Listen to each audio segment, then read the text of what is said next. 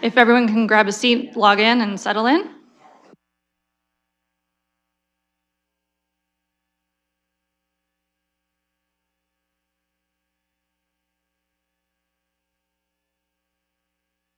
If colleagues online could just turn on their cameras so I know you're here, if I could recognize you when I get to that point.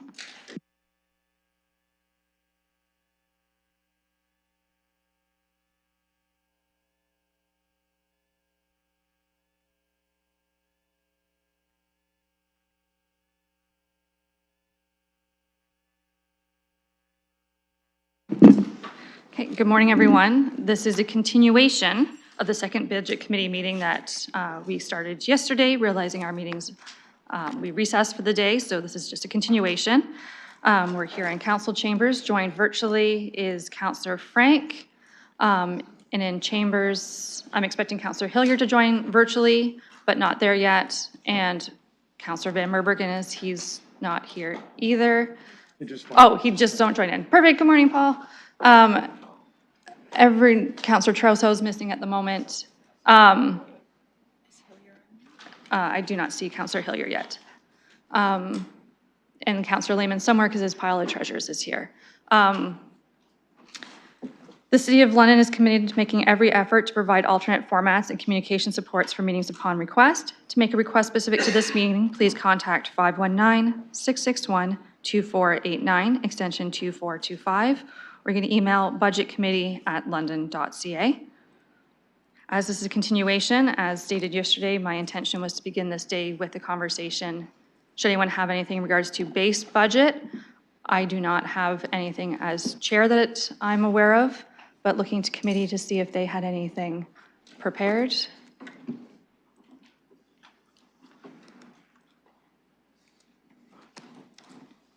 And if there's nothing, we will continue into, Councillor Frank.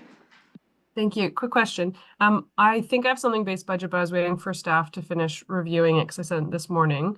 I'd rather prefer that, but I understand you'd rather probably do base budget right now. So I guess what's your preference? I could put it on the floor, but it might be messy. Okay, just a second. Councillor Charles has joined us in chambers. Just, we're discussing base budget if anyone had anything. And we have nothing at the moment. So the finance team, councillors, questions?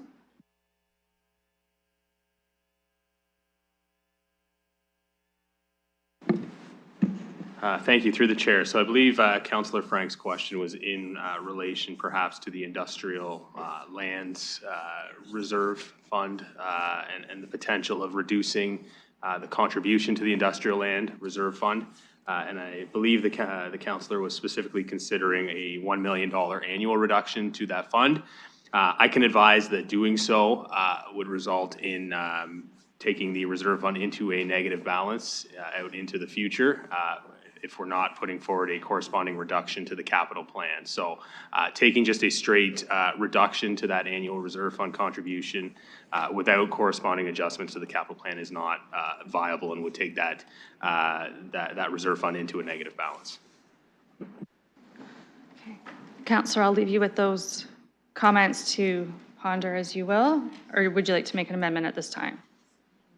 I think given that information, I won't. It looked like there was $14 million in the reserve fund, so it seemed quite healthy. But actually, I do have one follow-up question then through you to staff, if I could. Okay, I'm just being very careful as we process this, that it wasn't necessarily to be a Q&A back and forth. It was to be amendments on the floor only, as nothing's actually on the floor. Could you follow up with finance through an email? Okay. Absolutely. Perfect. They are available in their inboxes. Thank you for that, as it is a different process as nothing's actually on the floor. Looking to council to see if there's anything else for a base budget before we proceed. Councillor Trousseau. I believe you have received a motion with respect to Museum London from myself and Councillor Ferreira. So I believe that will be on the floor. And you also received a communication from the director of the London Public Library, and I do not intend to put a motion on the floor today regarding that, but you have received a communication from him regarding the need to consult with the full library board. and I have nothing else on the base budget. Just one moment, please, for council's information. That email didn't get circulated till 9/11, so it's going to be in your inboxes. Sorry. Oh, it was sent to me at 9/11? Okay, so it was sent to me. Colleagues don't have it. So Counselor, you can put whichever one you like first on the floor, and then I'll look to your seconder, and then we can begin conversation.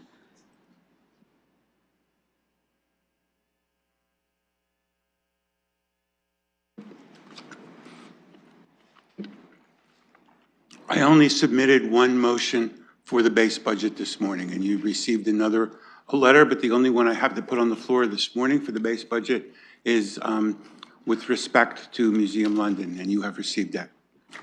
Okay, I believe I received it. I don't believe council received it. Could you read it out for the public as well? Counselor, if you, just what you're putting on the floor, please read the wording.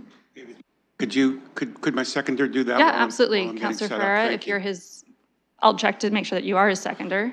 And then if you could read out the motion, or I can have the clerks do it. They can find it in the system.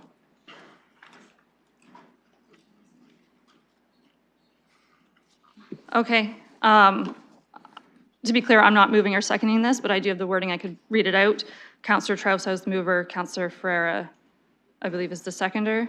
That the mayor's 2024 to 2027 multi-year budget be amended to remove number 4, museum reduction to 5.4 average increase, and include the 6.3% service program operating budget, base budget, as set out in the Civic Administration Draft 2024-2027 multi-year budget, referred here by the Strategic Policies and Policy Committee on December 12, 2023. That was a mouthful. The wording's just going to Escribe for those who would like to read it. So we're just going to allow a second for that to get in Escribe.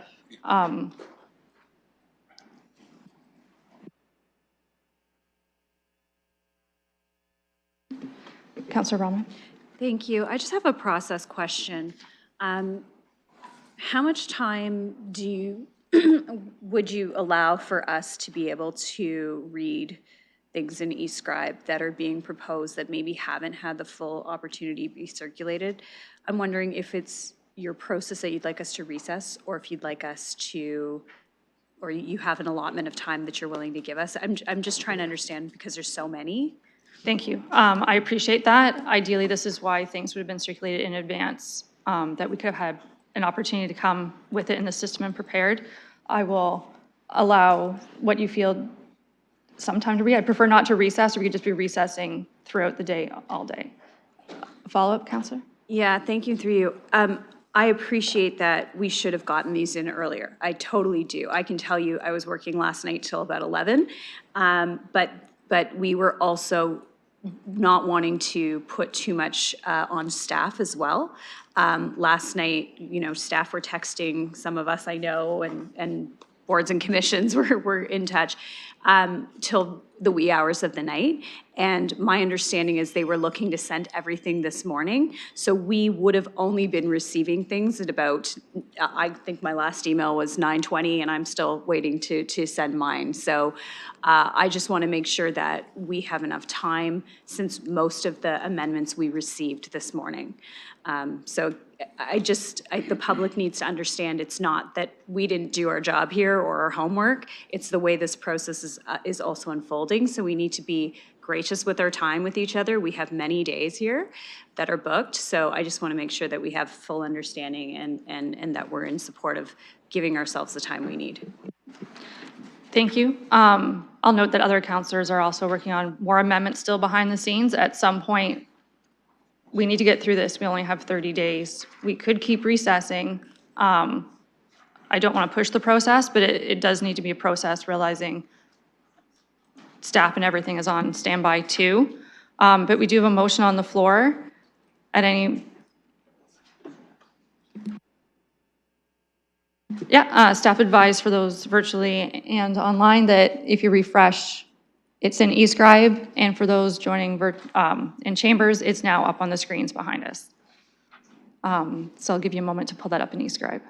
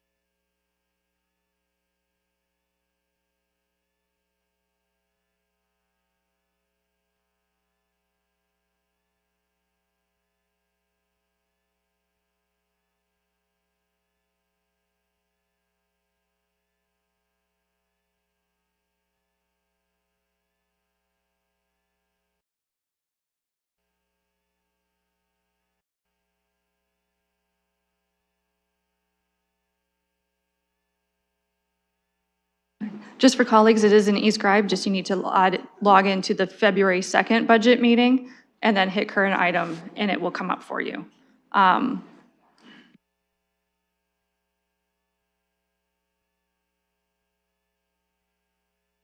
Yes, thank you. I'd also like to point out that the CEO, the director of the agency is here, and she would like to address she would like to give a sort of more background. Yeah, I appreciate that, but there's no question to, and as always, process-wise, we have some people in the gallery as executive directors and staff.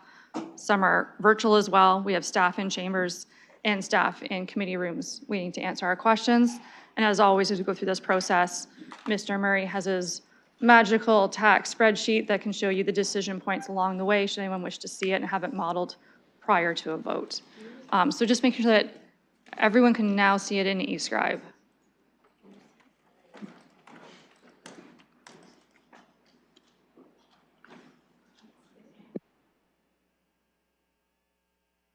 Sorry, just a couple of people are still having an issue finding it in the system. So I want to at least make sure that we're all starting from the same conversation piece. Okay, perfect.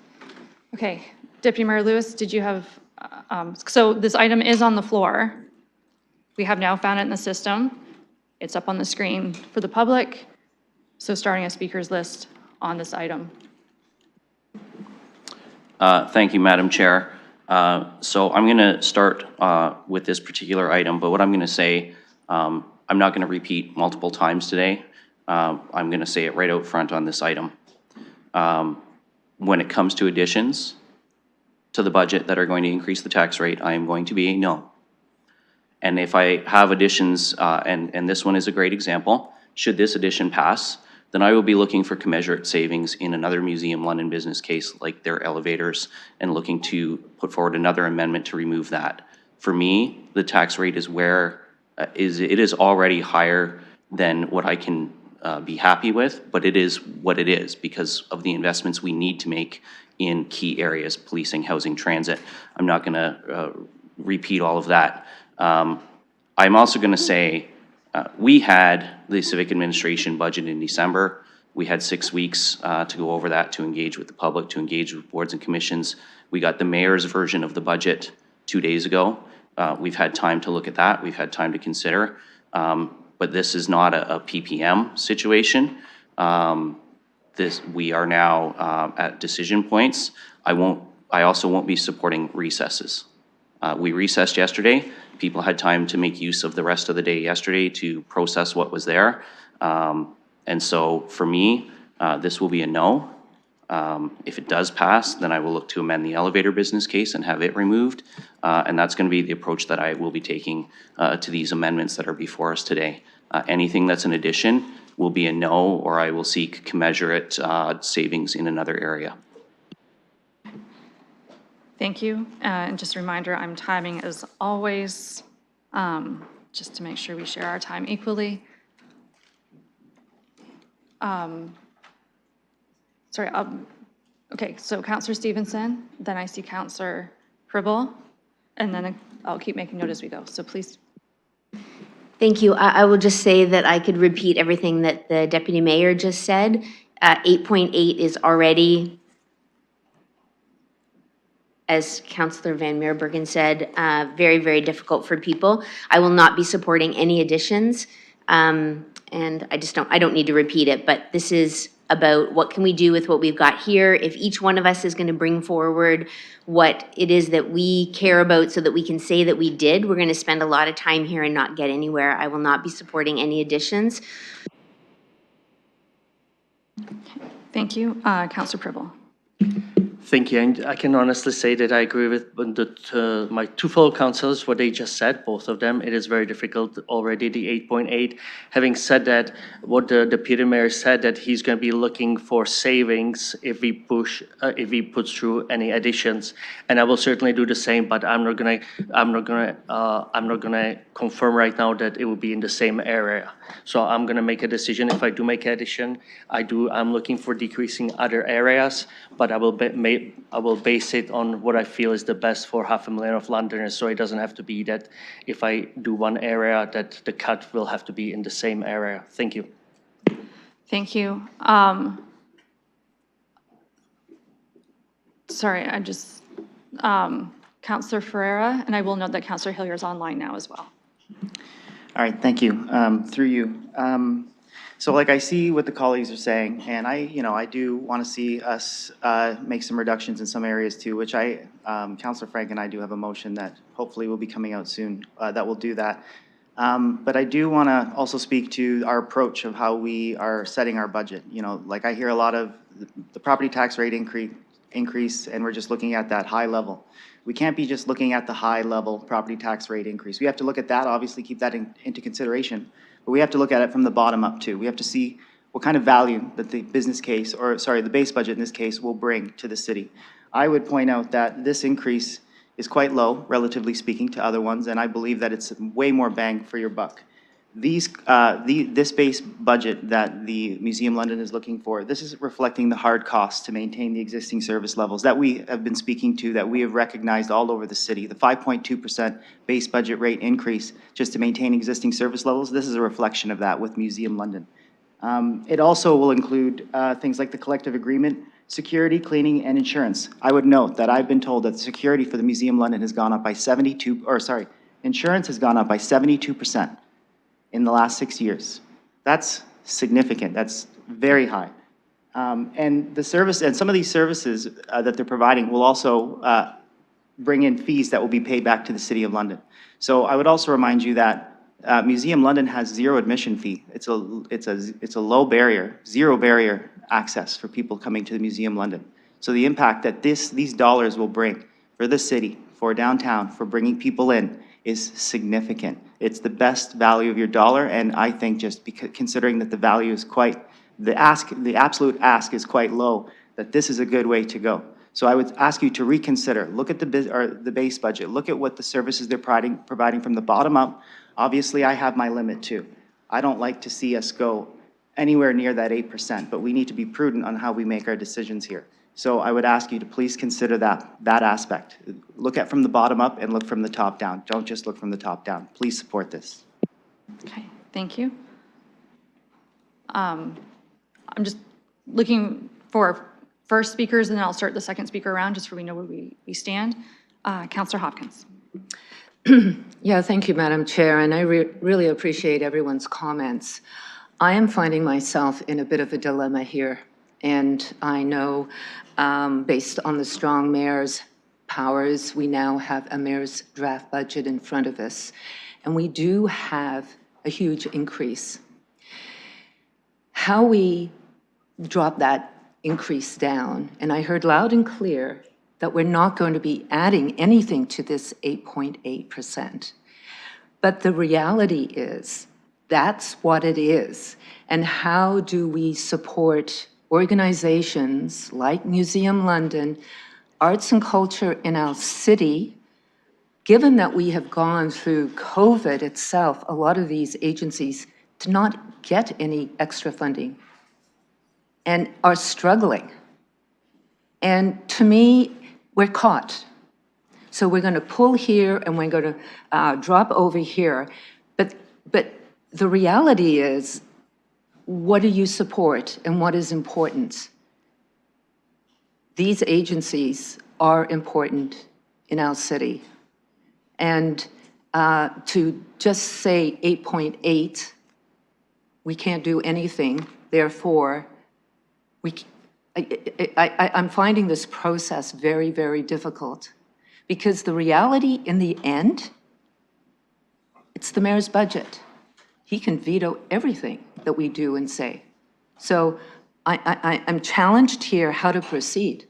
And I will be supporting arts and culture in our city. It's that simple. How we go through this whole process is to be determined. But we're looking at each amendment, trying to understand in the short period of time that we've had to understand it, and to look at these amendments that are just coming to us right now. I'm even having difficulty trying to find them. I'm just struggling, but arts and culture in our city is important. Thank you. Thank you. And I'll just reference it, that anything we put in the mayor can veto, but then it comes back to council with 2/3, and it is a process. I had Councillor Stevenson next, and then looking if anyone else would like to add in. Thank you. I just wanted to respond to some of the comments here. I mean, there is no question that the arts and culture and everything that we have in our city is incredibly important, to me anyway. And we are talking about a 5.4% increase. That's a really high increase in comparison to what they've experienced in the past. And I get that it might not be enough, but our residents and our small businesses are in the same struggle, right? It's not like we have one industry or one organization that's struggling. It's varying amounts everywhere. And so if we start to do for one, then we need to start to do for others, and it becomes, really unmanageable. And so for me, what I have been saying to people is, I wish it was an easier time and I could say yes to more things, but I can't. But I do value the arts community and the museum and all the other institutions that we have here, the good organizations, amazing organizations that we have, such that even with an 8.8% tax increase, I am not willing to do any cuts. And we're supporting, I think, a reasonable increase. And, the gift in challenging times is it fosters creativity. And I think amazing things are going to come out of the next 4 years as residents, businesses, and organizations figure out how to do what they can't see as possible right now. And that's where we get to come along and support as a council too, as those ideas come forward to us over the next year. And I also think that in terms of taking from one place and putting to another, correct me if I'm wrong, but I believe we have that opportunity all year long. That's not something we have to do today. If we decide that there's something that we'd like to reallocate throughout the year, we can do that at any point. So we don't need to feel that has to be done here during the budget committee. And if I'm wrong, please correct me. Thank you, and if you were incorrect, I would correct you. But there is the annual updates in which we can adjust people's budgets or readdress budget cases as well as they come forward that process. Sorry, I'm just updating the time as we go, and I do have I do have a speakers list.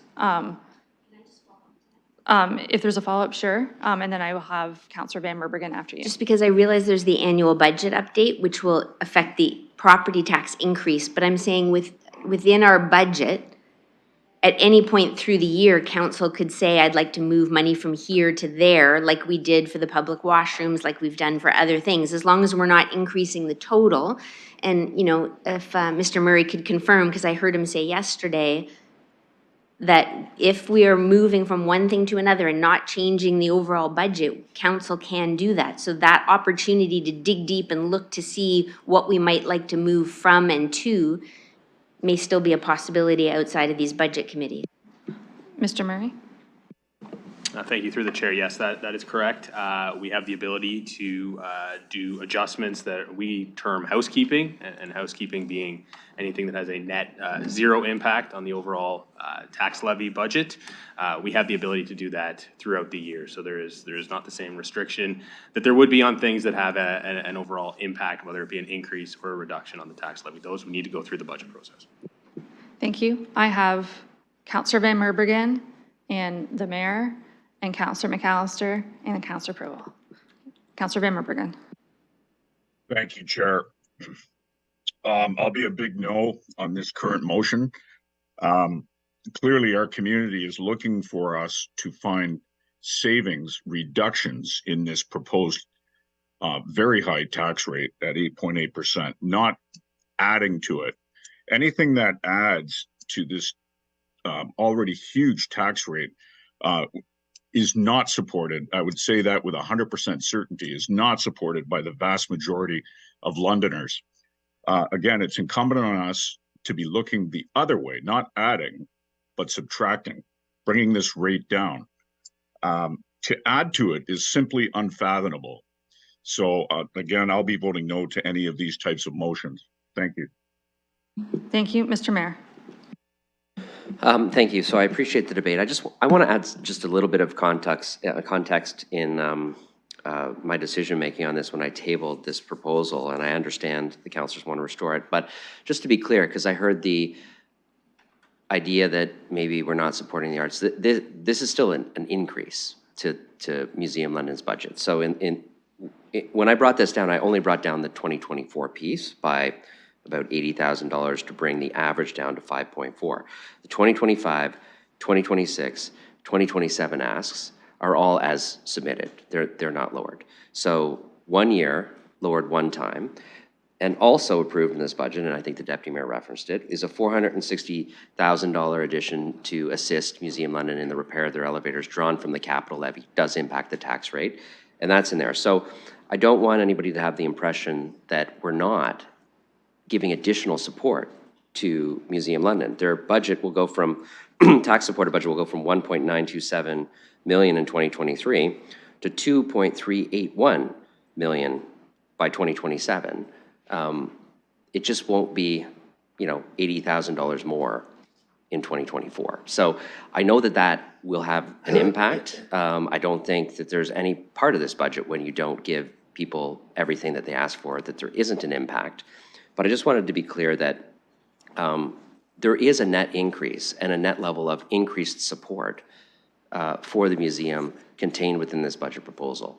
And I respect that councillors want to go back to where it was, but I don't want anybody to leave the room thinking that this is a reduction in their base budget. This is a smaller increase than they were asking for.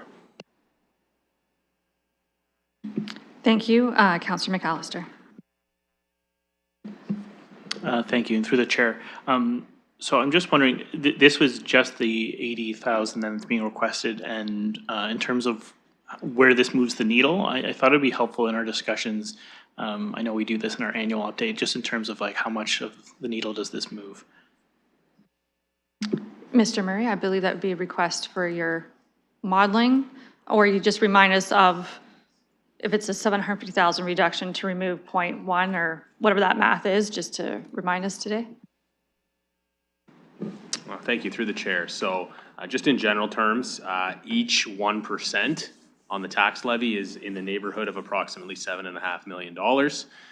So by extension, each 0.1% would represent approximately $750,000 or so. Councillor, does that satisfy your question, or did you want to see the modeling, knowing that 80,000? Well, that would be so small that it would be the cumulative impact that you would see it on, right? So, thank you. I had Councillor Pribble next. Thank you. There are two cultural arts cases that will be in front of us, and I just want to say my point of view why I will be in supporting both of them. I think we have a great opportunity, and I look at and yes, we all look at different ways in terms of ROI, return on investment. We recently received the designation of UNESCO, and I really think there is a great opportunity for us to move forward and to include the initiatives that both of these organizations put forward. I do think that, and I mentioned it a few times before, one of the pillars in terms of their reconciliation, equity. I really think in terms of arts and culture, and I'm talking from my personal experience when I came to Canada, that really arts, culture, sports is the one that brings people together in the best possible way. So I will be supporting it, these two, and as I mentioned, I do have, because 8.8 is very, very high, no doubt. I do have some other proposals to decrease it, but it's not our budget, but it's not in these in arts, culture, and this area. So I just want to let you know, please look at the big picture in this. UNESCO, as I said, we are the only one. We are the only one in Canada.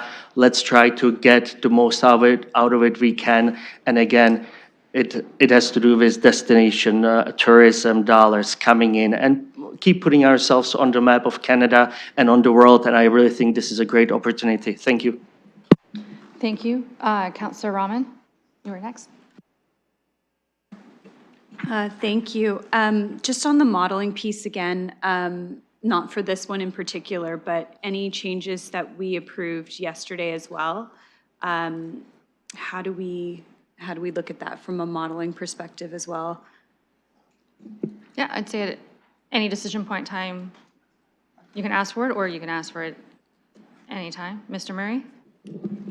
Through the chair, yeah, and we're actually happy to put it up right now so you can see kind of where we stand based on what happened yesterday. There was really only one change that impacted the tax levy increases based on the discussion yesterday, but we're happy to put that up on screen right now if you'd like to see it, and we can show you what that looks like.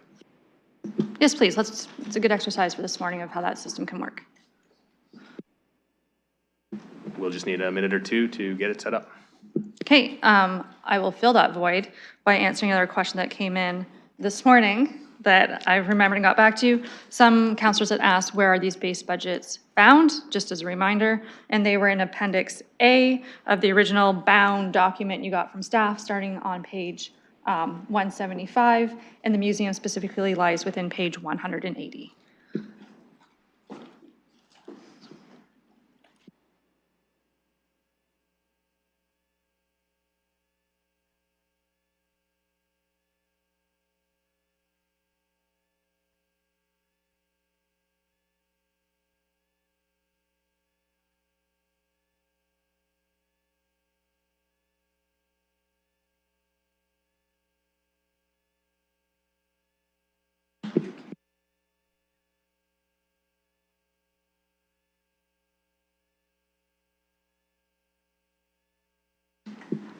If you hit the toggle button, you can see it on your screen. Okay.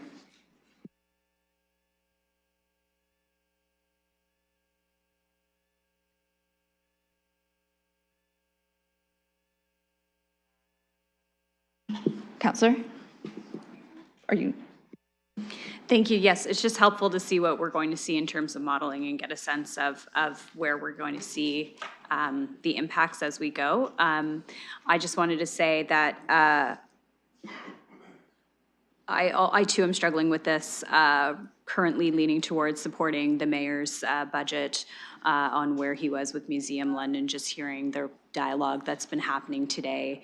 I worry about some of the impacts if we do move to restore the funding. And I do see it as that the mayor did take into consideration the 2024 funding for Museum London and look at only the decrease in that line of 80,000. And I think that considering all the requests on the table right now, that is where my support lies.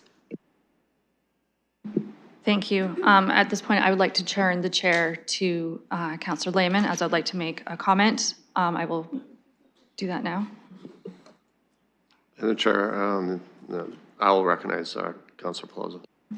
Thank you, Mr. Presiding Officer. I'm not anticipating you're going to hear from me much today, as handing over the chair takes extra time. And I'm hoping as we move through this process that absolutely we're getting a feel for it. I appreciate that this is the process. But I am mindful that this is I know it's just in the first year, but it's an $80,000 conversation. And always mindful of the amount of time we take on things. So throughout the day as we move on, this is the first one, but as we move on, I'll probably remind you of that. As for this business case, being the budget chair, I didn't actually support the 5.4.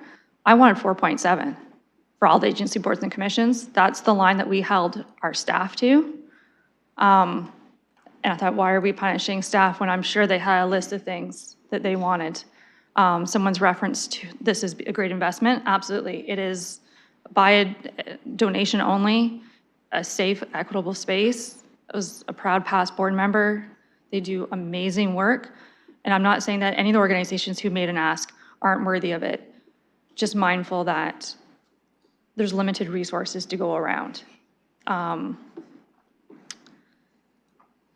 This is the tough decisions that we have before us. And I don't want to just keep saying there's always updates, but there's always updates. Someone said, a great investment, and it is. I will also note Tourism London doesn't have their business case currently put forward, and for every dollar we invest in them, they bring back $3 in economic return. and also do great things with City of Music, arts, culture, and also bringing great quality of life to residents. So those are going to be my general comments as we move through this process. Grateful for the agency boards and commissions who do the amazing work in the community. And any other year, if we were talking about 4.7 or 5.4%, that would have been a huge increase, absolutely huge. In past years, it would have just been a couple of percent. Just this year with the tax rates and where we're at, we're questioning, can it not be more? So I appreciate where we're at. Like I said, you won't hear from me much today, but that's the overall sentiment as I came forward of balancing needs with civic administration, other agencies. So thank you. Thank you, and I'll return the chair to the budget chair.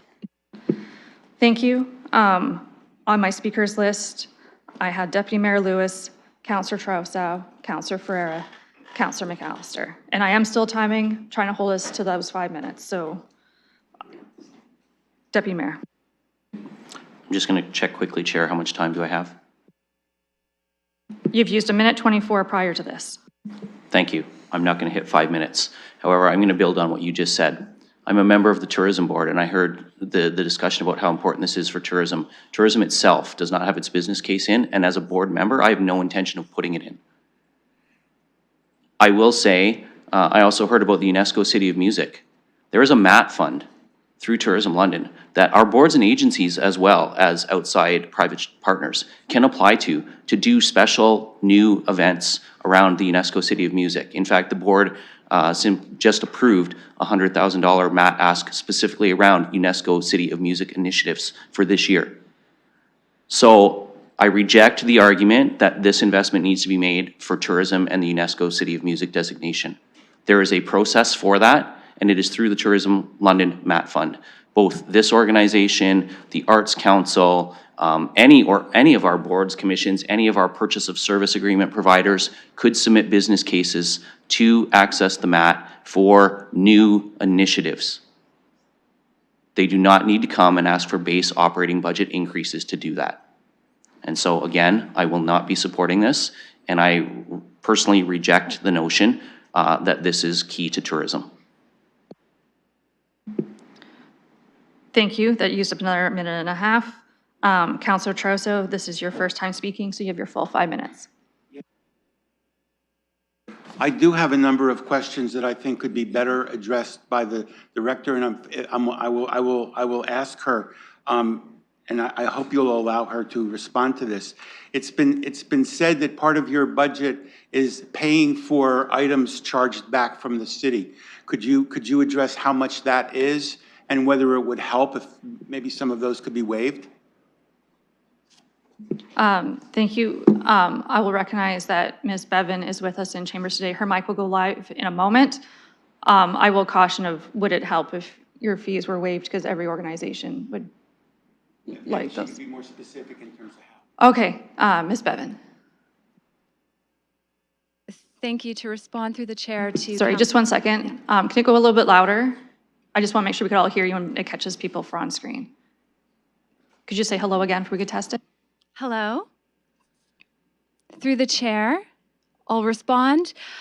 We noted in this base budget request, which is largely driven by modest increases to our QP collective agreement, costs related to insurance, security, contracted services. Additionally, we have agreements with the city for facility operations, for ITS services, and a new increase related to capital asset management planning, which is part of a legislative requirement. So these make up the real cost pressures that are driving this request for increase to the base budget. That does not include the addition of staff, new services, new programs. It's just to maintain the existing service levels where we're at now. Councillor Trousseau?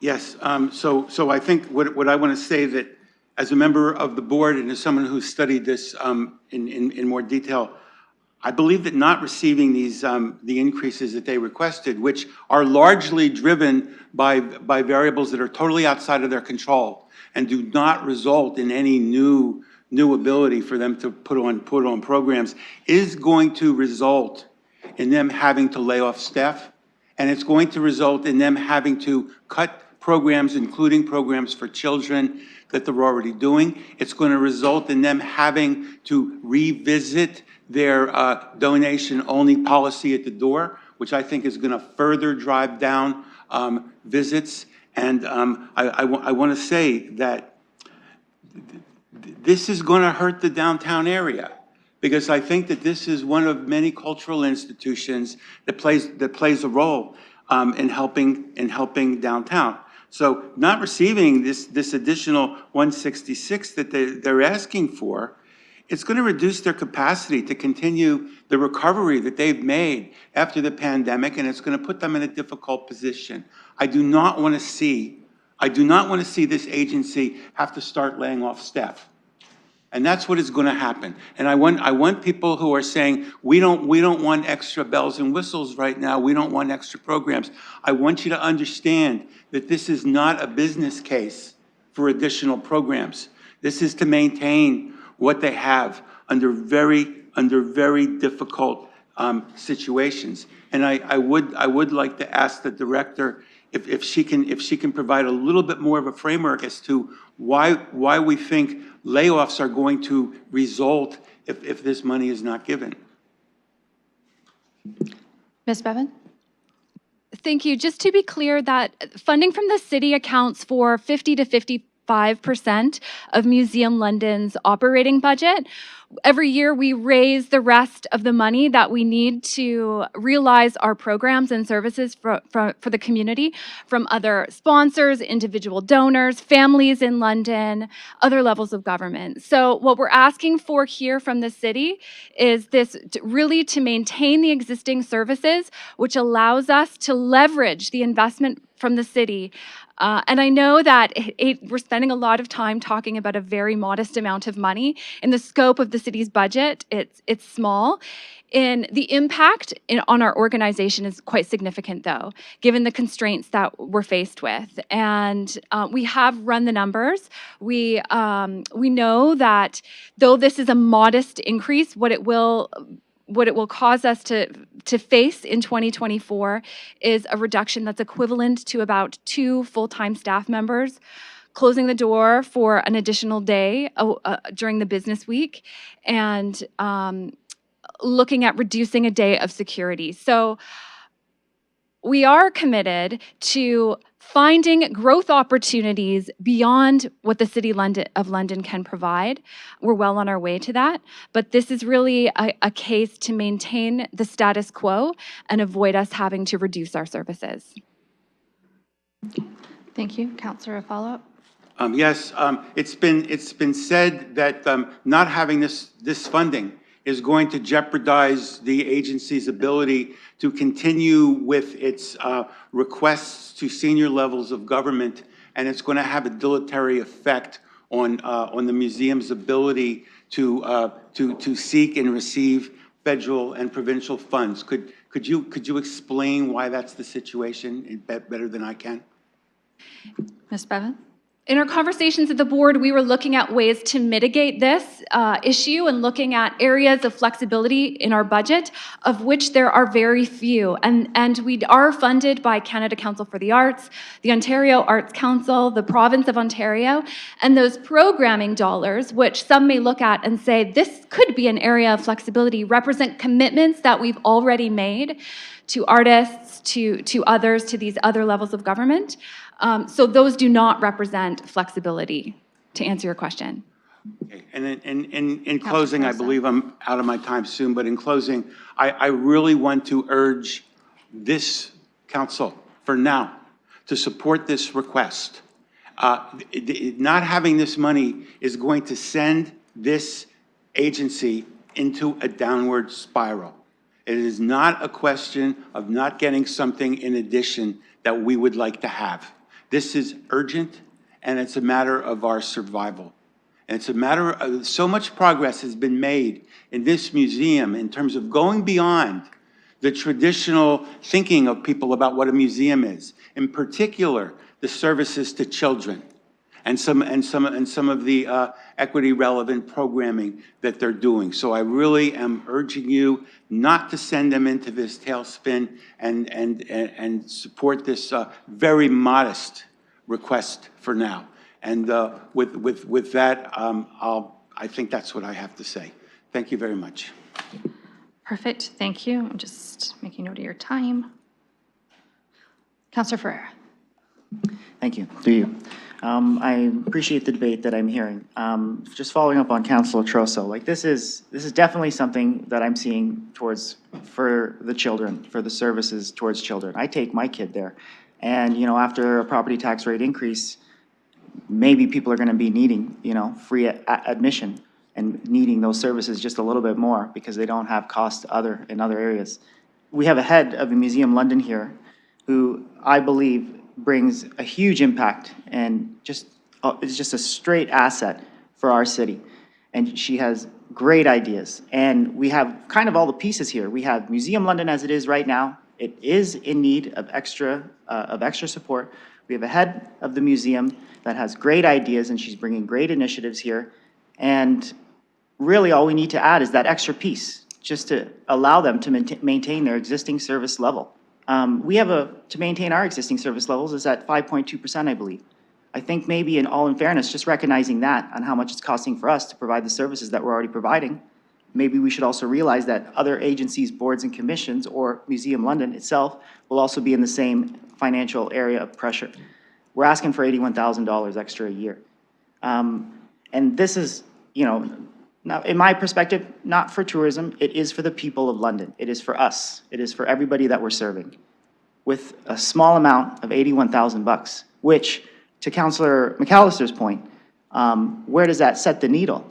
And from what Mr. Murray said, I believe if we were to really calculate it down, I think that's 1/100% of what we're asking for. I've seen areas in our business cases that round those numbers out, that would round this amount right out, that we wouldn't even see. So I'm not saying it's drops in the bucket, but it is. And those drops in the bucket, if we add to what we already have in place here, we will see those dollars be as impactful as you can possibly see. Those dollars will go so far.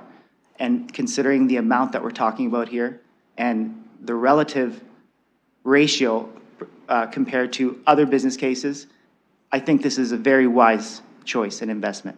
We speak all the time of wanting to bring people downtown. 30 seconds. We need to make sure that we have all the organizations to bring people downtown, to attract them downtown. Museum London is one of them. $81,000 annually. Just think about that. Thank you. Looking for further speakers before we call the question? Okay, I have Councillor McAllister, then the mayor, and then I'll just do a double check after that to make sure there's no one online. Councillor McAllister. Thank you, and through the chair. I appreciate the discussion we've had today. Just thinking back to when I did my tour of Museum London, and I think what really struck me is, especially when I looked in terms of the archive, it really is a repository of the city's history in terms of, who we were, who we are, who we want to be. And I think when I look at an organization like this, I mean, for the 81,000, it really is very impactful. And I know, we're going to have debates throughout the day in terms of business cases, but this is speaking to like the base budget of an organization, which I really do think is at the core of, London itself. So I will be supporting this. Thank you. Mr. Mayor. I'll be brief. So what I'm hearing is, if in 1 year, 2024, instead of the city giving the museum $2,083,000, if we give them $2,002,000, that they're going to reduce 2 FTEs, close a day, reduce security, and be sent in a downward spiral? I find that pretty hard to believe. If we get to 2027, we give the museum money where they go from $1.927 million in 2023 to $2.381 million in 2027, that they're going to be in a downward spiral. Like, that's a big increase. The members of the board are going to have to figure this out.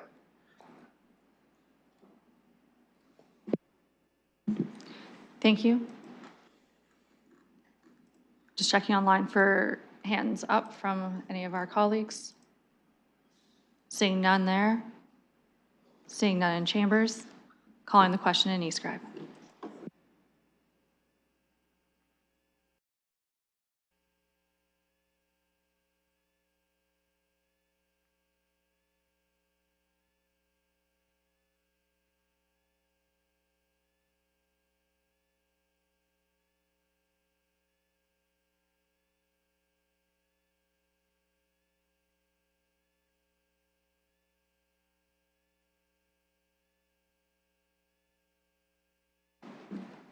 Councillor Purble.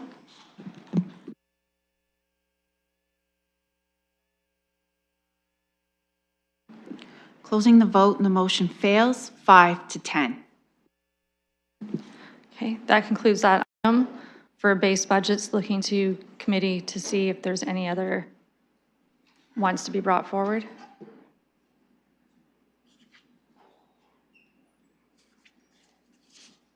Councillor Frank?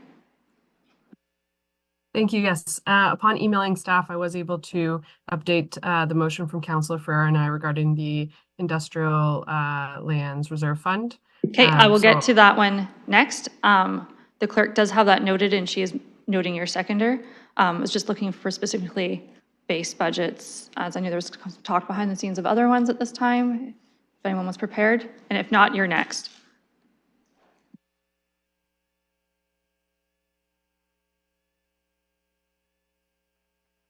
Okay, seeing none, our next item is, as Councillor Frank just said, an amendment. The wording of the amendment was circulated in advance. It's just being put into eScribe now. Councillor Frank, if you want to read it out, and if colleagues would like to refresh eScribe, it will be there for them to follow along with you. Perfect. Let me just grab it. Okay, here we are. So the motion be that the mayor's 2024-2027 multi-year budget be amended to reduce the current Industrial Lands Reserve Fund contribution by $1 million for 2024 only, noting it would have a 0.1% reduction in the 2024 property tax levy. I'm happy to speak to it when appropriate. Yeah, Councillor Ferrer, just verifying that you're the seconder. Got a thumbs up here. So yes, Councillor Frank, the floor is yours to properly, fully introduce it. Thank you. We've already had a bit of discussion on this, but clearly our community is looking for savings for us given the relatively high property tax increase. So I do think it's incumbent on us to be subtracting from the overall increase, especially in 2024, given that's the highest year. So this would be a one-time reduction of 0.1% in 2024. As we know, we've had the announcement of VW and other large industrial interests coming to southwestern Ontario. And I know many on council have every confidence in our staff and the LIDC to be able to sell our highly coveted industrial land. And the sale of the industrial land, as many know, goes back into the reserve fund. So right now, $2 million a year of taxpayer subsidized money goes into that reserve fund, and about $2 to $3 million, depending on the year of sale, that goes back into the reserve fund as well. And I can't wait until we get to the point where the entire amount going into the reserve fund is from the industrial land sale and not from taxpayer money, but we're not there yet. But I know we're working towards it. And as many might have read in an article in December 2023, London's industrial sector continues to attract attention from outside buyers with the recent purchase of a $55 million parcel, calling London and the area one of Canada's hottest spots for industrial land. And London is one of the strongest markets in the country for industrial property. There's very little demand, or there's very high demand and little supply. So it's a really tight market. And as many know, that means we're kind of in a wonderful spot. So right now we have over 120 hectares of land serviced as of May last year, ready to go. And we're building another 109 hectares waiting to be serviced. So we've got tons of service land already as well. We also have stuff waiting to be serviced. And I know that lots of that will be snapped up with the VW spinoffs. So given all of that, and given that we still have money in the reserve fund, and given that 2024 is going to be an incredibly tough tax year, I personally see it being prudent to alleviate the tax pressure on Londoners for 2024 by withholding the one-year injection of $1 million into the reserve fund. So that is my case for this budget case. Thank you. Just one moment while I stop your timer. That was 2 minutes and 15 seconds. I'll also note that Councillor Trousseau has left the meeting. Councillor Lewis, or Deputy Mayor Lewis. Sorry, I just want to be on the speakers list, but do we have a seconder for that confirmed? Oh, yeah, sorry, Councillor Frank was the mover, Frere was the seconder, and it's in Escribe. So if you would like to speak, please proceed. Yes, thank you. So the unintended consequences often of a one-year reduction to lower a tax rate in 1 year means that when you pull on the lever in 2024, the lever in 2025 or 2026 goes up. So I'm going to ask if Mr. Murray can please model this for us to show what the impact of this reduction would have on future years. Mr. Murray, do you need a moment to get that behind the scenes, or are you good to go? No, through the chair, we will get that pulled up on screen. What I will say in general terms is that this would mean approximately a 0.1% reduction in 2024, but a corresponding 0.1% increase in the levy for 2025. So it would bring us down to 8.7 in 2024, but then would bring us up to 8.7 in 2025. So again, to the Deputy Mayor's point, it's a bit of a lever. You pull the lever in 1 year because it's a one-time thing. It increases it in the following year. I'll also note as well that the reserve fund is somewhat dependent as well on the activity that comes in through the sale of industrial land, and we include estimates in our projections for the reserve fund, but subject to variability from year to year as those sales materialize. Deputy Mayor. Thank you. So one of the reasons we are in the situation we are in with this budget is some, and not all, but some decisions of prior councils that have essentially, for lack of a better term, kicked the can down the road. We've delayed investments in some areas for the future.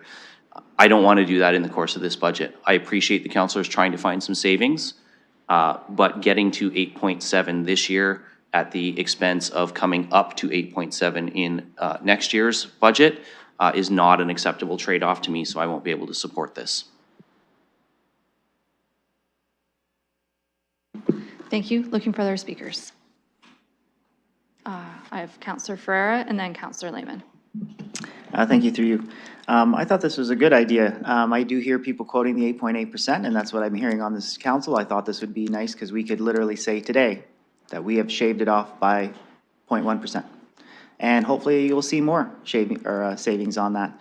But it would be a good real-time measure to show that we are doing our work right off the bat, first year.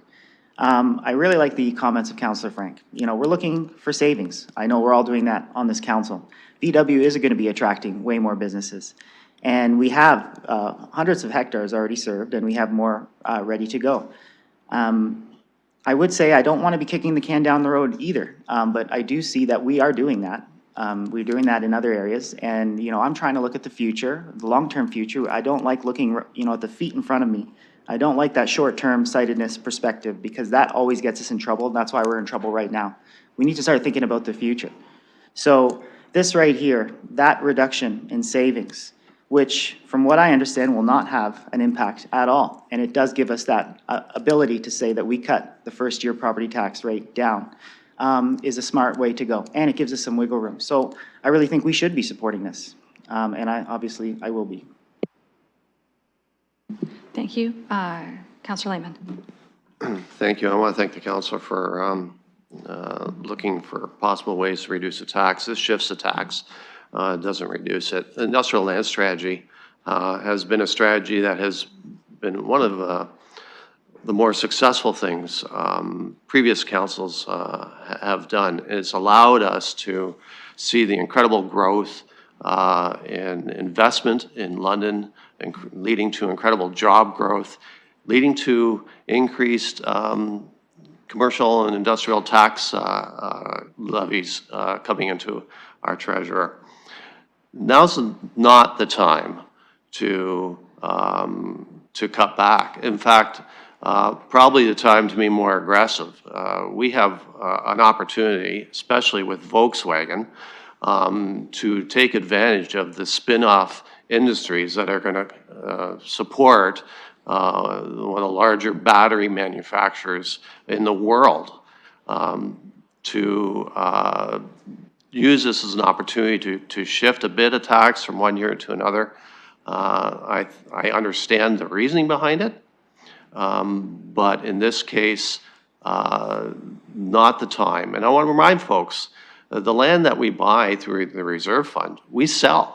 We sell to industry that comes to London. The idea behind it is to make that process for people that are looking to invest in the city as easy as possible, as we are competing with other municipalities across Canada and North America. Thank you.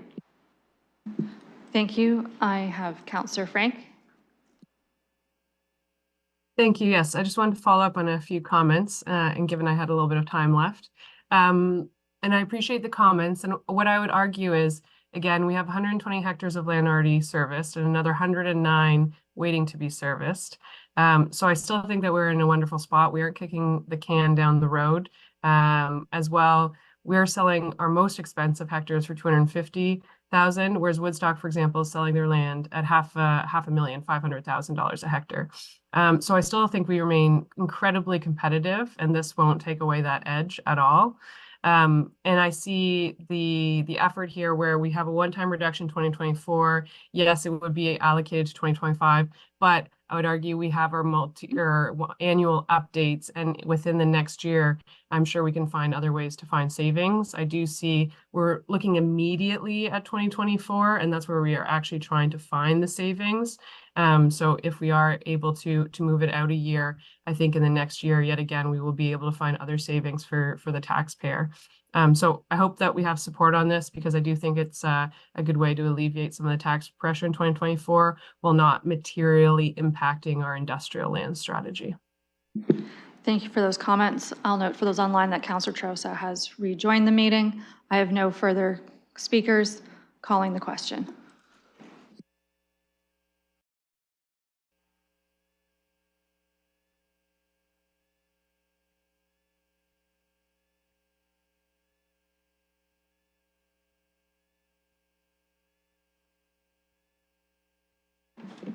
Closing the vote, and the motion carries 8-7. Thank you. I believe that concludes the rest of the reserve fund cases, as there is one more, but it's connected to a business case. So we're going to move on into the council prioritized business cases. I'm deeming the ones prioritized by council as the ones that Mr. Murray had on his slides, where we all picked our top 5. Not saying we didn't deem more things important, just we picked 5. I will start with numerical order for them, which would bring us to P9, which this was one from Councillor Stevenson. It's going to be in an Escribe, as we already had the wording for it. So if I could just ask the councillor to read it out, unless you would like the clerks to read it out. And then I'll verify with your seconder, and then we'll start our speakers list.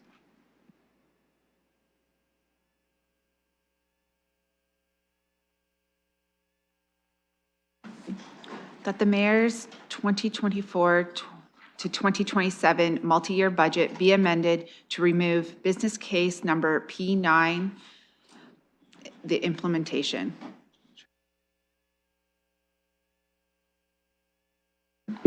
Okay, looking to Councillor, so just verifying Councillor Stevenson has moved it. Councillor Pribble was the seconder. I have a nod. Councillor, if you'd like the floor first to fully introduce it. Sure, thank you. The reason why I'm bringing this forward is the homelessness issue is primarily the responsibility of the province.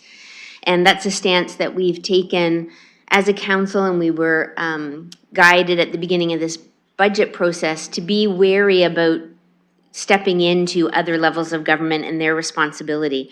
So this particular program, from what I see, we are currently, the municipality is contributing $250,000 a year.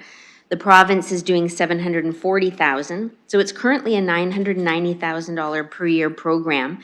And this is now an ask of an additional $710,000 by the municipality.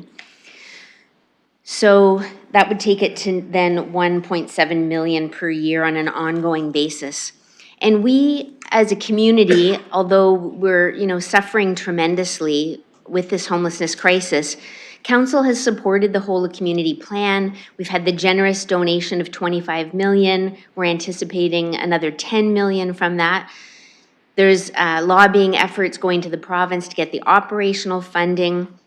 And I have residents asking me, pleading really, to say, we're seniors on a fixed income, we are low-income families, please don't put me on the edge of homelessness trying to solve our homelessness crisis. And so property taxes is a regressive tax. I really think it's incumbent on us, especially when the property tax rate this year is so high, to really allow the work of the whole of community, the lobbying with the provincial government, and to let the provincial funding support our homelessness services in this budget. Thank you. Looking for other speakers? Okay, Councillor Ferreira. Thank you. There you go. Just bear with me because I wrote these remarks at 2 a.m. in the morning last night, or this morning. But I would want to just point out from our third meeting of the Community and Protective Services meeting, the report for the data regarding the relocation of homeless individuals. Thank you, Mr. Dickens, for that great report. There's really good information in there. Specifically, from the by name list, the snapshot for 2023 of the by name list shows that 19% of individuals who identified as without shelter are Indigenous, 19%. And Civic Administration also makes note that usually that number is around 30%. So considering just the self-reporting restrictions for the HIFIS system, we think that it's anywhere from 19 to 30%. We also see from that report that we continue to see a range of 1,700 to 2,100 people experiencing homelessness on average consistently in this city. So if you do that math, 19% or in that range is about 425 to 600 people respectively. And I would say that this business case specifically intersects many areas of our strategic plan: reconciliation, equity, inclusion, accessibility, housing and homelessness, well-being and safety. I can go on and on and on. This is one of another strategic investment. It's also something that I would say to chairs here, we read a land acknowledgement every single meeting. And I would like to have some action with those words on that land acknowledgement. So I will be not supporting removing this business case. I think that this is another very important one as well. Thank you. I believe Councillor Trausow was next. Well, I'm not going to be supporting removing this item. I'm looking at the table of contents for all of our business cases. And I see that under reconciliation, equity, accessibility, and inclusion, there were 3 business cases, 2 of which have already been taken out in the mayor's budget. And now we're being asked to take out the 3rd one. And I want to reiterate something that Councillor Ferreira said, and that is we read the land acknowledgements. We have very, very good language in our strategic plan. We've talked about implementing the reconciliation programs from other international bodies. And here we are talking about taking out the 3rd and last piece of this in this budget that, quite frankly, in my view, did not do justice to the way we talk about the importance of reconciliation. I hope that councillors see past this. I know that the tax levy is too high, but I think we have to start asking a question.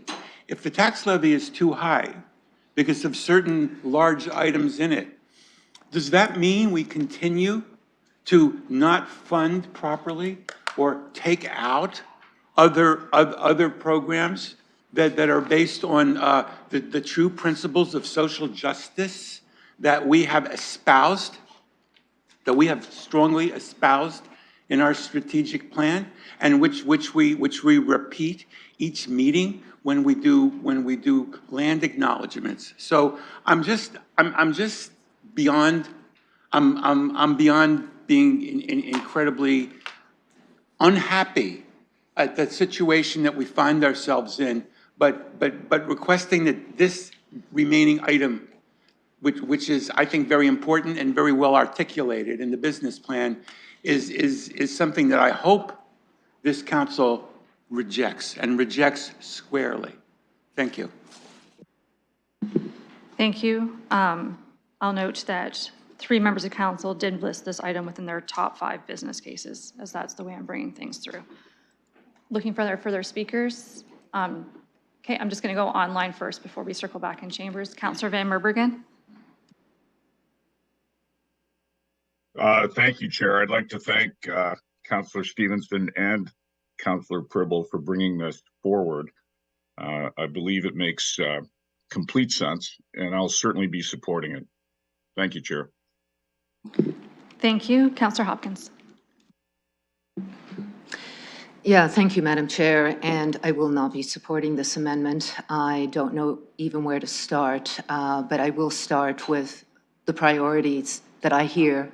Homelessness and housing is the #1 concern that I hear. And if we are going to take programs that have been successful in the past and will hopefully continue to be successful, especially within the Indigenous context, because we know there's a high level of homelessness in that area, I think we are really setting out we are going into shaky grounds here in how we support our vulnerable population. I want to speak to one of the councillors' reasons why she'd like to have it removed, and that is about the provincial part of this and the responsibilities that lie with the province. I know the past number of years when this program has been in existence, we have used this program explaining to the provincial government the work that we have done in our city and really sort of being proud of that. And now we're not going to support this business case. I am just very concerned that we would even have this conversation. Thank you. Councillor Rahman. Thank you, and through you, I'm just wondering if staff can provide any more information as to the rationale for the business case, and specifically what the increase will help us to fund, just so that everybody's aware of what's the opportunity cost here. Mr. Dickens. Thank you, Chair, and through you. Council actually endorsed the Giwatashkad plan back through until 2027. So this is a council-approved plan. We've been working, actually, previous council passed resolutions to advocate to the federal government for London to be recognized, to be recognized as a Indigenous community under the Reaching Home program, so that we could tap into additional funding streams to support this strategy. The current investment that is in place provides a baseline level of service, as we have noted in the business case. The ask here is that we have been trying to find additional funding for the Giwatashkad plan to fully implement the plan and to ramp up so services could be fully operationalized, including Indigenous-led outreach services, Indigenous-led rapid rehousing programs, and Indigenous-led transitional housing programs, amongst others. Councillor Rahman. Thank you for that. I know in the report it speaks to, and I thank you to Councillor Ferreira as well for looking at our recent CAPS report and the percentages that were shared as well. It speaks to potentially 400 folks in the community being supported through the initiatives in the plan. That's with that increased funding. So how many are we supporting with the baseline funding? Mr. Dickens, I'm not sure if you have that information. Okay, you're ready? Please proceed. Thank you, Chair, and through you. So right now, we serve roughly that number, about 400 to 500 individuals that identify as Indigenous. This increase would look to support approximately an additional 400. Again, this is not a finite list of people. This is looking at supporting individuals that identify as Indigenous, those that have come into our community from neighboring, perhaps off-reserve into urban Indigenous. So we approximate about an additional 400 individuals, as we note in the business case, and there's about that number that are being supported now. The services in the Giwitashka plan really also look at connectivity into cultural supports and reconnecting back into Indigenous culture, reconnecting back into home communities as well. Councillor? Thank you for that, Mr. Dickens. I appreciate the information, and I'll continue to be supportive of this plan and to support the business case. Thank you. Thank you. Any further speakers? Councillor Stevenson. Thank you. Just a few follow-ups to the comments that I've heard. There was a reference to social justice, and social justice refers to a fair and equitable division of resources, opportunities, and privileges in society. And I think, for me anyway, this is not a question of the program or whether there's value in the program. It's a question of that property taxes is a regressive tax, and we are asking people to pay who may not have the ability to pay. And so, Mr. Dickens said that we've been looking for federal funding for this. So what is it that we're going to do when programs that should be funded, or we believe should, legislatively should be funded provincially or federally, and we don't get it? Are we going to then use a regressive tax to provide that service? I did check with staff, and we do have $1 million unallocated of our HPP funding. Last year, the province gave us an extra $8 million, but as of now, there's $1 million that's currently unallocated. This could come before CAPS and look at this program, and potentially we would still fund it, or we get to do more advocacy efforts to ensure that important programs that are needed in the city get the funding. That is on us to do, and to put it on the backs of struggling residents who, for every one of our boards and commissions and for the homeless, we have people who pay property tax or who that are really, really struggling right now. And this is, in my opinion, we get to protect those who are vulnerable in our city, who are struggling with this property tax rate, and say we're not going to just pass the buck literally onto your property tax bill. I would be happy to see this come forward at Community and Protective Services. We are not cutting this. We have a program in place where the municipality or property taxpayers are paying $250,000 a year. The province contributes $740,000. That is along the lines of the way homeless services is supposed to be provided. And just a reminder that we did just do the 2 hubs. We had 28 beds with the Indigenous-led hub and 15 for the youth. Hopefully, we're going to see a lot more. And so my focus is really, it's principle-based on who should be paying, and what are we going to do when we don't get the funding from other levels? Are we willing to pass it down to those who cannot and are struggling to bear the cost? Thank you. Last call for speakers. Councillor Purble. Thank you, and excuse me. And in the same perspective as supporting this to removal, I do think it is a very positive program. On the other hand, I do believe that we can find the funding and look from within, it was said as well, to bring it back to CAPS, I would like to support it. In terms of this 4-year plan, I will not be supporting it, but I hope we do, excuse me, I hope we do find the money to support this because it is positive. But in terms of the inflation, in terms of the inflationary pressures we have, 8.8, this is one of the things I believe we don't have to include in the 4-year plan, but I believe we will find the money to fund this increase. Thank you. Thank you. Mr. Dickens? Thank you, Chair, and I just want to provide a point of clarity as we communicated with some members of council yesterday. It was some of their questions that came through. For the 2024-2025 HPP allocation, which is April 1, 2024 to March 31st, 2025, we have roughly $500,000 that is unallocated in the HPP funding and not $1 million. Just wanted to clarify that. Thank you. And just for council, I had asked staff beforehand if something stated and they know other information would be more accurate up to this decision point to please interject as we go.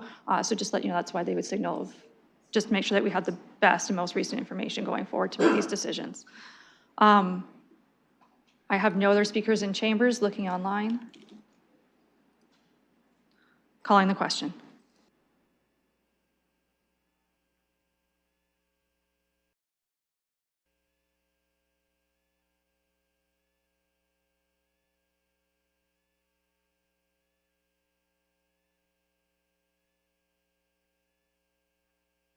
Closing the vote, motion fails 4-11.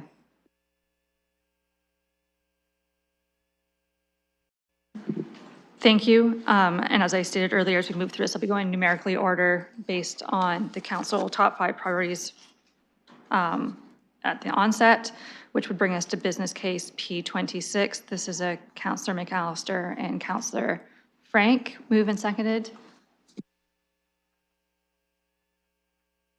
Okay, I'm going to ask the councillor to introduce their motion. For those others, if you refresh, that wording is Escribe, so you can follow along as they read it out.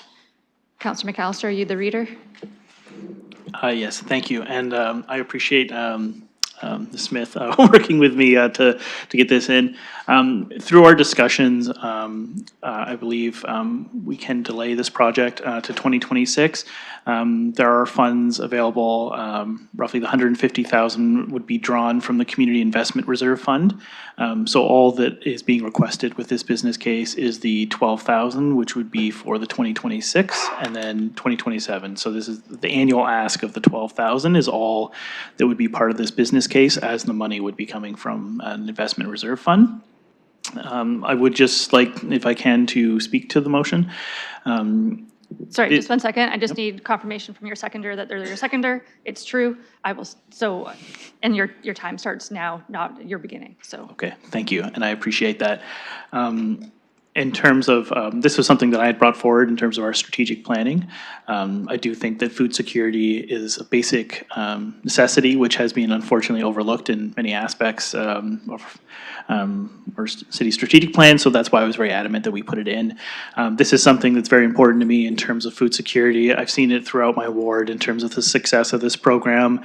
A lot of the neighborhood resources centers are very dependent on this in terms of feeding our most vulnerable. So I would ask, considering this is the only one that we have that really addresses food security, I would ask my colleagues to please support this. I worked very hard with staff to ensure that the cost of this was brought down to a very reasonable amount, just requesting the $24,000 to fund the program, as the establishment would come from a reserve fund that is currently in existence. Thank you. Okay. Thank you. That used up 1 minute of your speaking time. And as we go through this process, there's different reserve funds, and staff knows the current balance of them and things that other business cases could potentially be drawing on them for. So at any point, if you'd like to know the balance of the reserve fund prior to this decision or with this decision, please let me know. Looking for further speakers online or in chambers. Oh, just 1 second. Councillor Lehman, you have a technical issue? Chair, I can't see the motion on my screen. Okay, the clerk's coming over, so we're just gonna fix that. And absolutely, if at any time you can't actually see the motion, please just interject, because it's imperative we're on the same page. Okay. Technical issue has been resolved. Councillor Ferreira. Thank you. Through you, I would just point out that I think there's a spelling mistake. This would result in only a $12,000 task levy. I believe that would be tax levy. And I also have comments, Yep, just 1 second. unless it is task levy. Okay, please proceed. So anyways, I would, when I was going through this, I appreciate Councillor McAllister and Frank bringing this to the table. Ideally, I would like to see the full funding, but I understand we need to be prudent in the monies that we're spending. So bringing this, I think this is something that would be palatable for all of us. I know a lot of people who use these gardens. There's a lot near where I live, and a lot of people depend on it. And I would say that this business case, is specifically stating it's for priority neighborhoods. And that key word, priority, like what does that mean? And that means providing food security for people in areas where they need it. So simply put, the extra plots of spaces and the potentially new spots are brought here today because we need it. People are asking for it and people are depending on it. So they can have a place to grow their food and a place to eat. So I would be in full support of this amendment. I do appreciate what the councillors are doing, bringing this forward. It's a significant reduction from the original ask, so I will be supporting this. Thank you. That was also 1 minute. Looking to other speakers, Deputy Mayor Lewis. Thank you, Madam Chair. Through you to our staff, how many community garden plots are currently in existence in our city? To staff? Thank you. And through the chair, we currently have 15 community gardens, and of those, over 500 Londoners access approximately 500 plots across the city. Deputy Mayor? Thank you. And I don't know if staff can comment on this because some of them might not be on their radar. In addition to the community garden spaces that the city operates and oversees and supports, are you aware of how many additional community gardens are being provided by other organizations, for example, faith communities that are using part of their property to provide garden space as well?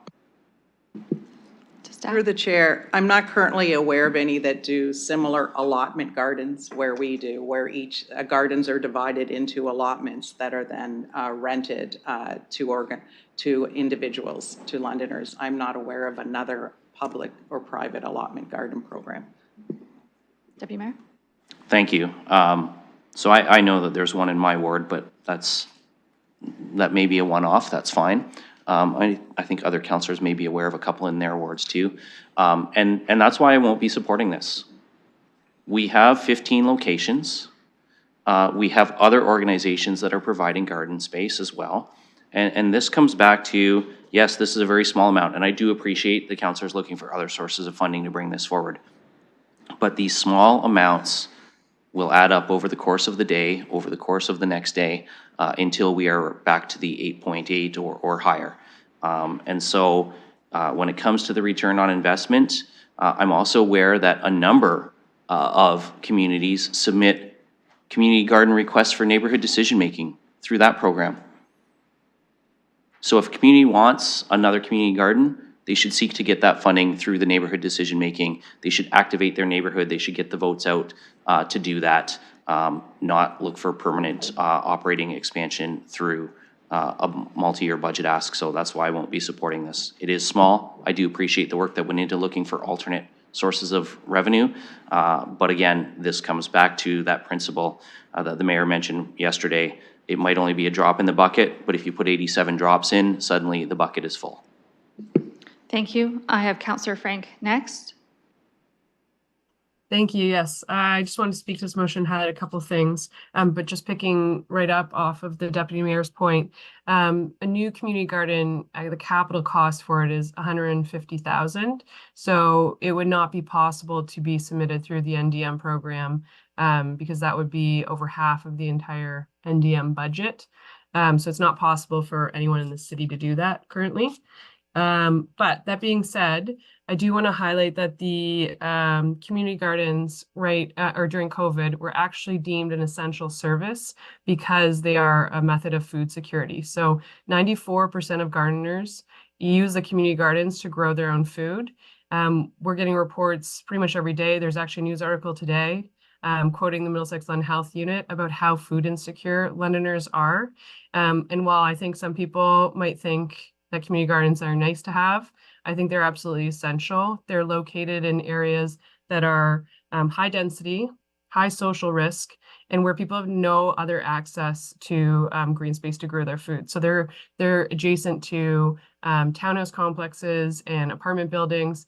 I think many of us personally live in houses that have front and backyards, and so we're able to have our own garden plots. But many of these community gardens are located in places where people are living in apartments and would have no other access to being able to grow their own food.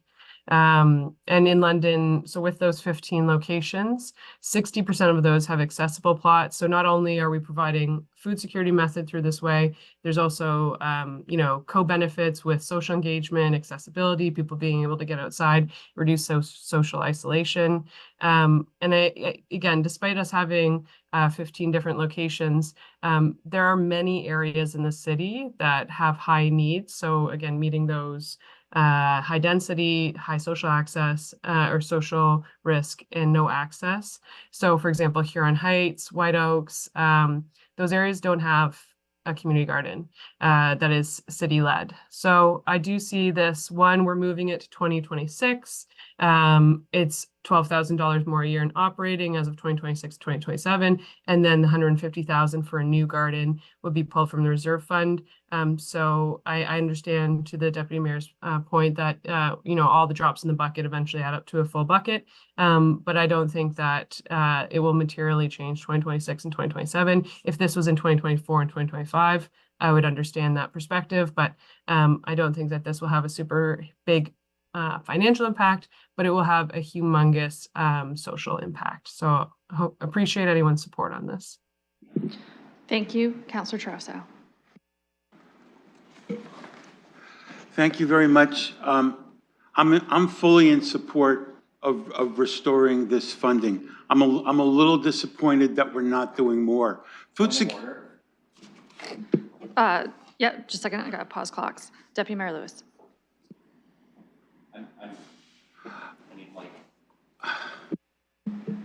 I'm just asking the councillor to be clear that restoring this funding, there's no funding removed from the existing community gardens project. This is an expansion funding. Thank you very much, Deputy Thank you. Mayor. I will be in support of restoring this business plan to what we fund, okay? I'd like my 5 minutes to start again now, if that would be okay. I think you're 7 seconds in, so happy to Okay, restart. thank you. I am fully in support of this program. When I first read this, I said to myself, this has been so well thought out, and I want to use my time to talk a little bit about the social risk index, because this isn't just like, oh, let's put up a garden here and we can go out and play in the garden. These are going to be determined in the high income neighborhoods where is the greatest need. The social risk index is a well-recognized social science measurement tool that is very well established. It includes the percentage of the population 1 year and over who moved in the previous year. We know that when people move out of their units under the current rent control regime, that they're paying more for rent. Great that this is in there. The percentage of the population who don't speak one of the official languages, the percentage of the population living under the low-income measure after tax, the percentage of the population who immigrated to Canada between 2006 and 16, the percentage of income from government transfer payments, the percentage of families led by a lone parent, the percentage of population unemployed, percentage without a high school diploma, and finally, the numbers of households who own their own home. I don't want to hear the rationale that this is going to create a burden on poor taxpayers who cannot afford it. This is targeted to the exact types of people that we need to be targeting our limited resources to. This social risk indicator and the way it's been explained in the business plan and the way it's being implemented here shows that this is an evidence-based program that is based on a lot of thought and very strong social science. I would again, once again, urge my colleagues to support the very limited, I believe, request here that's on the floor. I'm disappointed that this is being, I guess I'm not allowed to use the word cut, so I won't say cut, but I'm disappointed that this is being reduced from what the original ask was, because I think the original ask was very reasonable, and this is a somewhat reasonable compromise. So please support this. Thank you. Thank you. Councillor Van Merberen, you'd come on screen. That's usually your hands up. Perfect. Just to let you know, I do have Councillor Van Merberen, Councillor McAllister, Councillor Hopkins, and I did see Councillor Frank's hand again at one point. So, Councillor Van Merberen. Thank you, Chair. Yeah, it's a big no on this one. This is needless expansion of expenditure, and that's what this is. We're expanding an existing program. I have not had one constituent contact me to expand the gardening program. So thank you. Thank you, Chair. Thank you. Councillor McAllister. Thank you, and through the chair. And just to remind my colleagues, as Councillor Ferrer indicated, these are for high priority areas. So just because you don't see it in the area you live in doesn't necessarily mean the need isn't there. I would also like to just give some context in terms of the growth that I've seen. As I indicated earlier, in terms of the resource centers use these quite a lot. They do have their own, but there are community gardens in the area as well. And what I hear every time I've gone through every harvest season, there's often more people than there is food. And one of the most heartbreaking things about this, and why I think we need to expand the program, is a lot of folks now are pretty much shopping at dollar stores. I don't know the last time you went into a dollar store, but I don't see any fresh produce at a dollar store. I think this is incumbent upon us to expand a program, realizing that people are really struggling in terms of their groceries. I would have, as Councillor Drosso indicated, I would have liked to have seen more to this, but I am willing to compromise, recognizing the pressure that is on the taxpayer right now. I'd like to also further add in terms of what these gardens provide. I've heard from newcomers in terms of the spices that they can grow. This is often one of the few places where they can grow those things. I also have a medicine garden in my ward, and they have also indicated that that is something they would like to see as they use those in their ceremonies. There's a lot of good reasons in terms of supporting community gardens. They're not exclusive for one use. Many communities use them, and I think it's vitally important that we expand this program to ensure that Londoners have food to feed themselves. So I would argue that the return on investment is a basic necessity of life. Thank you. Thank you. Councillor Hopkins. Yeah, thank you, Madam Chair, and I want to thank the two councillors for bringing this forward. At first, I was very disappointed to see this amendment. I would have supported the business case to expand our gardens, and I think Councillor Frank made a comment around during the pandemic, the importance of having these gardens. And having food security in our city became an essential service. And I really would like everyone to really sort of, you know, it's a security feeling for all of us. Even though these gardens, 71% of them are going to be in high to somewhat high social risk areas, I think we all understand the sense of food security and the importance of that to all of us. So as much as I'm disappointed to see it in half, I will be supporting it. Thank you. Councillor Frank. Sorry, that was an old hand. That's okay. You still had time left, so I was good. Councillor Stevenson. Thank you. Just a quick question. How many gardens would this do? To staff. And just, I guess, clarification, was just one garden versus how many plots within that garden, just to help for clarity. Thank you, and through the chair, the $12,000 annually starting in 26 and 27 would allow us to expand our current gardens. So depending on the size of the garden, where the garden is, we could possibly expand to up to 20 garden plots a year, so 20 additional gardeners a year would be able to garden at any one garden. And then the 150,000 to build a community garden would build an accessible garden that would allow 25 plots, so 25 additional Londoners to garden. Counselor? Okay, thank you, because I heard, I love community gardens, but I think there's ways we can do it where we can permission and allow people to do them without it costing, because 150,000 for one garden in one area, one high priority area in the city. Okay, thank you. Looking for Counselor Ferreira. Thank you. Through you, I just want to make some little comments that I forgot to mention on the last one. And I would say that many of the people that are using these community gardens don't have backyards to be able to grow food themselves. So the cost, considering on how many people will be able to use that garden, it will feed a lot of people. Okay, looking for further people? Online, in chambers? Seeing none, calling the vote.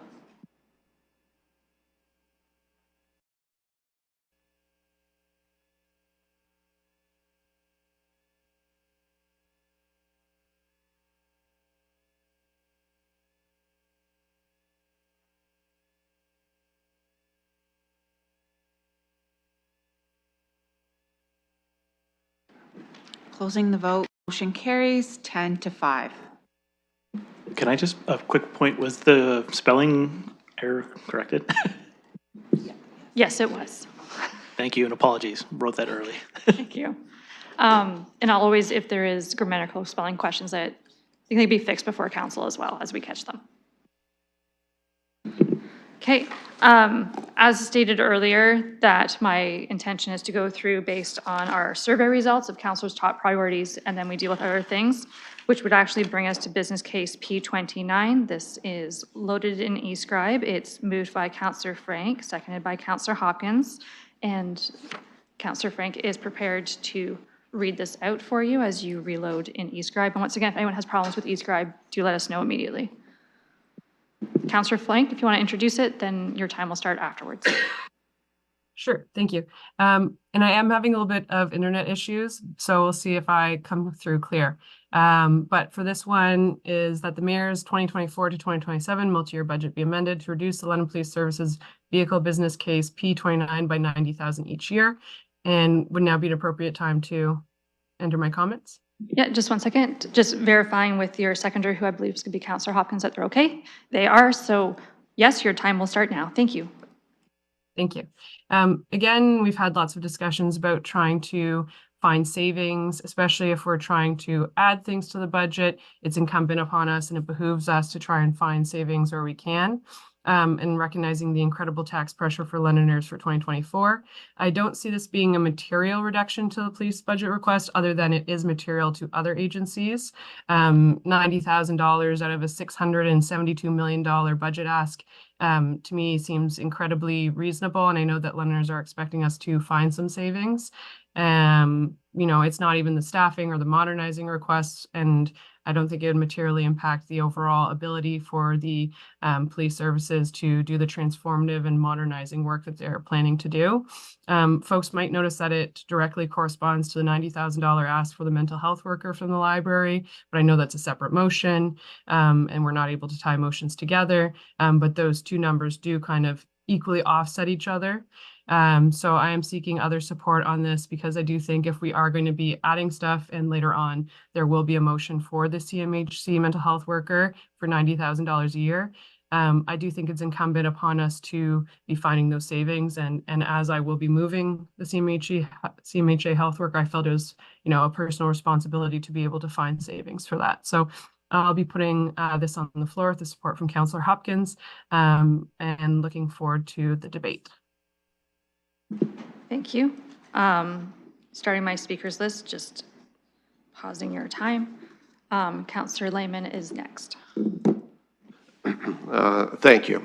I want to speak to this on a higher level. It's been reduced down to 90,000. We know that we cannot specifically address certain areas or aspects of the overall police act. We can do it by amounts, and my concern is as we go through this, we'll chip away. London is no longer a safe city. The chief has made that abundantly clear. When the chief presented his budget to the board did our due diligence. We challenged the chief line by line to justify his ask. The chief is adamant in that what he wants to do with the London Police Services is transformational. It's not just cops on the ground, it's increased staff, it's 911, it's training center, it's changes to procedures, it's bringing in technology that is needed to bring the London Police Services into the 21st century. He's explained to media challenges, to community challenges as they've gone through different aspects of his budget. He's also done that at town halls. And when he's explained the need for his entire budget and that each individual piece is crucial to delivering on his promise to make London a safer city, people could understand. We've got challenges with 911, weeks response, days response. We've had more shootings than ever, 27 last year. We've had more traffic fatalities because we do not have traffic enforcement. They are triaged to the more intensive 911 calls. And with big city, we're getting big city crimes, more guns, human trafficking on the street. The feeling that I had at the door when I was campaigning was public safety was the #1 issue, along with homelessness and housing. This is backed up by the stats showing we're the 3rd most dangerous city in Ontario. We need to give the chief the resources to do his job, to provide all of us with safety, including the library, including our nonprofits, including our small businesses, including our neighborhoods. You know, when the mayor spoke yesterday, I reflected on an experience I had about 3 years ago. I was in Victoria, BC. Victoria, a very progressive city, facing very similar challenges that London is facing now. And what struck me about Victoria was the amount of private security I saw. I saw private security officers in higher-end stores. I saw private security at businesses. I also saw private security actually on the streets. Now I'm starting to see that in London. I see private security in stores. I see our nonprofits having to have higher private security to escort their employees to and from their cars.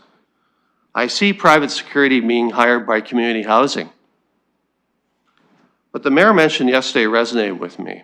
He said the investment that we're looking at making now will not pay dividends not only for our safety, but also in combating the costs and increased costs that are to come if this is not done right, of providing hiring private security to get the security and safety that we need.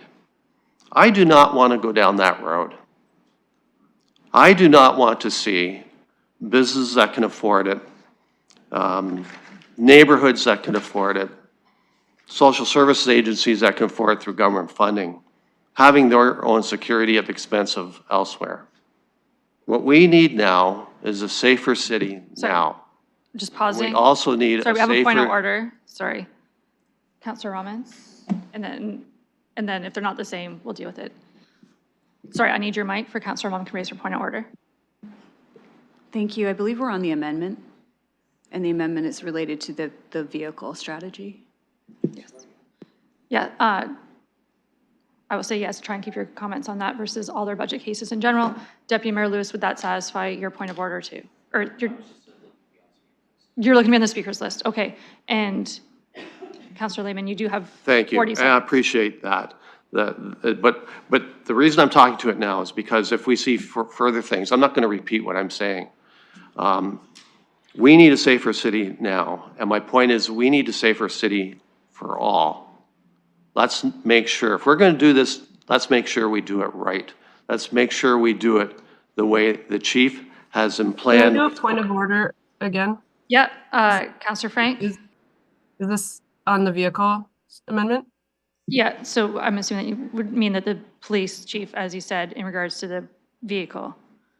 Counselor Lehman, colleagues are My asking. point, I believe I'm on the amendment because my point is this is a crucial, every part of the chief's plan is crucial to the overall delivery of safety services to London, and this is part of that. Please do not support this. Thank you, and timing-wise, that does conclude your 5-minute allotment. Next on the speakers list is Counselor Rahman, and then Deputy Mayor Lewis, and then Counselor Stevenson.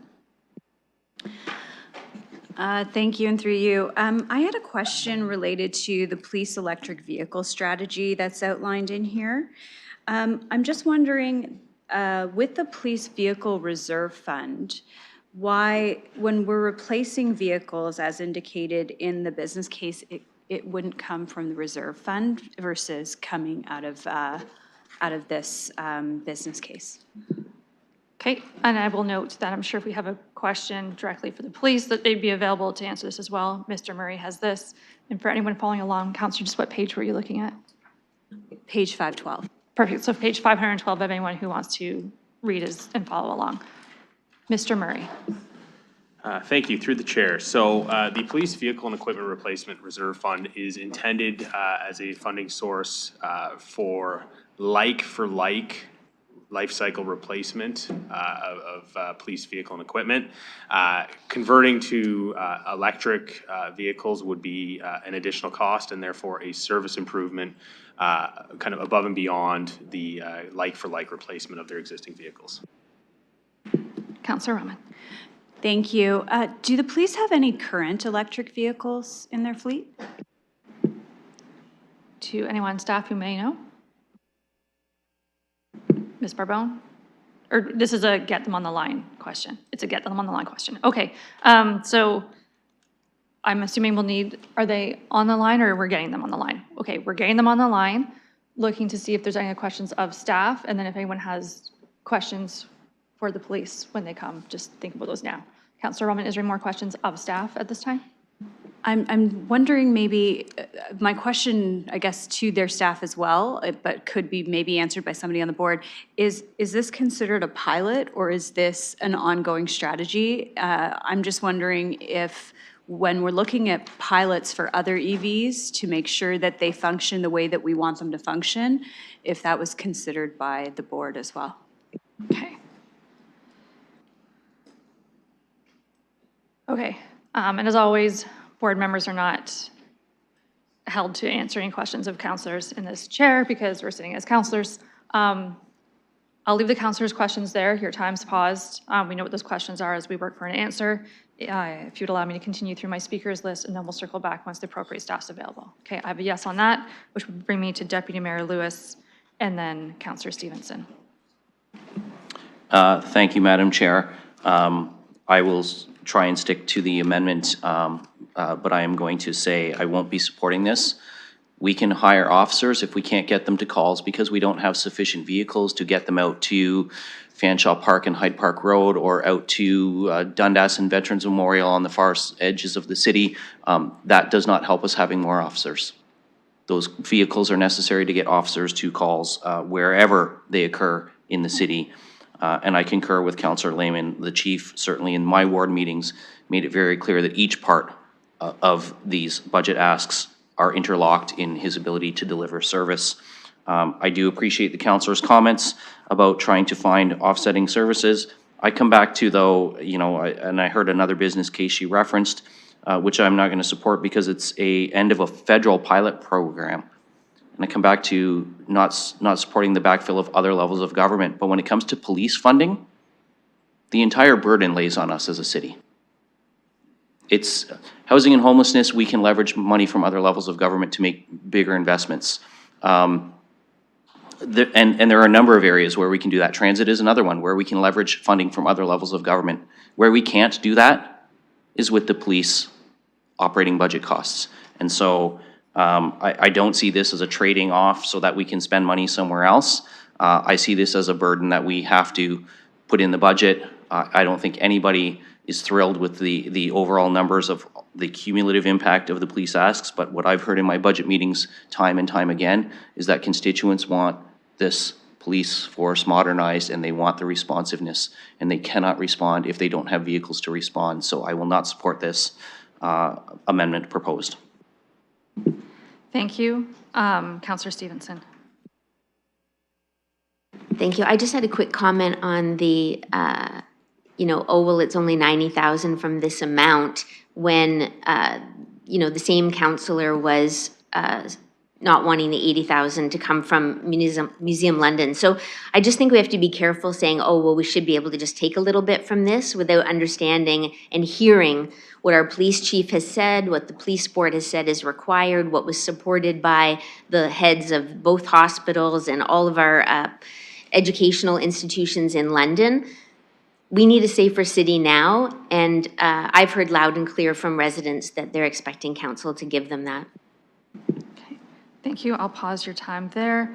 I'll welcome, I'm not sure if you're on the screen, just a second, Councillor Trosso, versus Mr. Levesque, if you want to, your choice if you want to come on screen or just do audio, but welcome to committee. The question or the amendment on the floor is that the mayor's budget be amended to reduce business case P29, which is the police vehicle and equipment requirements, by $90,000 each year. It is only this section of the police budget that's currently on the floor for discussion, so everyone's keeping their comments tight to that question. We do have a question of you raised by Councillor Rahman, so I'm going back to them first in regards, I'll let them introduce it because it's theirs. Hi there. Thank you so much for answering my question. My question relates to the police electric vehicle strategy. And so I wanted to find out a little bit more about the strategy in terms of the plan to procure 2 EVs in 2024 and then 4 EVs annually in years 2025 to 2027. My question is, do the police currently have EVs in their fleet, or is this, and if not, is this like a pilot? Mr. Levesque? Through the chair. Hi, hopefully you can hear me okay. Perfectly, please proceed. Yeah, through the chair. Yes, currently London Police Service has 2 electric vehicles. They are administrative type vehicles that are used for administration across the city or sometimes for out of town type work, but nothing. And what the strategy is to eventually get into a patrol type or more operational type vehicles, whether it's through our investigative services, community services type vehicles, as well as eventually patrol. That's part of the strategy going forward.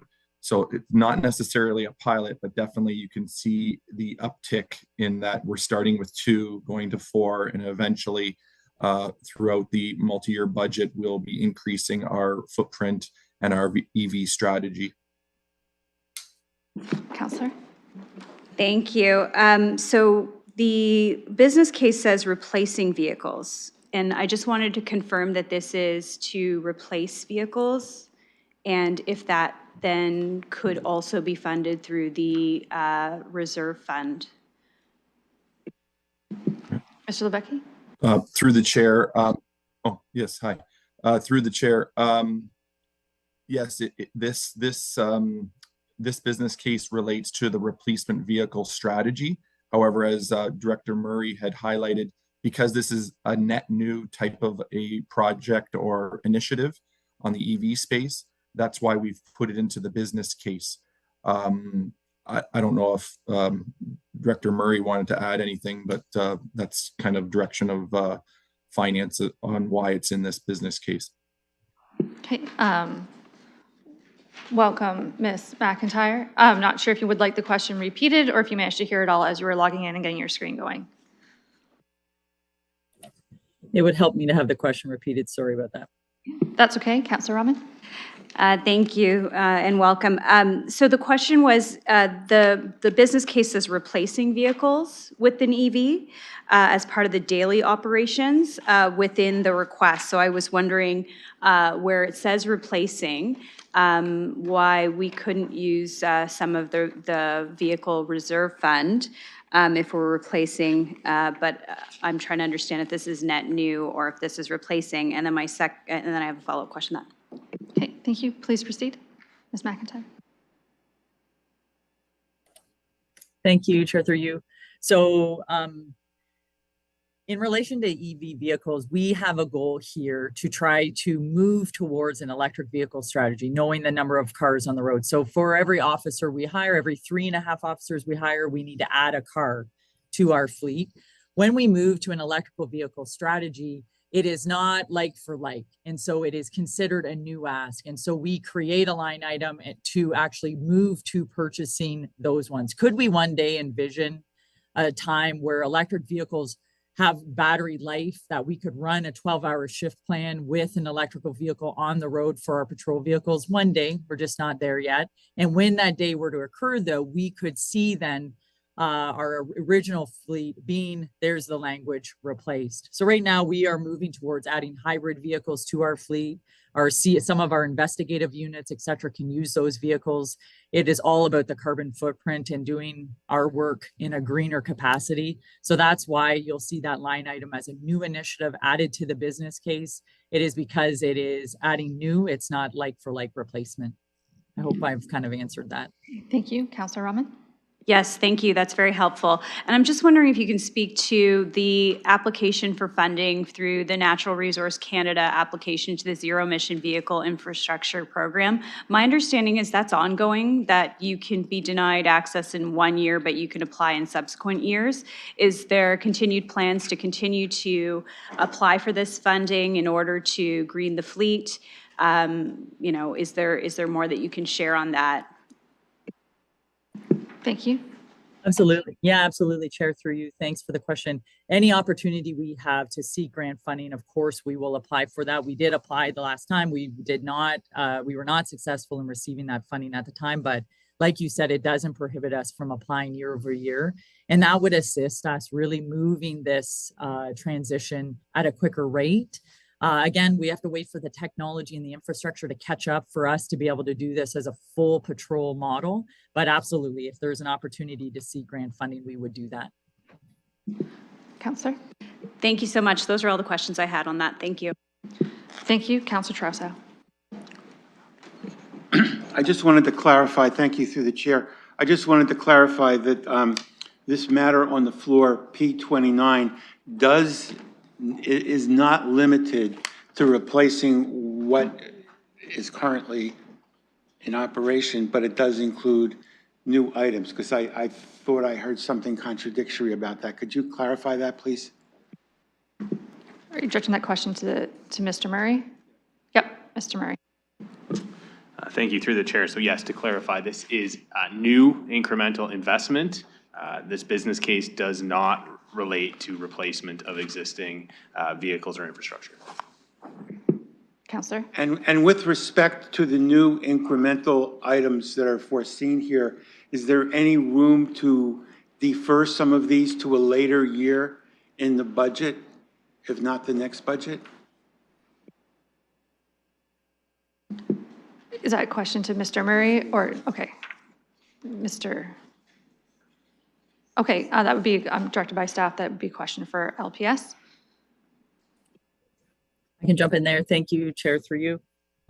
You know, we looked aggressively at the vehicles, and I will tell you we had 500 iterations of this budget, and we did move and push back any vehicles that were we could delay. So then when the focus became make the city safer now, we said, okay, what do we need to do? What vehicles have to come in? What units have to be added? What personnel are we adding to the organization specifically directed at making the city safer now? And then we align those vehicles based on that modeling. So in short, I would tell you that we have looked at that. We have spread that out moved into capital infrastructure as we have like the 10-year capital plan, we've pushed it out as far as we can. The ones we pulled forward were very strategic in allowing us to be able to do the work we need to do with the resources we have. Okay, thank you. The councillor is satisfied with that question. Looking to see Councillor Hopkins, please proceed. Yes, thank you, Madam Chair, and thank you to Police Services for being here to answer some of our questions. I do have a few, and this business case is on vehicles. So one of the questions I had was around the availability of the vehicles that you're asking for.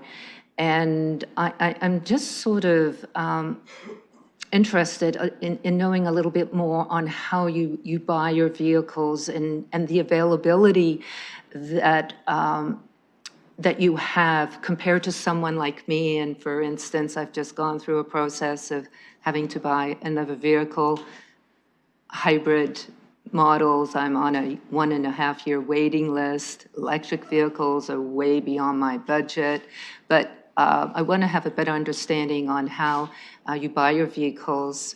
And we're speaking about new vehicles, in particular, the dedicated remote pilot system vehicle and the light armored vehicle. I think these vehicles, as well as your regular vehicles to assist the patrol officers, I know I used to see like cruisers all the time, and now we're going to SUVs. If you can just give me a broader understanding on how you buy your vehicles and are they available, the ones that you need to implement the chief's plan. Thank you. Yes, absolutely. Supply chain issues. Please proceed to answering the councillor's question, whichever LPS person's best. I'll just start it off and I'll turn it over to our Senior Director for Fleet Facilities and Finance to help you out. So when we map out vehicles, we do a scan in advance, and through cooperative purchasing, we earmark vehicles that we need and purchase them in advance. So we do have contingency, and we do have vehicles that we can then decal to put back on the road. This is important for us if we are in a motor vehicle accident with a vehicle, if we damage a vehicle, all of those things. So you can anticipate we have to have some redundancy in this regard. So forward thinking, forward mapping, planning to look at stock, we do that so we are not in a deficit position. If we can't get our cars in, that would be a huge, it would be a huge issue for us to be able to do the work that we do. Specific to, you see on there, you named a vehicle for the remote piloted aircraft system. That's really not, in essence, a unique vehicle, but rather a vehicle that would house that equipment. So the vehicle is not unique, so just a general vehicle. The light armored vehicle, yes, that is a tricky purchase because there are only so many people who manufacture armored vehicles. But with the planning in advance, we put in notice to them to be able to do that. Specific to cooperative purchasing and how we're able to get our vehicles and what that process looks like, I'll just turn it over to Rob because he's in that world all the time. Okay. Thank you. Thank you, Deputy Chief, and through the chair. For most of our operational vehicles, the vehicles you see on the streets or the hybrid type vehicles that were mentioned that are hard to get, we use a buying group. It's a provincial buying group, PCPG. Other police services are part of that across the province. And so we have a special cooperative purchasing agreement through that buying group to source, through the major manufacturers. And as the deputy highlighted, we go through an annual process to make sure that we are replacing our vehicles on a regular basis and putting those orders, several months ahead of time. And that's kind of the process we've used for the last several years and are continuing to use that process going forward. So we do have kind of, economies of scale through this buying group directly with the manufacturers to ensure that we get the proper protective services type vehicles. Thank you. Counselor? Just as a follow-up to that, it's great that you've got a contingency plan. I would think part of that plan would be doing the maintenance that's required and needed. And I really didn't get too much information from you about how we advance with these new vehicles. And obviously, looking at different types of vehicles, there's a lot of expense, is what I can see in this business plan. I am supporting and seconding the motion because I do think there's an opportunity to look at this, the police budget, and to see if we can find some savings. We heard a little bit about the reserve plan that's available, the 90,000 compared to the amount. It's not a huge amount. But 5% of our 8.8 budget for 2024 is the police budget. And I feel it incumbent upon me to at least ask the question, scrutinize.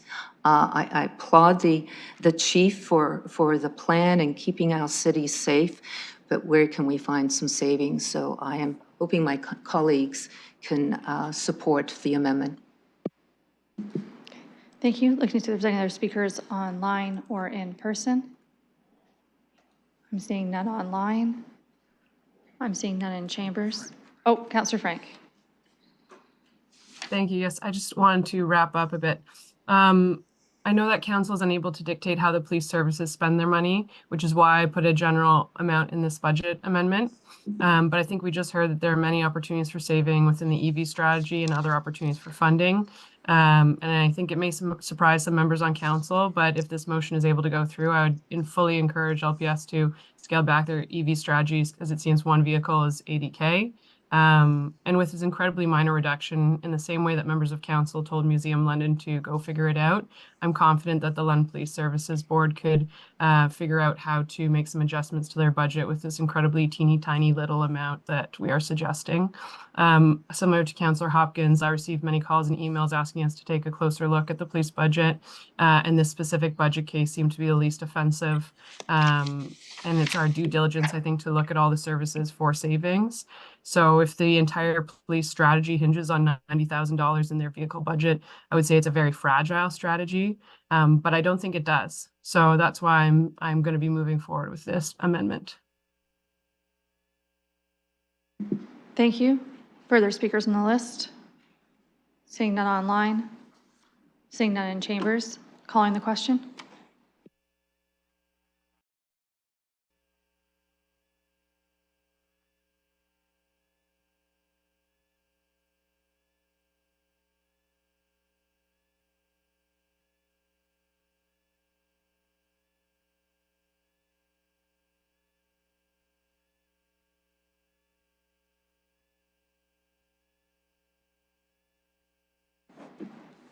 Councillor Van Meerbergen.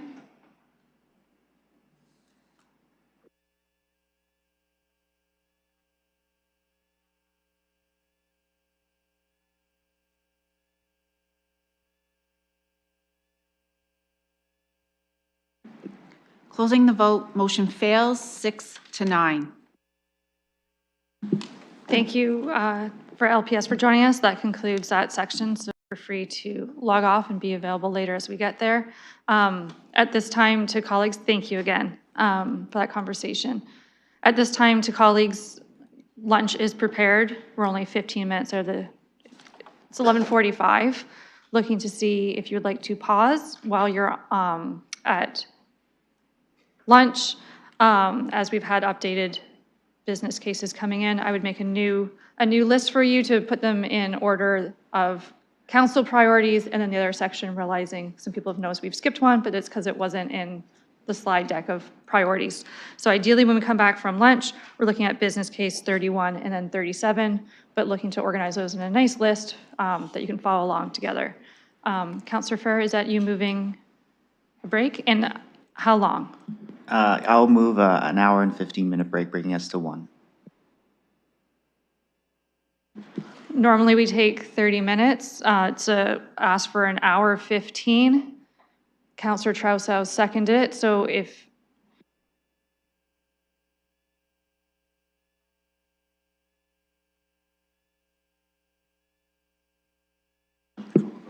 okay, I'm seeing a lot of head shaking no. So if you don't want to break for an hour 15, just vote no, and then I'll look for a new motion of a different time allotment. So calling the question.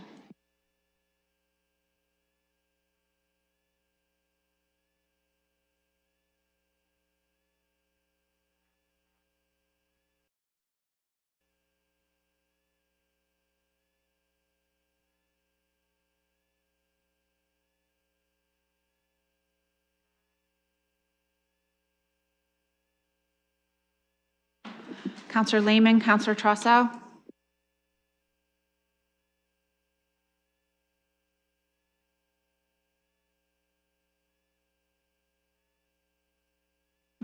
Closing the vote, motion fails 4 to 11.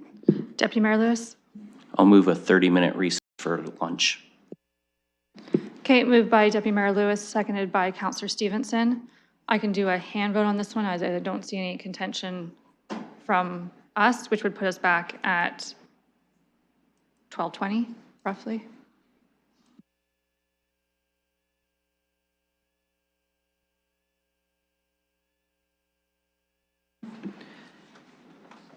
Closing the vote, motion carries. Okay, 12:20.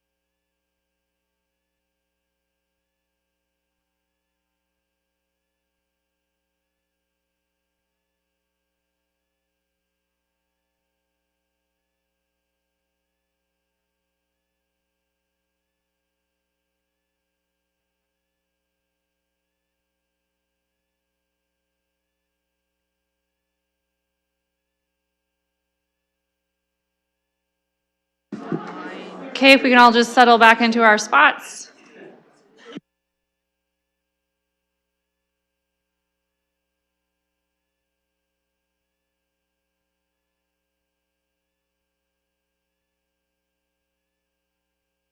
If colleagues online could just turn their screens on, we could verify that you're with us. Thank you. Got Councillor Hiller, Councillor Van Meerbergen.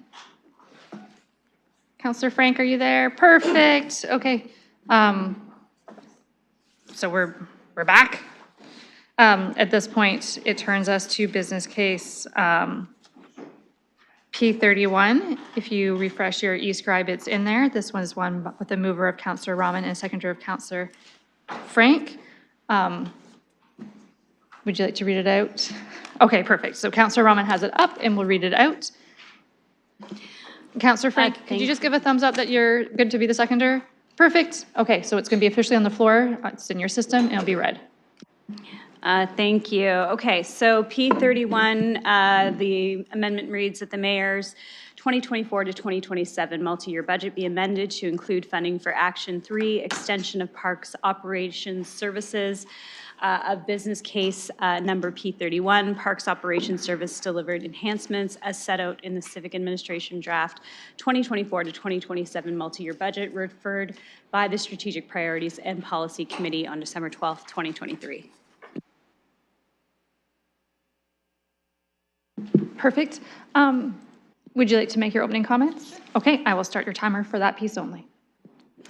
Thank you. I'll keep my opening comments brief, but what I will say is that this business case offers us the opportunity to look at operational increases in the parks operation services, specifically around extending the season. I've heard quite clearly from residents the importance of having access to our parks and the maintenance that is required to do so. So with this funding, $316,000. With this funding, 3 new full-time staff would be hired to add to the staffing increase from, and I think that it's really important here. What we're looking for is we're looking for our parks to be accessible. We've heard from people around the community that how important our parks are and that they need to be open, cleaned, and ready to be used now that the season is extending more and more.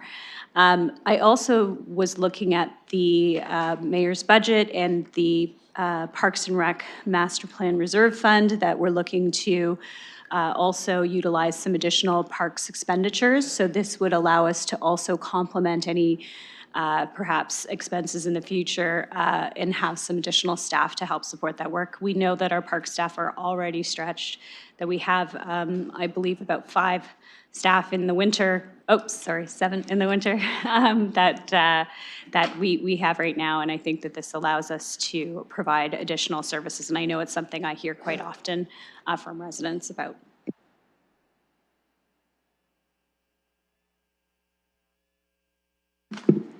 Thank you. Looking further speakers on this item. Deputy Mayor Lewis. Very briefly, this will represent about 0.05, so almost rounding up to the next decimal point. So I will be a no. While I appreciate our parks and the work that our staff do, this is an expansion of services, and I am going to support maintaining services where they are for now. Thank you. Further speakers, Councillor Stevenson. Thank you. I just want to say I've heard the same thing, and I do love this business case, and I'd be happy to work with the councillors this year to try to find where we could find a savings somewhere else to cover this, but I will not be supporting an addition to the tax rate. Thank you. Councillor Hopkins. Yes, just to follow up, maybe a question through you to staff. Where would we be able to find these savings if we're not supporting the business case? Okay, to staff. Thank you, Madam Chair. Our parks operations budgets are extremely lean at this point. We are only resourced to deliver about 7 full-time municipal operations workers through the winter months. The demand as parks have grown has been tied generally to the number of ice rinks we have in the city, number of sheets of ice for our winter seasonal staff. I think we would be challenged to find them within the existing parks operations budget. Would have to work with finance on other sources. Councillor Hopkins. Yeah, thank you for that. So I will be supporting this. One of the things I know Londoners love their parks, and we do a great job, and staff do an amazing job keeping our parks accessible, and in particular throughout the warm months. But in the winter months, when the parks are used just as much, I'm usually out in the park, Springbank Park. Most mornings, I see the same amount of people in the winter as I do in the summer. It'd be nice to see some extra garbage cans.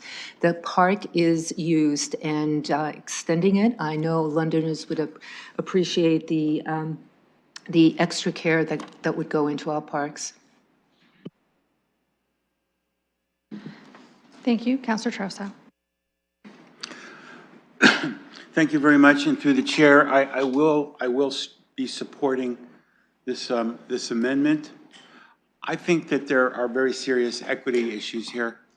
I think that parks are very important for particularly people that do not have the ability to go to you know, high cost facilities, or may not have large backyards where they can have maybe some equipment or a path. So I think once again we have on the table an important aspect of public space that I believe is being given short shrift in this entire process. And while once again I don't think this is enough to do what we need to do to bring our parks up to the wonderful potential that they have, but I will be strongly supporting this measure, and I really want to thank Councilor Rahman and Frank for bringing this forward. Thank you. Councillor Stevenson. Thanks. I just wanted to follow up on that to again say I really support this business case, and I definitely hear from people that they would like these extended services 100%. But I would like to encourage my colleagues to step into leadership and do what we're asking Museum London and others to do. Where can we, Yeah, sorry, I'm going to flag the step into leadership as. Okay, sorry, I didn't mean anything by that. Yeah, please just retract it. Okay, I retract it. My point being, even though we can't see now how we could do this, there is an opportunity here for us to figure it out and to be able to do this without adding to the tax base. And so, like I said, I'm happy to work with the two councillors who brought it forward to explore and do what we can't see as possible right now and have it without this. And I'll just be quiet now. Thank you. Just checking online. Councillor Trousseau. I'm not sure what that means through the chair. You know, I'd love to work with you to improve the library and the museum and parks and the gardens and all sorts of things. I'm not sure what that means. We are working on, let me see what my agenda says. Budget, we're working on the budget right now. This is not the time to say, I love this. This is a great idea. Let's do some more. I want to roll up my sleeve and get to work with you on this. We're working on the budget now. So this stuff goes in the budget, or we don't do it. And my worry is if it doesn't go in the budget, then there are going to be people that come back and say, well, you know, the council didn't support it in the budget, so maybe we should be rethinking the strategic plan. Again, the beginning of a downward spiral. So I very much would love to work with you on this. And I appreciate you said that, but I know you're smiling, so you're taking it in good cheer. But come on, folks, this is the budget. We put stuff in the budget now, or we don't. Now. Thank you, Councillor Frank. Thank you. Yes, I am very supportive of this budget case. I've been hearing ever since the garbage bins got taken away, I think it's in October. Staff can correct me on the floor, although I'm not there if I'm wrong. But ever since October, whenever the bins are taken away, I get constant emails from people, and I have to refer them to Service London portal because people are looking for places to clean up litter that they find in the parks, to put their dog poop, a variety of things. And I think the reality is, and I don't know if you guys have it in your wards, but people start to create dog poop piles of the bags where the bins used to be. And they're in all of my parks in my ward. I don't know if you guys have the same thing. And I know that's just sheerly from, we do not have enough staff in the winter months, which we barely have snow in the winter months anyway. But we have barely any staff to be able to service the hundreds of parks that we have across this city. And in a similar fashion where, you know, most people will say, well, people can just take their garbage home. They don't need to leave it in the parks. They aren't doing that. They aren't. So based on reality, I think that I would appreciate having more staff being able to maintain the cleanliness and the enjoyment of our parks. I know that's not the only role they have, but if we were able to hire these people, I think that would be one of the main areas that they could address. And I do know that this is an increase to the property tax, but I also know where we can find a lot of savings if we were courageous enough to go there. Thank you.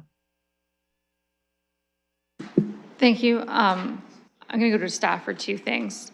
One, to Ms. Scher, as it was a question I had asked behind the scenes, and we've heard winter and garbage collection. It wasn't specifically cited that it would include expansion to winter park garbage cans, just to staff.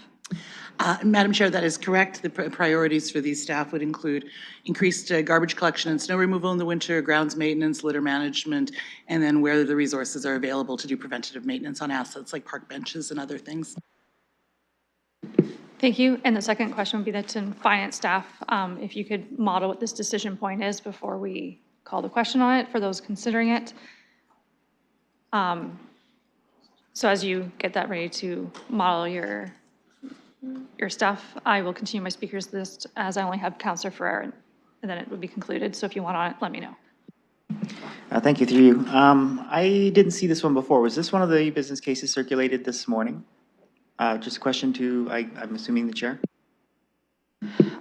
Yeah, on that point, things went around this morning, and at break, staff did circulate the staff again, the list again of all cases, and then separated into ones that were council priorities and not. On that note, I will note that there is 8 before us that I'm aware of at this moment that fall into the council prioritized ones from your survey results, and then 7 that are not, just so you know where our day's at in the process. So that email came out from Evelina over lunch break. Thank you for that. So I don't have any notes prepared for this one, but I do have my general notes when I went through it originally, so I'm just going to speak to this generally. I hear what the councilors are saying who brought this forward with the dog poop and with just cleaning and then the removal of the garbage bins. These are the exact same issues that I'm hearing from my constituency all the time. As a matter of fact, I had a meeting with the new downtown condo association, the new downtown neighborhood condo association, and this was one of their main things that they were just speaking to, how they would really like the area that they live in to be as clean as possible, as accepting, as welcoming as possible. They had some other big asks too that aligns with us very well, but I will be supporting that business case because this is a specific ask that came from that new neighborhood association, which comprises of well over 1,000 people. Thank you. Sorry to stop in your time. Looking online for further questions or comments, and Mr. Murray, you're ready to show the, okay, Mr. Murray's going to put up his finance team's graph. Thank you, through the chair. So the impact of this amendment, if it were to be approved, it would be enough to shift the tax levy increase for 2026 up from 5.6% to 5.7%. So on a rounded basis, it's enough to move it up slightly. Thank you.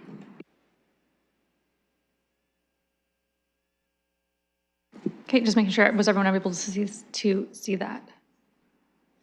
Okay. Deputy Mayor Lewis. Yes, just a point of clarification through you to our staff. Although the modeling doesn't move it, you've indicated previously about $750,000 equals 0.1. This is 300,000 approximately. So what we're really talking about is 0.05-ish. So it hasn't rounded it up, but it nonetheless has had an impact on the next percentile over. Correct. So we round the model to 1 decimal place. The impact would be, yes, in the approximate neighborhood of about 0.04% on this specific case, but we were sitting at a high 5.6% before. This is enough to knock us up to a rounded 5.7.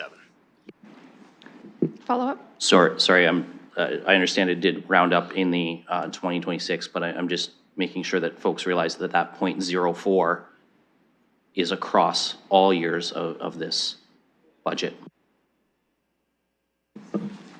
Through the chair, just to be clear, this is proposed to start in 2026, so it would be impacting 2026 and 2027. Yes. Further speakers?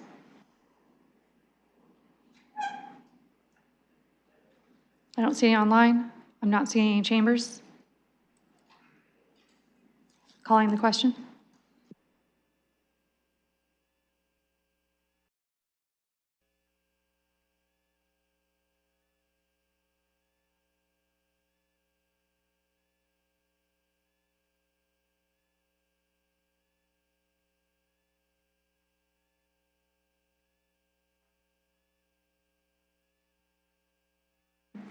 Closing the vote, motion fails, 6-9.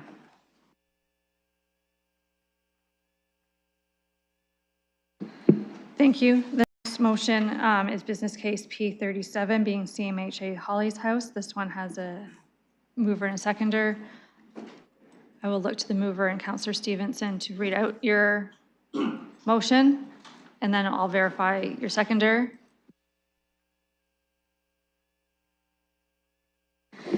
Okay, thank you. The motion says that the mayor's 2024 to 2027 multi-year budget be amended to remove business case P37, CMHA Holly's House.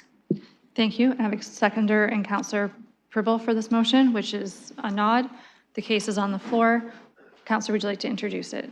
Okay. Yes, I would. I'm not going to repeat myself. My reasons are the same for P37 as they were for P9.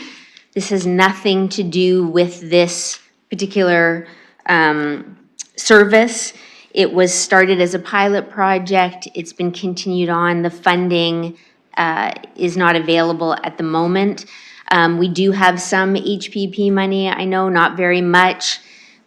It's that same piece of, as valuable, amazing service groups possibly see a lack of funding, are we committing our taxpayers, our property taxpayers, to making up the difference here?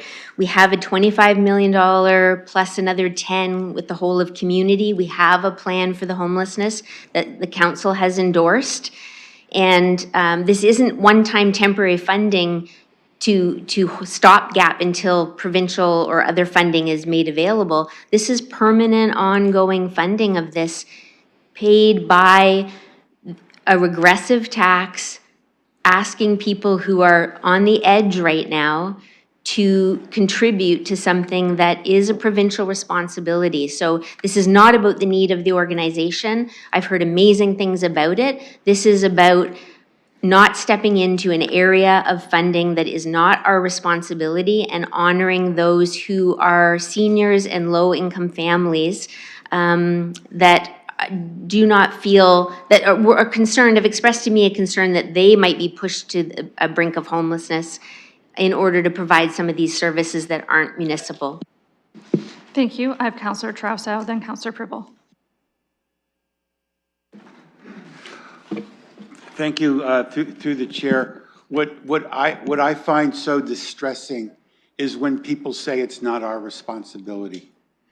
Stuff is going on in our community where people are in need and people are hurting. We're the level of government that is the closest to people.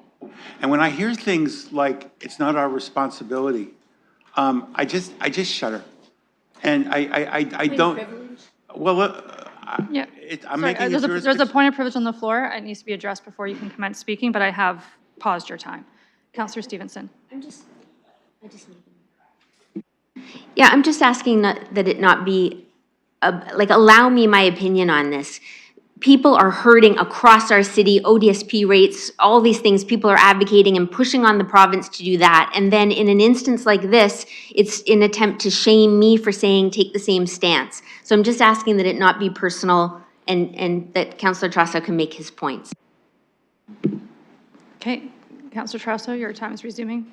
Okay, and let me just say, this is not a personal thing. This is a hyper-technical, jurisdictional point, and I'm not sure that this council really understands the extent of the broad municipal power under Section 10.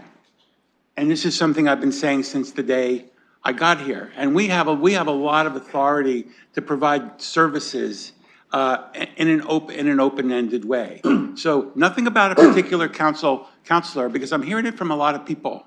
But when I hear it's not our responsibility, to me, that goes back to a misunderstanding of the broad authority that this municipality and other municipalities have. And I think municipalities have to be very careful about arguing against our own autonomy. We need to be, and the question of whether or not Section 10 of the Municipal Act should be expanded is not on the table, so I'm not going to go there. But I think we have to be very careful in terms of how we frame our arguments that this is not our responsibility, because it could be our responsibility, because the city has the discretion to provide goods and services and programs for the health and safety of the public. I'm paraphrasing, if they so desire to do that. And maybe we need to go into closed session and get a refresher on Section 10. I don't know, but I just can't sit here and listen to it's not our responsibility without commenting. Thank you. I'll just be mindful when you say about going into closed session, that is the chair. I'm not taking it that you're moving them, that we go into closed session versus I'm just careful with our words, because then, yeah, I don't take anything as rhetorical. I had Councillor Pribble next, and then Councillor Ferreira. Thank you. I did second it because I did have a question regarding this case, business case, which was actually answered to me by Mr. Dickens. I do want to keep this in. I'm familiar with this program. My question was really just with the funding, but I'm supporting this program to be staying in. Thank you. Thank you. Councillor Ferreira. Thank you. I appreciate this business case being in the mayor's budget, so thank you for that. And I intend for it to stay that way. Just reminder, this is a place for women at risk, people fleeing domestic violence, fleeing abuse, trafficking, people who are trying to get away from unsafe living conditions. I know people who have went through this program. I know these survivors. I know some there now. I've spoken to several. And it also, again, it directly intersects our strat plan. Safe London for women and girls, gender diverse and trans people, reconciliation, equity, accessibility, inclusion. And these are ordinary people, and they, again, they're warriors. And I pledged to them and to others that I will be focusing on keeping people in their housing, which, to keep that promise, which I am going to, because I intend to, I will not be supporting this. If we cut this business case, 13 people will be out on the street. Plain and simple. I get the arguments that other levels of government funding, could supply for that. I get that. But I'm not willing to gamble when it comes to people's housing. This is a gamble when it comes to that. The risks are too high. This business case must stay. Thank you. I'm seeing no further speakers online, but I do have Mayor in the chambers. Yes, I think Councillor Ferreira spoke quite articulately, so I would have said what he said, but I want to add a piece to this. Yes, this was a pilot project, but I don't want us to miss the success of the pilot project. There are only 13 beds, and over the course of, since the start of the pandemic, so we'll call it 3 or so full years of operations, 150 women were served, but 110 have been housed through that program, with 13 beds in 3 years. That's a pretty impressive track record, while at the same time providing a safe place for people who are escaping very difficult situations. So, I think there are absolutely good comments to make about where we should be and where we shouldn't be in jurisdiction. But here, with a successful program that is taking people who are in desperate situations, getting, great results, is one where I just can't see us pulling out of this at this time. This just does not seem like the right move, because I think that the work here is incredibly impressive, and the people who are being helped are finding, permanent housing through this program as well.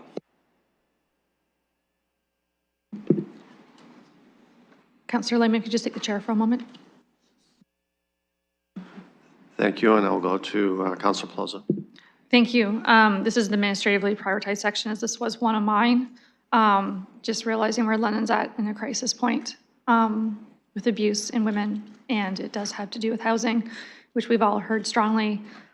And I absolutely do not take offense to anyone moving certain amendments to things that we all care about, because it's the accountability and transparency piece, and this is the process and the way we do it.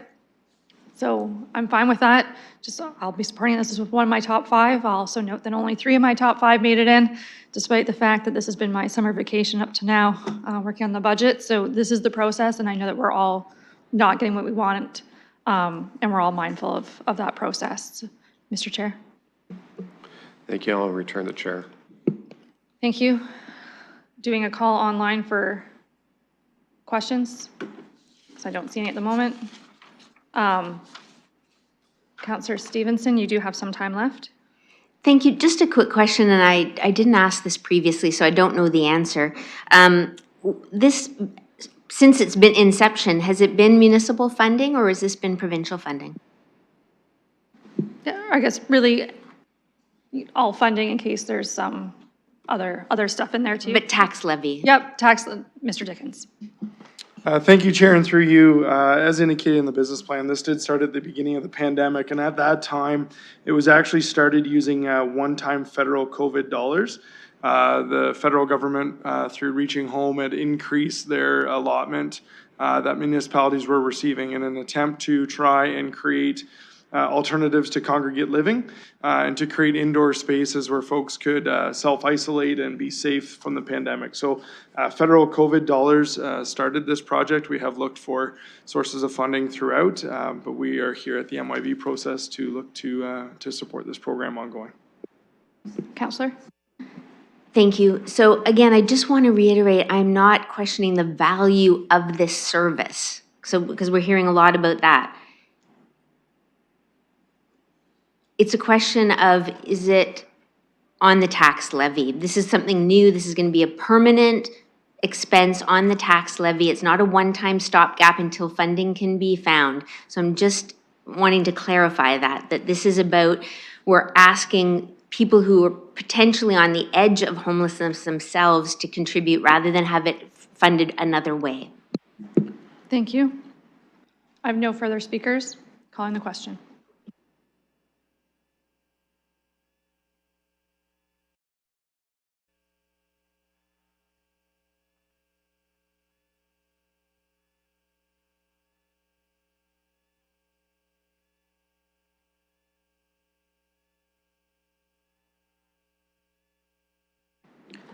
Closing the vote, motion fails, 1 to 14. Thank you.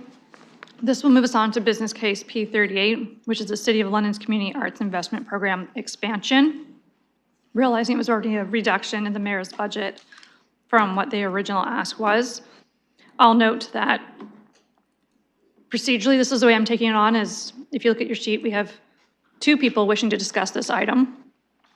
1 amendment's to remove the additional funding, and 1 motion people would like to add to the funding. So if we test the waters first, and we know if the additional funding's been removed, we'll know that the next one's not gonna happen. But if people wanna leave the funding in there, then we can have the conversation about increasing it. So procedurally, that's how I'm taking it on. The mover, and it's in, is that one in Escribe? Okay, it's in Escribe. So that'd be Deputy Mayor Lewis and Councillor Van Meerbergen. If you refresh, it's in Escribe. I'm gonna ask you to read it out. And then I'll need Counselor Van Merbingen on the screen just to verify that he is the seconder.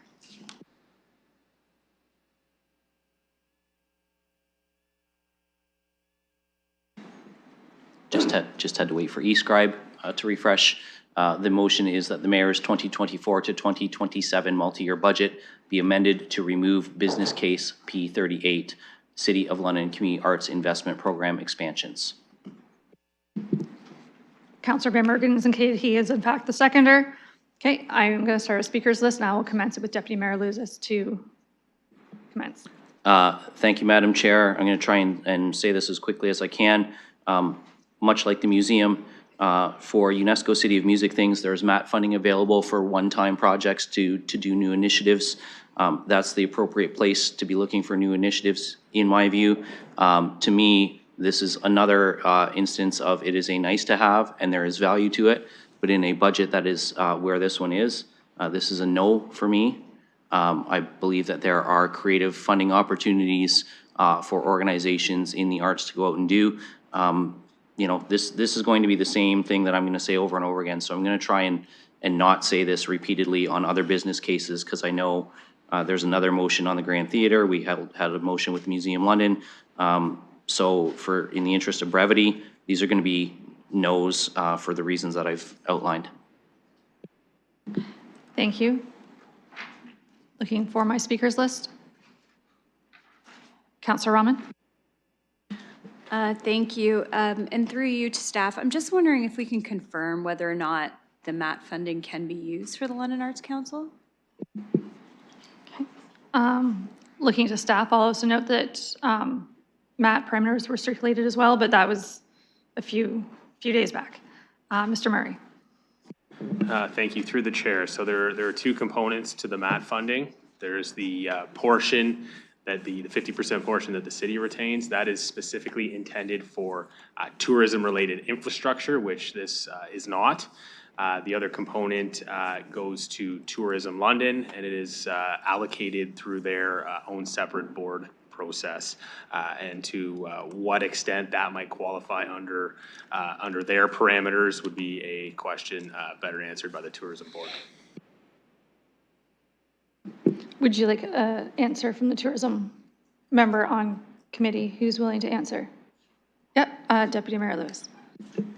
Thank you, Madam Chair. So I can advise councillors, we just approved at this week's Tourism Board $100,000 in funding for initiatives around promoting the City of Music brand for a UNESCO City of Music conference that is coming up. That includes the installation of some public art. So absolutely, if the Arts Council were to bring forward an initiative that's new, it can't be used to fund existing, but it has to be new. But if it is tied to one of the Tourism London initiatives around bringing a conference into town, the Junos, the UNESCO City of Music, the Canada Music Awards, those kind of things, then yes, they could be active participants in that kind of process. Councillor? Thank you, and through you. So I'm just confused because my understanding is that we're talking about the Community Arts Investment Program, and that's been in existence for decades. And so I'm not sure how we would fund that from another source at this time, which is why I'm supportive of the current, that it's in the mayor's budget currently. Thanks. Okay, thank you. Further speakers? Okay, Councillor Trousseau. Well, I'm going to be, through the chair, I'm going to be opposing this motion and coming forward with another one if this is defeated. I think it's important to recognize here that the target, in my understanding, is that the target constituency for this type of program are newer artists who have not yet broken through in their careers to the point where they would be players in these other types of programs. And I'm wondering if I could just ask the executive director who is here to confirm the type of clientele that this program caters to. Specifically, is your question caters to, or that this expansion would allow it to cater to? That this expansion would allow them to cater to, and consequently, who would not be catered to if this is not cut, of course, but not funded as requested. Yep, thank you. The executive director is with us. Just is going to be the top mic in the gallery. If you can just say hello, introduce yourself, or I can do an audio check. Hello, my name is Inju. I'm the executive director of the London Arts Council. Perfect, please proceed and welcome. Thank you. Through the chair. So London Arts Council's, the City of London's Community Arts Investment Program is administered by the London Arts Council, and that program supports not only local arts organizations, but diverse artists of all different stages of their career. So unfortunately, MEP funding would not allow those artists to tap into those funding because MEP funding only goes to the organization that meets the specific criteria that what tourism decides that is important, that meeting the tourism criteria. So it's not really about the arts sector itself. If the arts sector's program happen to be meeting the criteria, so it's a very, very small scope of funding. And what we are talking about community arts investment program is really supporting the arts sector and their programming ability, their growth and development, their projects, and their operations. Councillor, follow-up? Thank you very much. Could you tell us approximately how many applications you receive a year and how many of those you have to turn down because you just don't have the funding to assist them? So number of applications that we received this last year, it was approximately 70, and then, 100, over 160, and then we were able to allow less than 70 applications to be successful, and about 41% of amount was provided through the program funding, because we received over 2 million requests and met with over 250 artists, individual artists, artist collectives, and arts organizations to consult. But some of them decided not to pursue because the budget was too limited. Thank you very much. That's it for now. Looking for other questions or comments from committee? Looking online to see if there's anything? Seeing nothing online, seeing nothing in chambers, calling the question.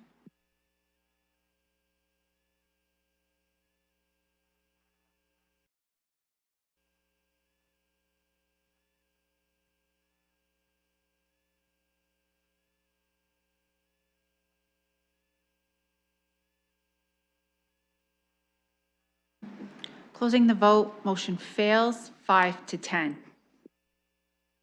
Thank you. The original mayor's budget remains with the $100,000 allotment. That would bring us to the alternate business case for P38, which would be a mover of Councillor Trousdale and a seconder of Councillor Rahman, to expand the program further than the mayor's expansion already. Looking to Councillor Rahman, you're still the second? Yes? Sorry, just 1 second.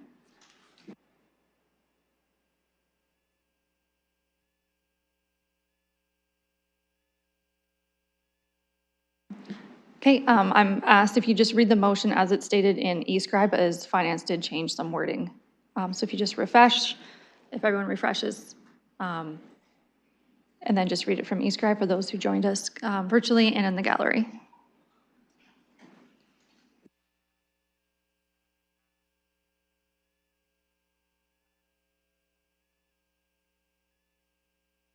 The 2027. Sorry, your mic's not on? Or you need to read into a microphone. The mayor's 2024-2027 multi-year budget be amended to include administrative fees 15% to business case P38 City of London Community Arts Investment Program expansion, $15,000 2024, 2025, $15,000, tax levy $15,000. 2026, operating expenses, $15,000, tax levy, $15,000, and 2027, tax levy and operating expenditures, $15,000. I'll just say that this represents a reduction. This represents a reduction in what this agency was originally looking for in its business plan, and it's a very, very minor incremental addition to the mayor's budget. And I think this is merely a housekeeping matter because of the matter of the 15% administrative fee, which if this amendment that's on the floor right now would pass, then the actual amount of money that is available to disbursement would be $100,000. So this is sort of like paying the administrative fee. And I would ask the executive director to correct me if I'm wrong or if I've missed anything about the significance of the 15%. Okay, welcome. Just make sure the gallery mic up top is available again. Please proceed. Okay, through the chair, thank you very much.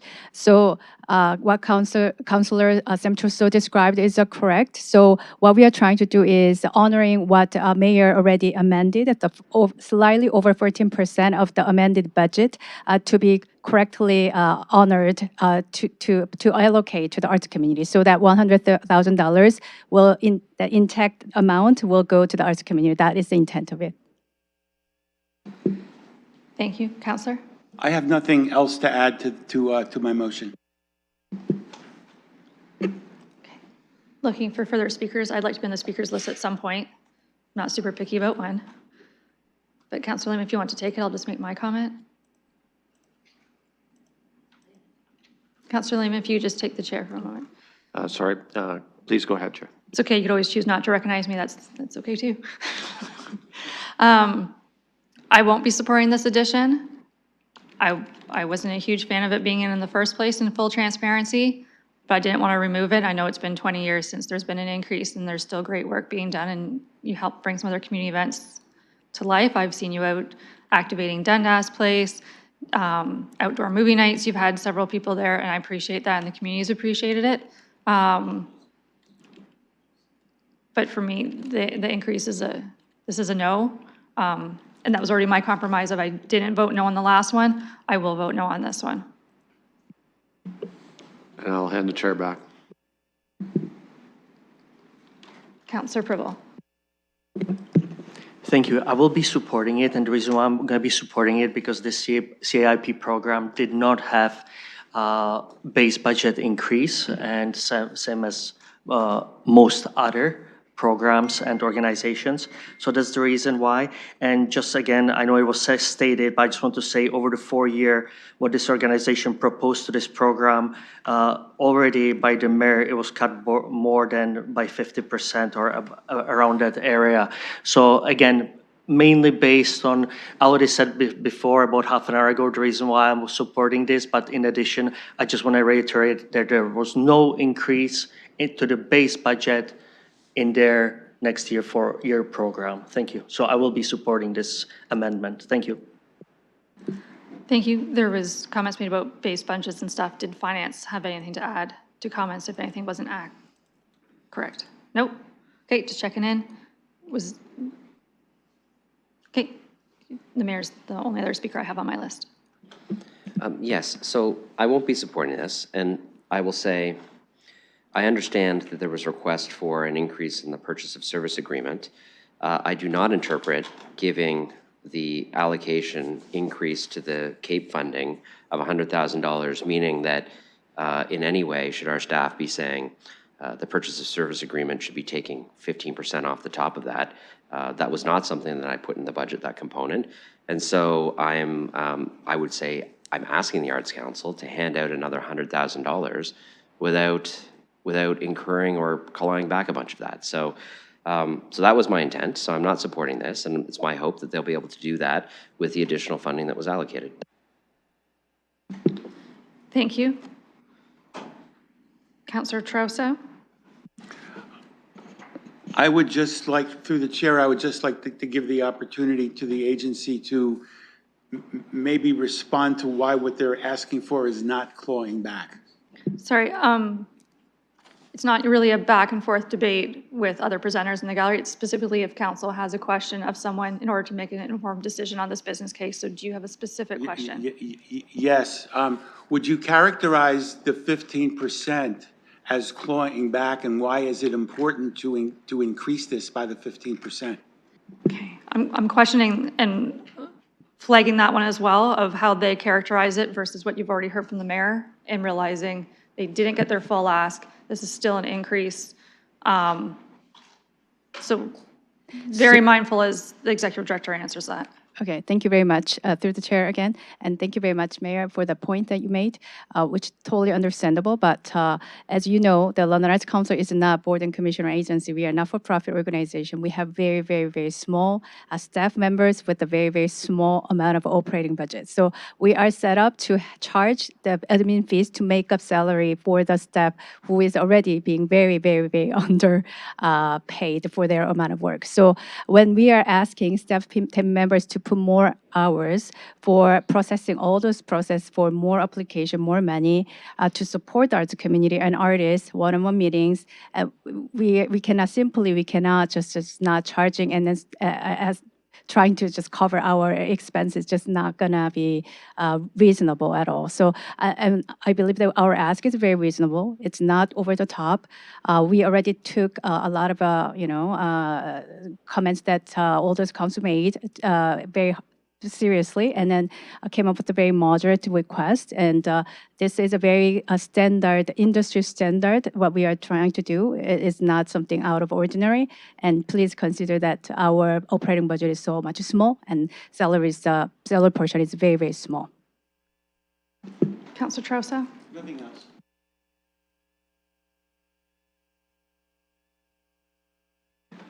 I'll go to Councilor Plaza. Thank you. As I already stated, I'm a no on this one. To me, it's starting, I know you already processed the applications.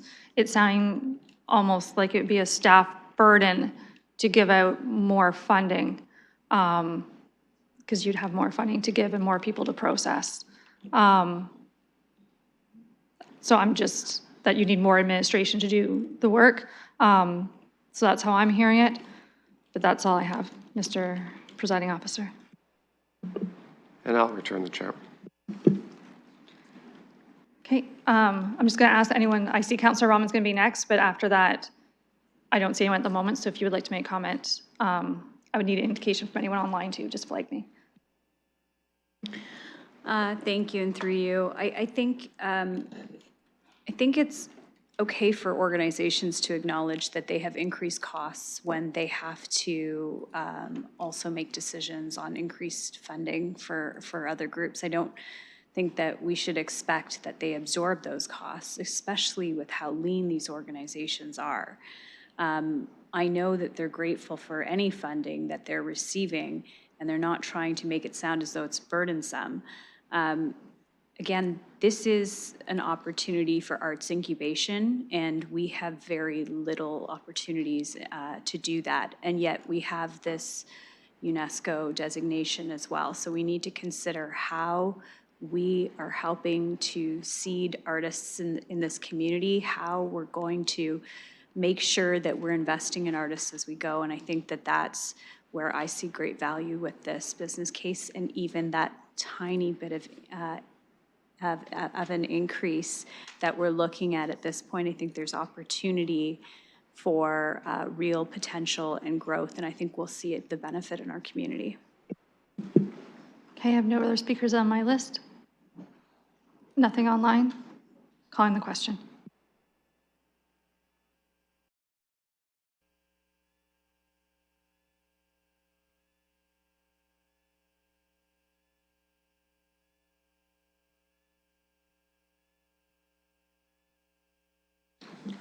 Closing the vote, motion passes 8-7. Okay, thank you. That moves us along to business case P42. This is one by Councilor Frank and Councilor Ferreira. I'm looking to, which one of you would like to read it out? I think Councilor Ferreira is saying that Councilor Frank can do it, but Councilor Ferreira, you are the seconder. Okay, that's accurate. If you refresh Escribe, the wording will be in there as Councilor Frank reads it out for those. Thank you. Yes. So the amendment is that the mayor's 2024-2027 multi-year budget be amended to fund 50% of Initiative 10 in business case P42, 5-year CIP review implementation starting in 2026, which would be 87.5 $87,500 in 2026 and 2027. Thank you. Would you like to make your opening comments at this time? Sure, happy to. So this one is specifically for providing incentives for people who are doing new development to be able to add green development aspects. And given that recently, a couple weeks ago at planning, and then through council, we were able to move forward with some items regarding green development standards. I think, again, it's incumbent on us to try to assist the development community as we move forward with this process. I heard some feedback actually from London Development Institute and the London Home Builders Association when I was meeting with them, that if we are going to be, especially if we're going to be requiring eventually that the development community moves towards greener buildings, it would be incredibly important for us to be able to assist them financially. And given that this is a very modest amount, I thought it would be a great way for us to be able to put our money where our mouth is and assist the development community in moving forward and developing the skills and the expertise they need to make this shift. Again, starting in 2026, recognizing the incredible budgetary pressures in the next year or two, and hoping to see others support this as well. Thank you. That was 1 minute. Excellent job. Looking to other speakers who make the list for this one. Councillor Ferreira. Thank you. I'll be brief. Councillor Frank's comments, very well stated. You know, incentives, we know that they work, and adding that green development aspect with these incentives is why I'm in full support of that. So I'm looking for the rest of the council's support. Thank you. Deputy Mayor Lewis. So this will be a no for me. I supported the green design standards. I support implementing them through site plan control at first. I know we're going to get a report back on a potential bylaw in perhaps about a year at PEC. Looking forward to that too.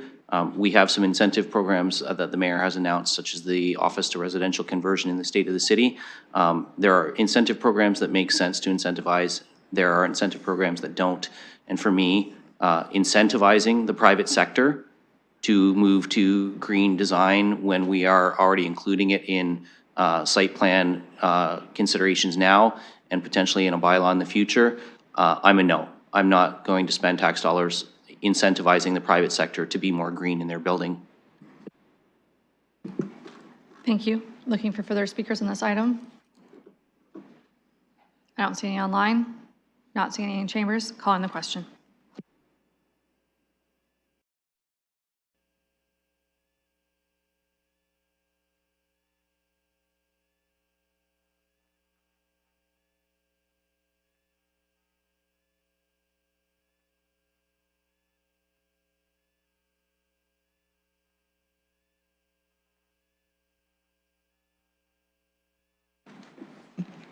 Councillor Trossau.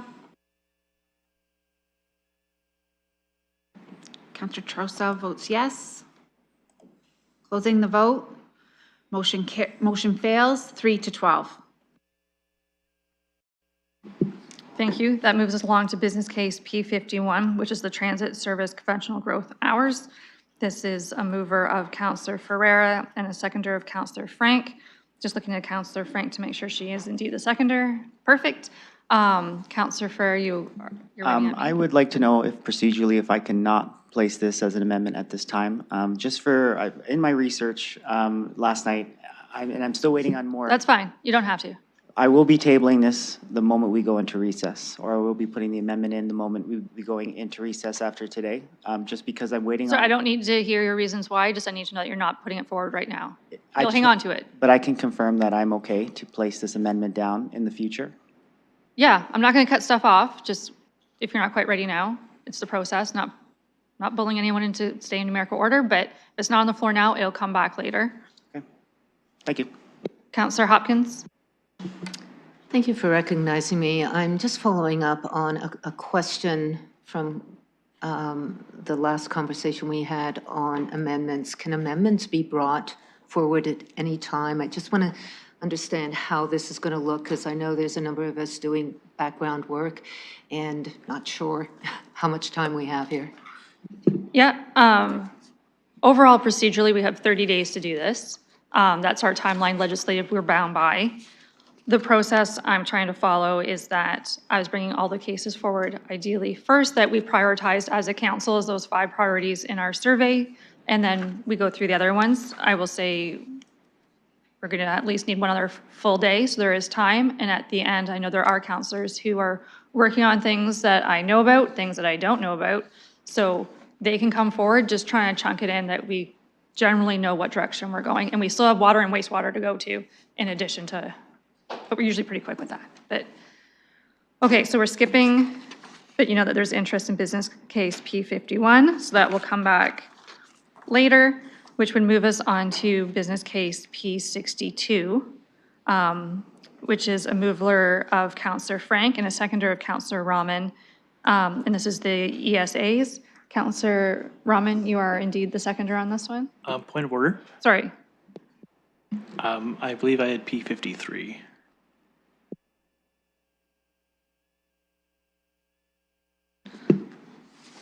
Was it one that showed up on council surveys? It wasn't a prioritized one of council survey. It was anyone's top 5. Not that it's not awesome, whichever one that ends up being. Okay. It will come, absolutely, because there's other ones that we skipped too numerically. So Evelina sent that list at 12 something. So I will circle back to the ones that didn't hit anyone's top 5, just that ideally if these ones were the top ones we were passionate about, get through those and then get into the rest. But absolutely. So this was P62. Councillor Owens indicated that she is indeed the seconder. Councillor Frank. I think Councillor Frank wants to speak to when we bring this. Okay, Councillor Frank, are you saving this one? You bet. Okay, so we're saving that one, which would conclude the current items that were council top priorities, which would move us into the ones that were not on anyone's top 5, still important, just didn't hit top 5 for us, which would move us into business case P27, which is the neighborhood decision-making one. The mover on this one is Deputy Mayor Lewis. The seconder on this one indeed is myself, but I am not planning on relinquishing the chair at this time, so the mover will read out the language, please. That the mayor's 2024 to 2027 multi-year budget be amended to remove business case P27, neighborhood decision-making program expansion.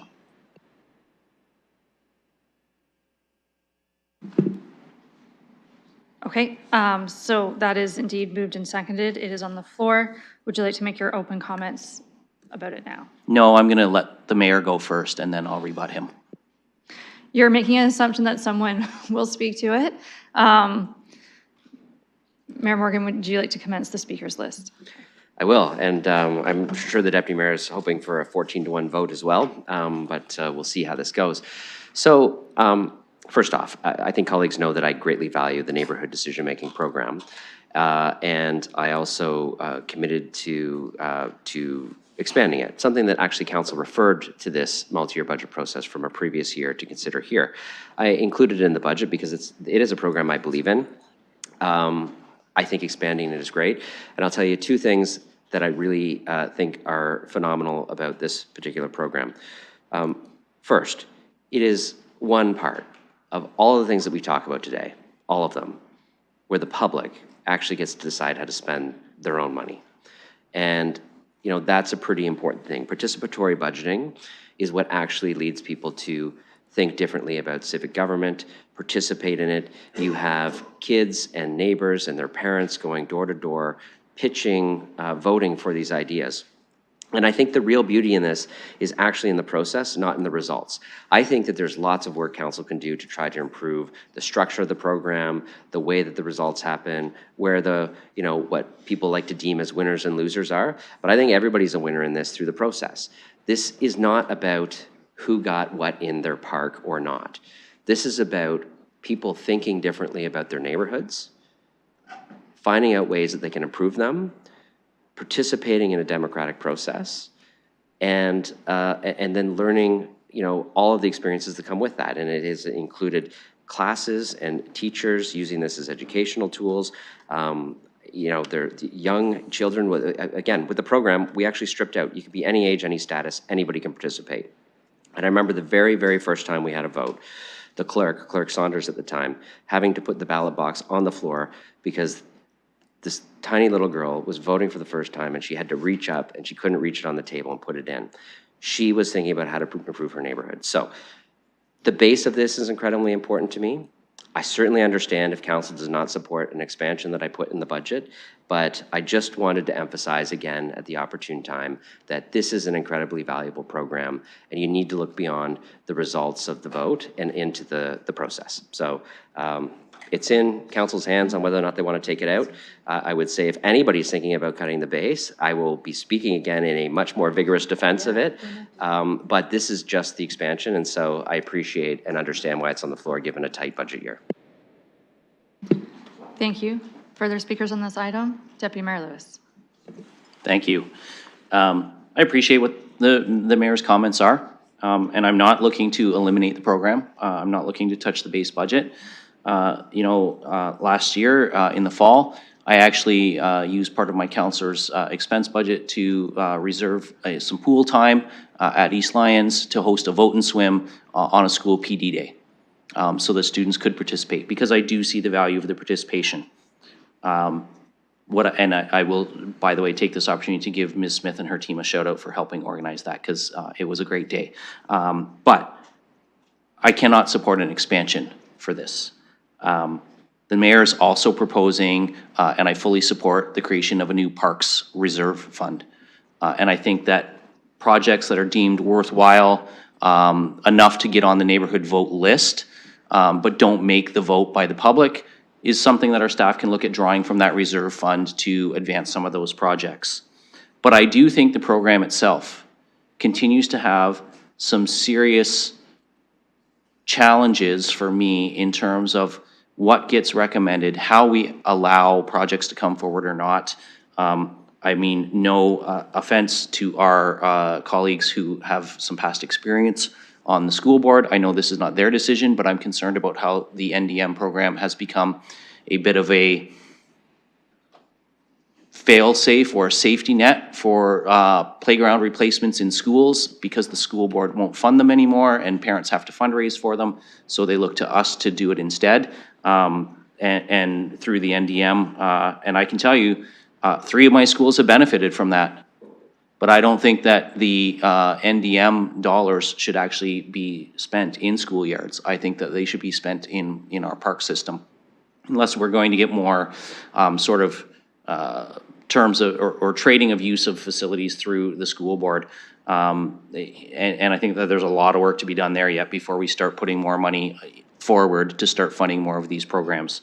So for all of those reasons, I really do encourage colleagues to approve this amendment and remove this from the mayor's budget. I do not think it takes away from the opportunity for programs to still move forward, for projects to still advance, for neighborhoods to still participate.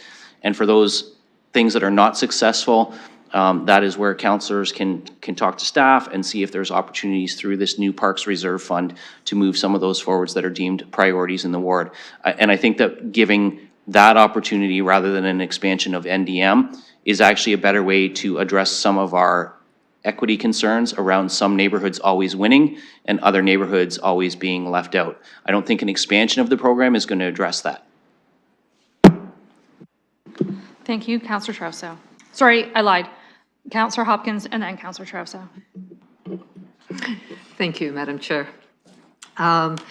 I really do appreciate the mayor's comments around this, about the program and how important it has been to Londoners and neighborhoods in particular. I know my neighborhood has taken advantage of many of the opportunities that this program provides. I understand we're just speaking to the expansion that was directed by council of the 250,000. And I just want to speak to that part of it because the program itself is, I think, very important to our neighborhoods. I won't be supporting, I will be supporting the, to remove the business case. To me, it's just not at this time. I think there are many other challenges, different priorities, but I do want to say The program itself is very important to our neighborhoods, and also the work that staff do with the program as well is also important, but not at this time. Thank you. Councilor Trousseau. Thank you. Through the chair, I'm going to be supporting the motion that the deputy mayor is making. And I just want to say I appreciate everything that the mayor has said about the program. I do have some procedural issues with how the program is being. Not the concept of people getting, but where the boundaries are, what the cutoff $30,000 is, what's eligible, things like that. And I know that it's related to why I'm taking this position, but could somebody just in a sentence explain to me where and when it would be appropriate to raise these other sort of procedural issues without taking up too much budget time? Thank you. And it has been a cyclical conversation, raising some of those concerns as well through committee. I'm not sure if the report's coming back soon. Ms. Smith? As you know, late last year, we did the value for money audit with the auditors, and we also did a fairness and equity review. So at that time, we brought forward the neighborhood decision-making program, and we talked about enhancement to the programs and how to continue to evolve and grow the program. So I would suggest that anytime through the Community and Protective Services Committee, we'd be happy, and you're right, annually at times, because we continue to improve and try and enhance and grow the program to support equity across all neighborhoods. We'd be happy to come with an update to you on the program and its impact so far, and also open the door if there's any suggestions and change, as we've done throughout the years for other councils to participate in. Thank you. Councilor Trousseau? Thank you. Councilor McAllister? Thank you, through the chair. And I think the chair actually just touched on one of the points that I was going to raise in terms of what I often hear with the neighborhood decision-making for my ward is that, ironically, it's the only time we're considered core or central. So just in terms of which category or which area they fall into, it confuses them a little bit. I would like to see some more work done in terms of the process and the program, how it runs currently. For me, I agree in terms of the deputy mayor putting this forward. I think just now is not the time. I'm not against the program. I do think it has a lot of value, but I just believe that now is not the appropriate time. Thank you. Can I turn the chair to? Thank you. I want to recognize Councilor Perlow. Thank you. Obviously, I'm voting for the reduction. I seconded it on this one. I have always appreciated the sentiment of what the program's trying to do. I heard the comments made, it's not what you got, but it is. When your ward and area is one that we got once out of all the years. And the first year of this program, I was actually not on council, and I volunteered at the program, was super excited for it. And over the years, I've saw South London get something once, and it was strictly funding for a Canada Day celebration for the entire community. And I continue to watch the applications come in for a park bench, which it's great, absolutely they're needed, but why is this a neighborhood decision-making point? I've never had a school get anything out of it. The school board didn't get their stuff together and went out, botched the timelines, and the school community was so excited for maybe finally getting something in a green space, and it didn't happen. So this program does have flaws. Been supportive but critical the whole time of it, and I'm not ready to expand it at this point. And I think there are colleagues who realize that sometimes their wards are the one to get it, and absolutely the demographic boundaries where we put, White Oaks is always against Lambeth and Byron, and we usually don't come out with much out of that, and it's just even how we engage communities and different languages that serve our communities. So won't be supportive of this, and looking forward to continuing to deal with staff and get to work with staff. I shouldn't say deal, that's not the sentiment I'm trying to convey, but just as we enhance this program to really make sure that the voices and those we're trying to engage feel empowered. Thank you. And I'll return the chair to the budget chair. Thank you. Looking online to see if there's any questions. I don't see any at this moment. I don't see any in chambers at this moment. Calling the question.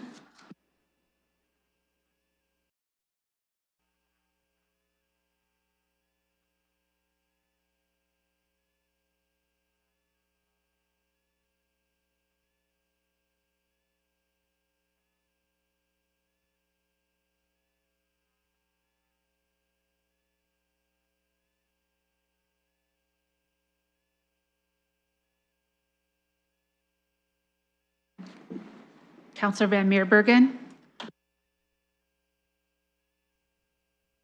Voting yes.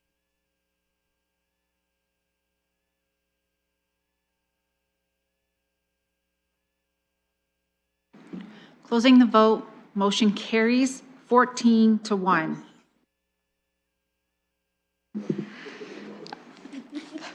Thank you for that. As we move on, I will note that we're not going to discuss it right now. There was business case P65 that was circled in advance. It was a priority of council.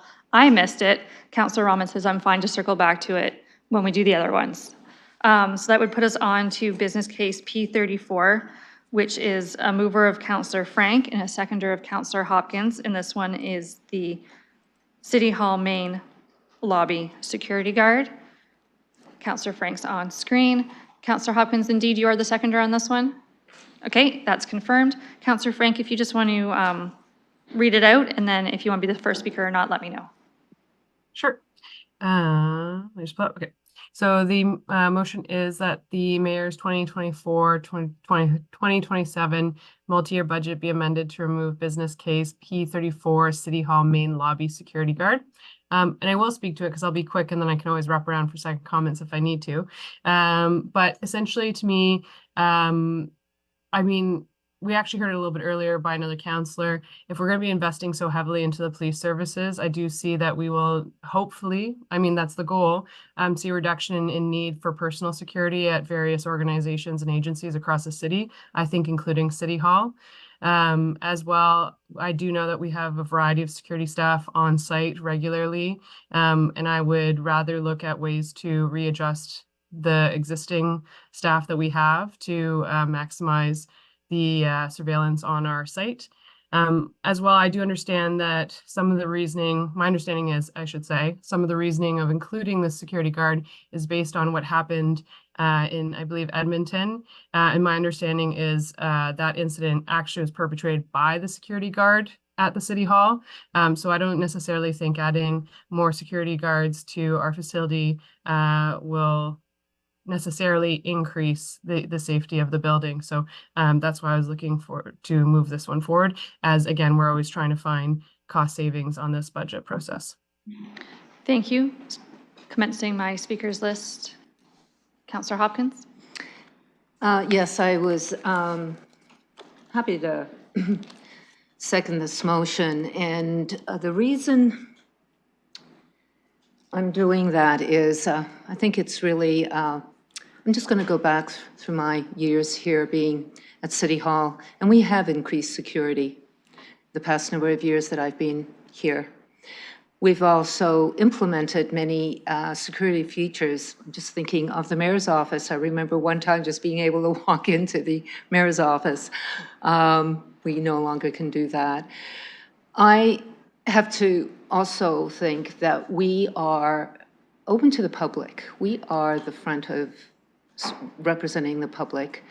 And we have to make sure that they feel that they can come in to our building. I know through things are really quite different in the building now. Prior to COVID, it was a busy, bustling building. Through COVID, it was empty, and now as we're coming out of it, it's not as busy as it once was. There's, to get up the elevators, you need security cards from, I think, 3 and up. I know the security guard is specific to the main floor, but I, throughout the years, with all these measures, Don't feel any safer. Every time I see a security guard, doesn't automatically make me feel safe when I'm in the building. So I think we have to try to find ways to reduce the budget, and to me, this was a possibility. Thank you. Councillor Lehman. Thank you. And the mover is correct. I'm glad that she was listening to what I was saying. This is exactly what I was talking about. I want to put the security where it should be in our city onto our local police services. I understand for security in our building, but additional security at the lobby, I would at this time not be supporting that. I believe there are certain times with certain situations going on that security can be brought in, either redistributed from our current security staff or also from our local police services. So I will be supporting this amendment. Thank you. Sorry, as I'm just blinking at everybody. My speakers list will be the mayor next, and then looking online or in chambers, because that would be the end of my current speakers list. Yes, thank you. So I will say in the original early kind of working through the budget, this was not in there, and the councilor's correct. The incident in Edmonton did cause me to have a long conversation with Mr. Lattiser about the value in this. I want to say, first off, and I want to preface this very clearly, I believe in the safety and security of all of our staff at the City of London. But I also want to say there are a handful of very specific individuals who work directly for me in my office that I also think about. And to Councillor Hopkins, first off, you're welcome to walk into the mayor's office anytime you want. But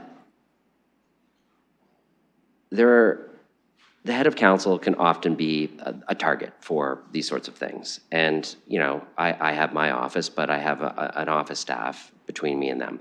And so should this business case not proceed, I will have to have some discussions with Mr. Lattiser about how we best protect them. And I know it's not just them. I know there are people on the main floor. I know there's access to the new service desk on the second floor. I know there's access up to the third floor as well.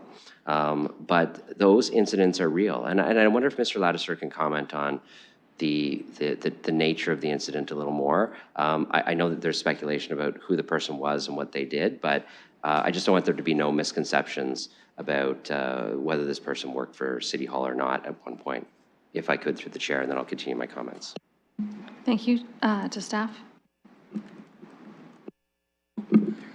Sure, through the chair. So I can't comment specifically on the incident in Edmonton. I do have close relationships with the police service in Edmonton, and it is still under investigation. There's lots of rumors that go around when incidents like this occur. To speculate that it's definitely an internal member or staff, I don't think is appropriate at this point. This came to my attention through a joint health and safety committee recommendation, and that's what initiated this. Mr. Mayor.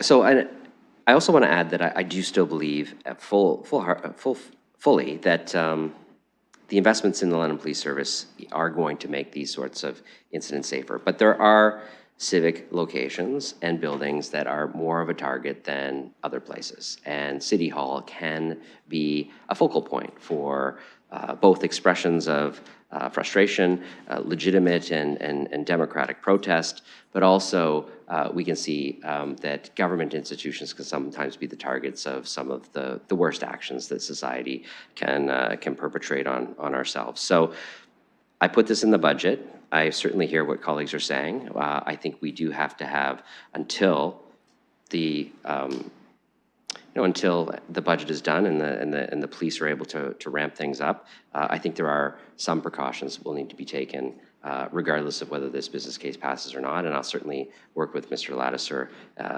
on that with respect to my office, knowing that, again, there are other components of the corporation that do have open access through the front door of City Hall. Thank you. Councillor Rahman.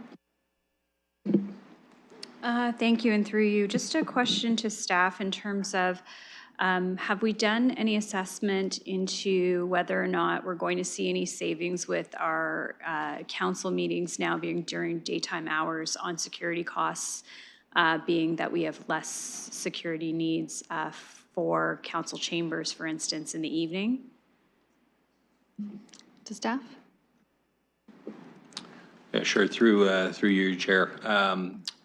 As far as the daytime movement between evening, it really doesn't change the response from the security side. We have dedicated guards that are dedicated for council meetings specifically, especially when the public's attending. So whether it's an evening or daytime, we really don't see a difference in the savings because our staffing levels are the same 24/7. So through daytime, through evening, although we add guards as required, depending on the type of meeting. Counselor? Okay, thank you. So I guess maybe I've read this differently. So my understanding was we had a guard up in the front of the building up until the 2020. And then we moved away from that in terms of modeling. And that we're saying by stationing the building patrol guard in the main lobby during business hours, the security guard was still required to go out and attend to other calls, and that's why they're not fully able to be stationed there. But I think what I heard from Councillor Frank was her thought that there were a large number of guards around this area. And so is it possible for any sort of a reallocation to address the Joint Health and Safety Committee's concerns over the guard at the front? So that's kind of what I'm looking for. Is there a way of reallocating or looking to use that differently? Or is this the way to address the problem only?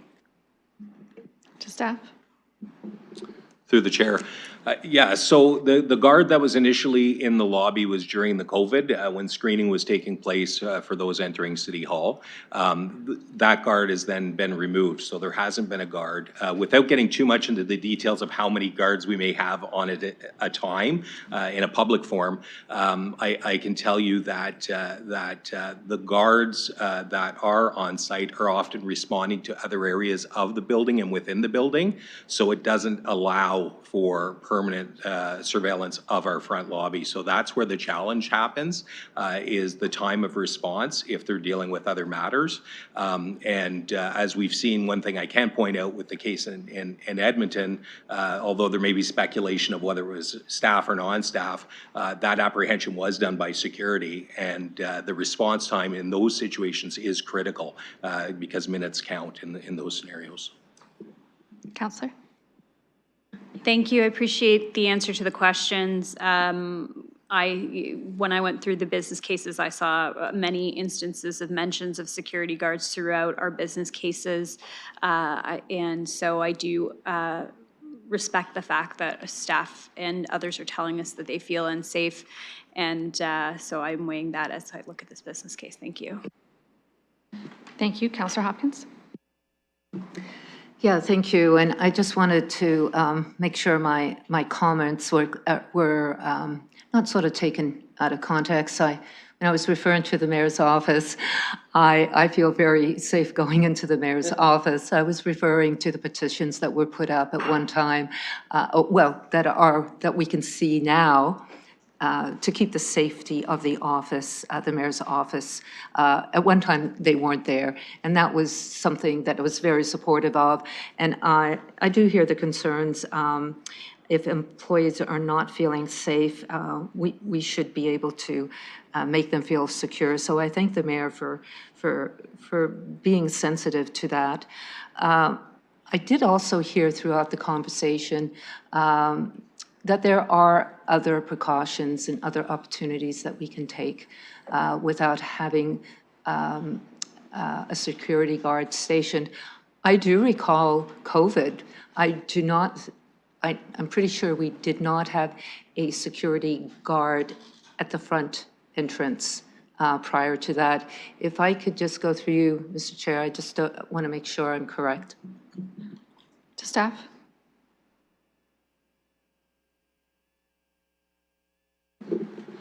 To the best of my knowledge, there was a guard during COVID for screening. However, that was before my time starting with the city, so I'd have to confirm that with my staff. But I believe there was a guard there during that time, and that guard ceased to exist after the end of COVID.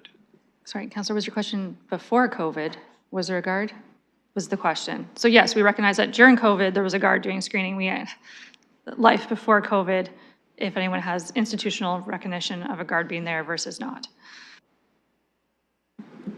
Sorry, through your chair, I don't believe there was a guard there prior to COVID. My apologies. Councillor?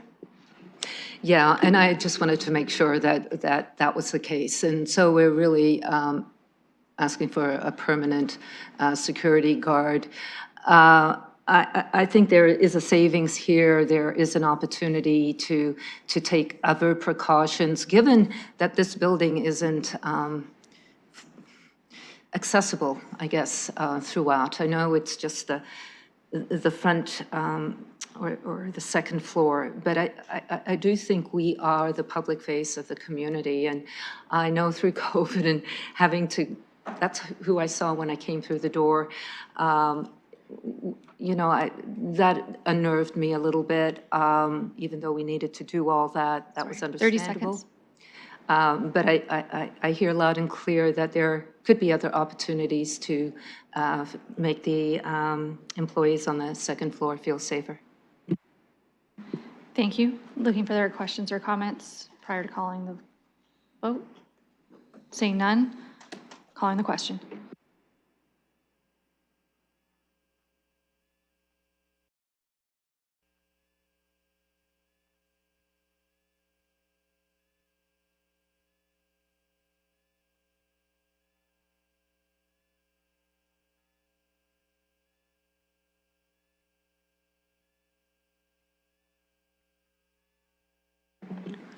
Counselor Pribble, Counselor Trossow, Counselor Van Meerbergen.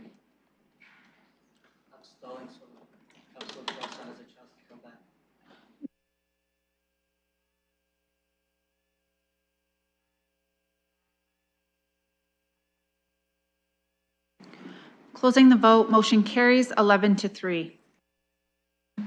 Thank you. That moves us along to business case 39, which has to do with the Grand Theater. Before the mover and seconder is interested in putting it on the floor, they're asking if we're able to get a hold of the Grand. That'd be a question to staff.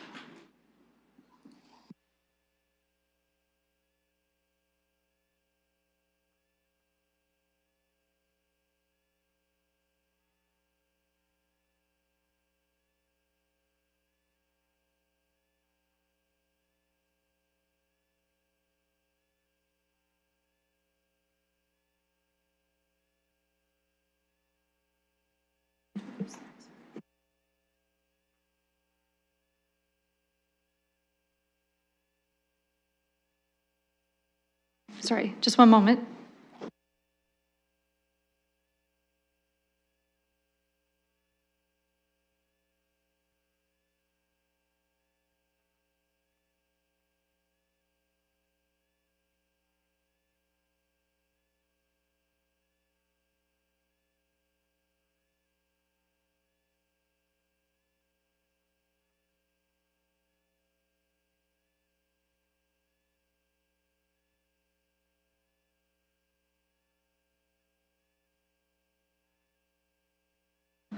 Okay, they had left Zoom. They are back to Zoom. They're just finishing logging in.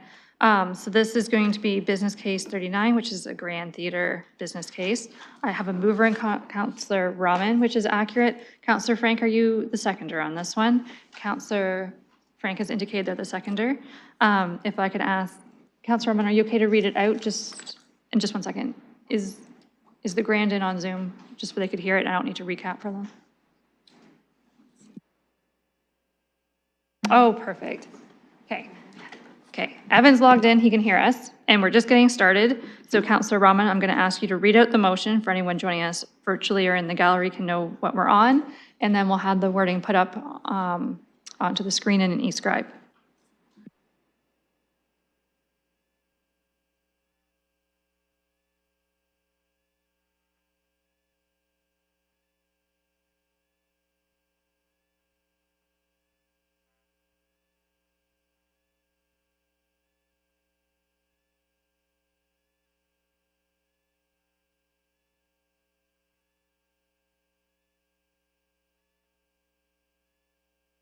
Thank you, and through you, thanks for your patience. Okay, that the mayor's 2024 to 2027 multi-year budget be amended to include funding at $100,000 a year for business case P39, the Grand Theater, increasing community access to participation in the arts as set out in the Civic Administration Draft 2024 to 2027 multi-year budget referred by the Strategic Priorities and Policy Committee on December 12, 2023. Okay, thank you. And we have a seconder on that one, so that it is on the floor. Councillor Rahman, would you like to speak first to this or not?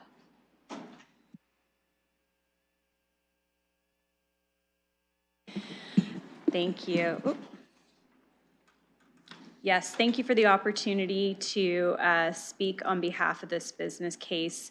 As you may know, yesterday when we were engaging in discussion with the mayor about the business cases and what was supported, what was not, he did provide justification as to why this wasn't supported at the full amount. I wanted the opportunity to have a conversation about funding it at $100,000, similarly to what we heard with the London Arts Council. We have not been increasing the funding for our arts community, and they are facing the same pressures that every other organization is facing as well. So I wanted the opportunity for council to have a discussion about the grant.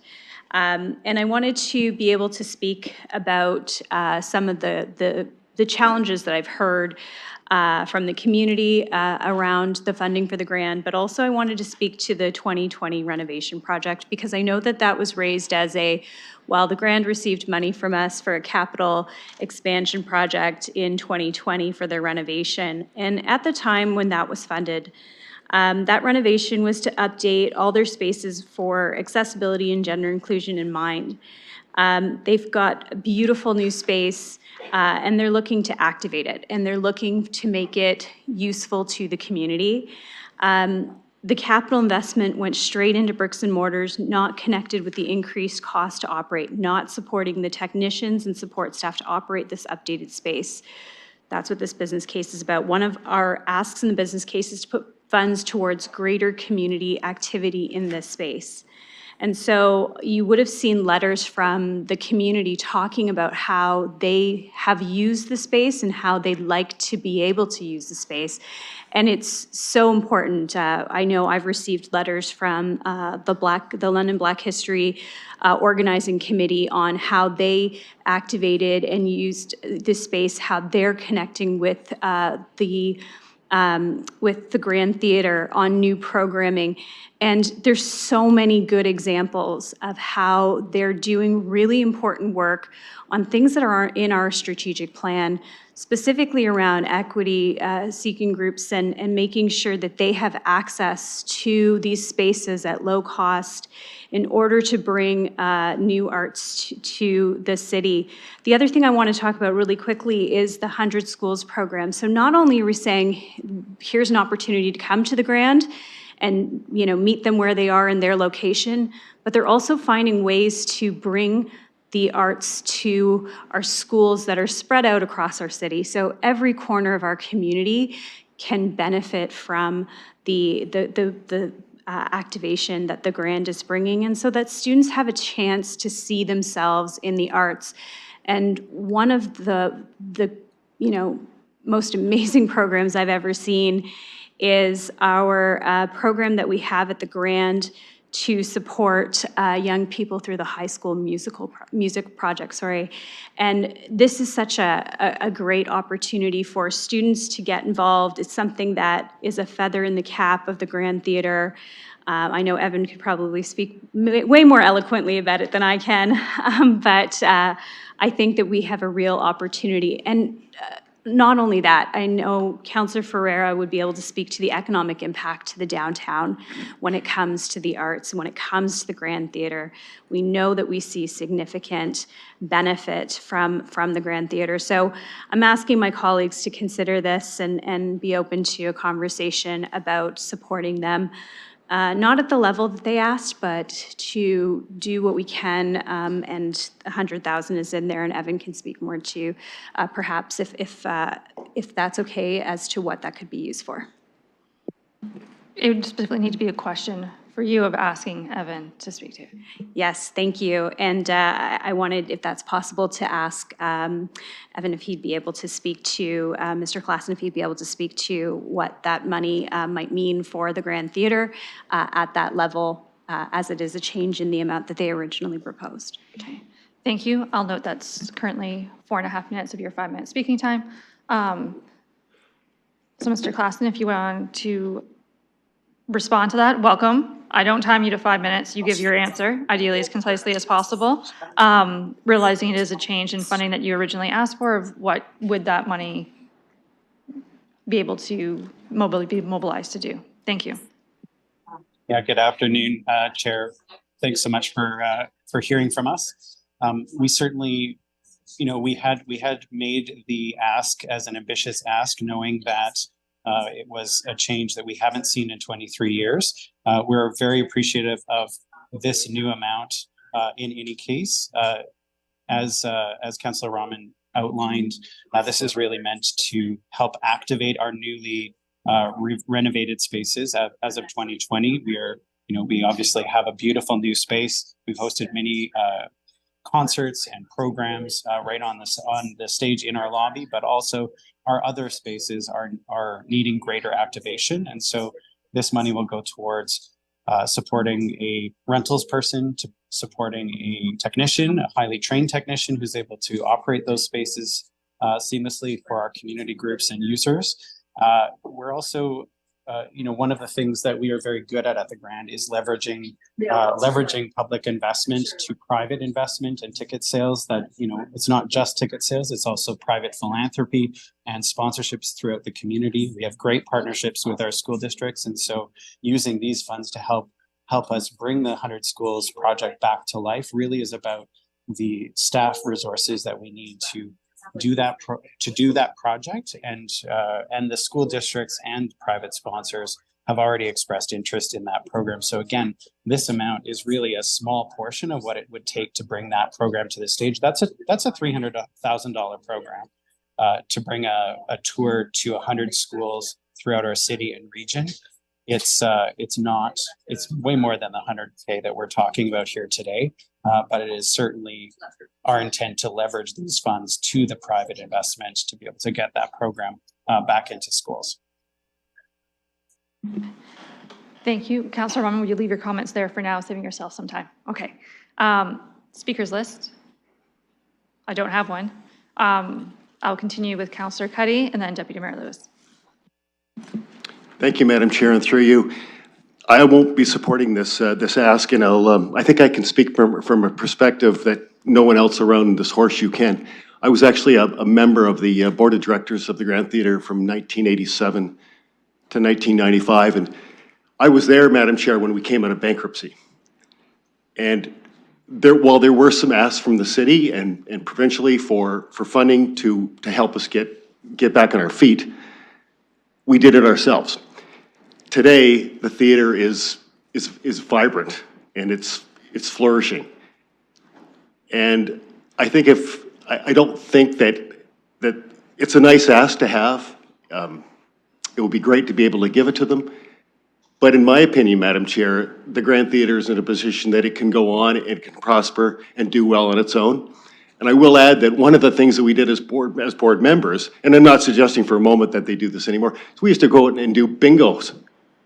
And most of the people on that board, I might add, are probably dead by now, with the exception of me. But we did go out and raise funds, and we don't have to do that today because the Grand Theatre is a thriving facility. So thank you for the opportunity to speak to this. I won't be supporting it. Thank you. I'm hearing a suggestion of a bingo night play, perhaps, that they can operationalize. I will also note that Ms. Peak has joined us, who's the artistic director, so you have the executive director and the artistic director for questions. I have Deputy Mayor Lewis next, and then Councillor Ferreira. Thank you, Madam Chair. I appreciate what the Grand brings to our community. I just had the opportunity to watch The Invisible a couple of weeks back. Wonderful production, great show, very much enjoy it. I also had the opportunity to see the high school production of Phantom of the Opera last year. Again, great work. However, I absolutely cannot support this ask. The last multi-year budget dedicated $2.5 million to the Grand Theatre for capital.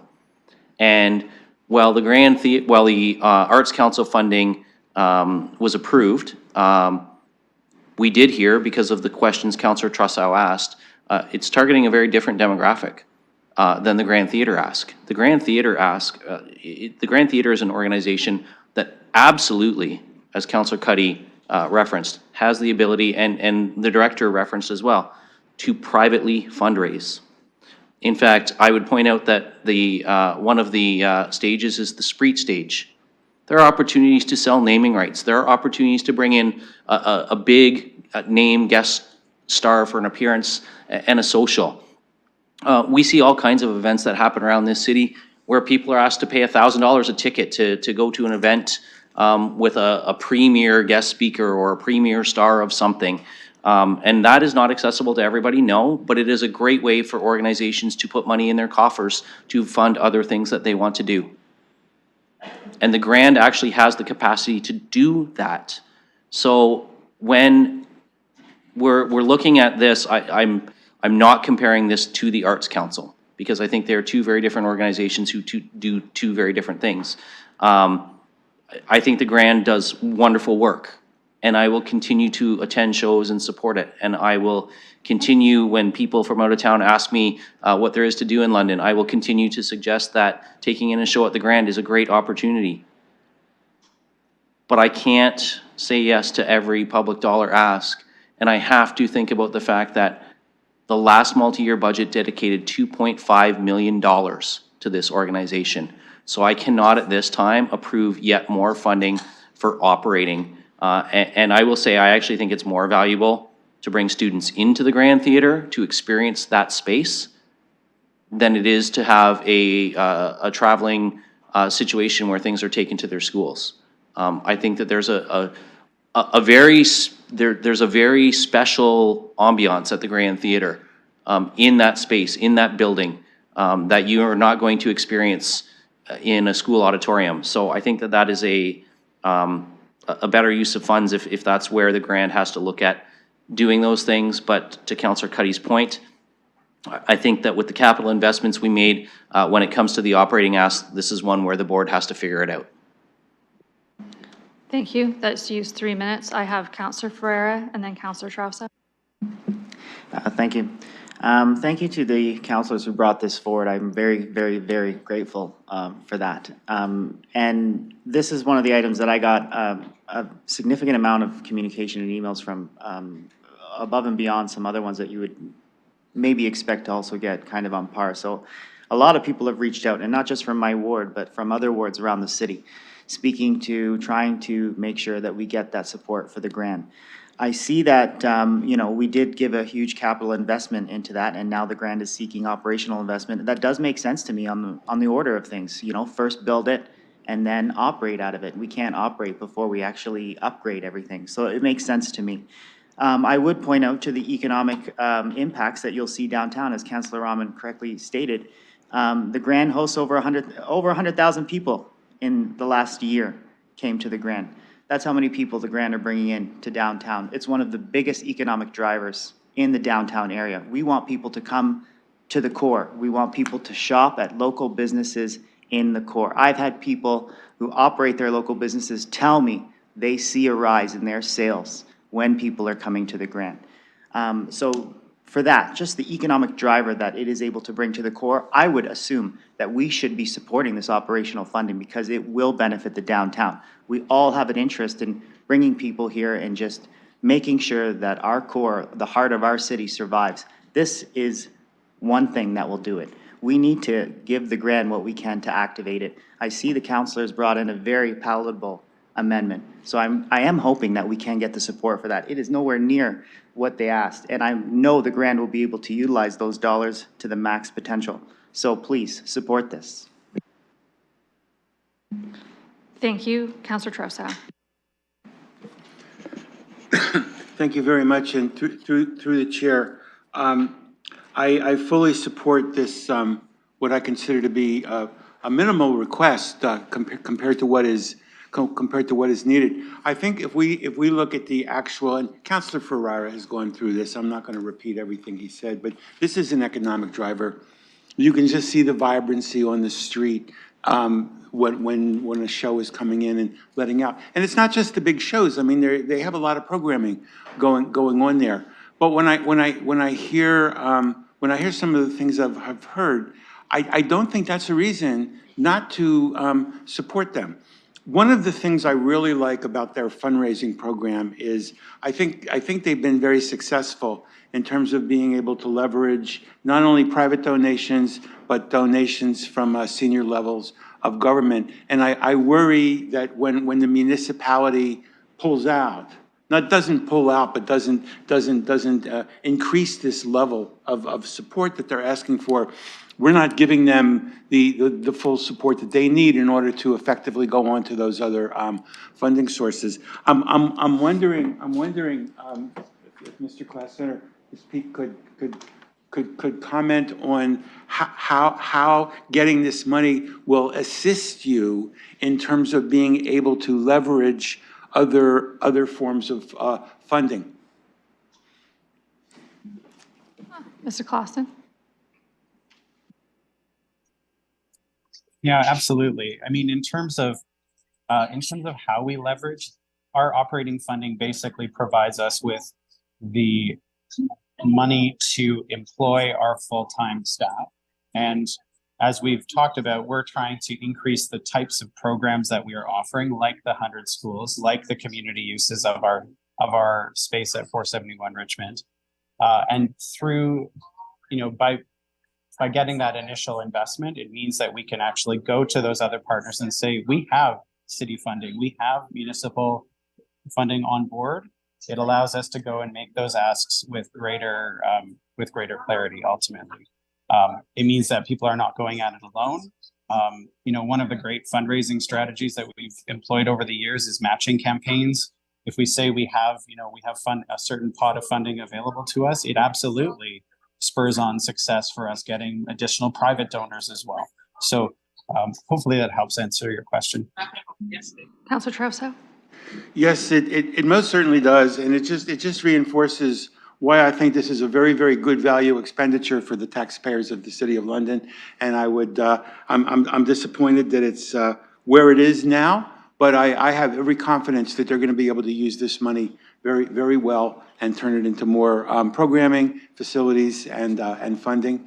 And thank you, and I'll be supporting this. Thank you. The final speaker at the moment that I have on my list is Councilor Pribble. So if anyone else would like on it virtually or in chambers, just please let me know. So after Councilor Pribble will be Councilor Frank. So if there's anybody else, let me know. Thank you. And as was already said, Grand Theatre is a great value to our community, no doubt. I support it myself personally, even through my business. One thing is that I would not support the original ask for the grant. This one I will support, and I'm going to tell you the reason why I'm going to support it.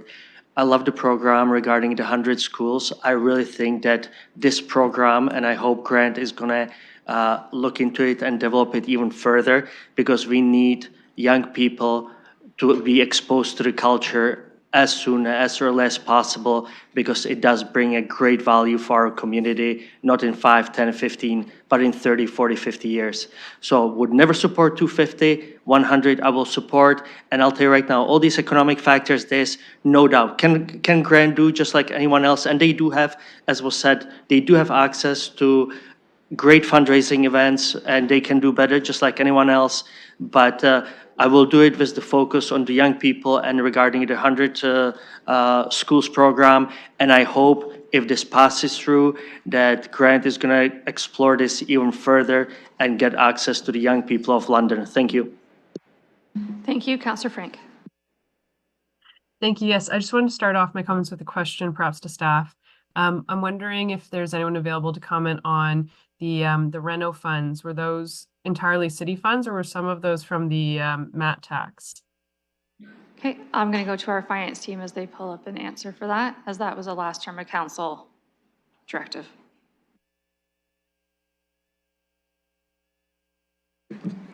Just give us a minute to look that up and we'll pull up that information. Yeah, do you have any other questions while they dig into those financial bits and pieces?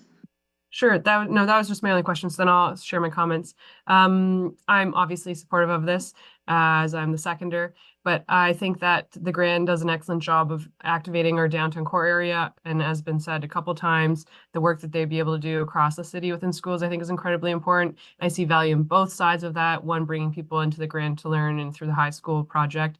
On the other hand, not everyone can make it downtown. We already know school bus and field trips are incredibly cumbersome. And usually there's not even buses available for students to be able to make their way to field trips. So I see a lot of value in having reverse outreach within the community, especially in some of the more disadvantaged schools that would never have these opportunities given to them.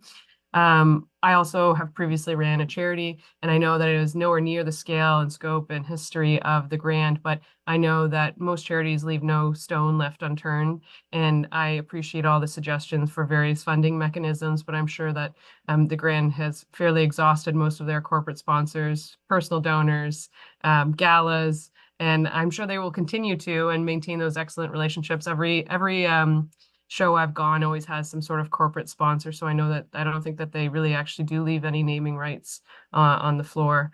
So I appreciate those suggestions, but I think that this is one of those times where there is a need, and I think we have the opportunity to support that. So I'm curious about the question if staff are able to answer it, but I will be supporting this. Thank you. I think staff is still digging through financial pages of goodness. So I'm just looking to see if there's any other speakers online or in person. Okay, Mr. Murray. Thank you through the chair. We've been able to dig up those numbers, and the previous funding provided to the Grand Theatre was a split of $1.2 million from our Tourism Infrastructure Reserve Fund, which is the fund that receives our share of the MAT revenues. And then the other $800,000 was funded through our Economic Development Reserve Fund. Thank you. Councillor Franco, follow up on that? Thank you. Yes, that did trigger it. So, I mean, I think given that those numbers, I think that does actually also make me want to support them even more, given that the city itself only contributed $800,000 towards that renovation.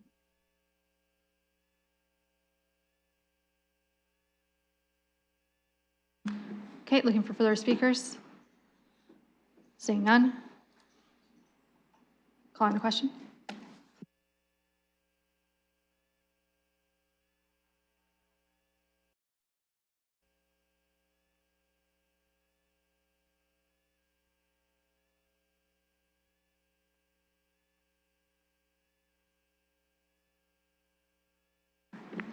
Closing the vote, motion fails 6-8.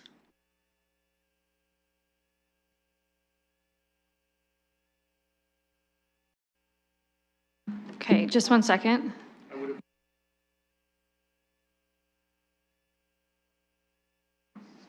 Yes, I didn't see that on my screen, and I would have voted yes. Okay, just one second. Can I have a motion? Okay, I'm going to ask for a council to do a motion to reopen that, as the system had marked him absent because he was absent from the prior vote and still wasn't in our system. So a motion to reconsider, moved by Deputy Mayor Lewis, seconded by Councillor Hopkins. I'm going to assume no conversation on this. So that last vote will be cleared and then reopened in a moment. So whatever you just intended, do it again.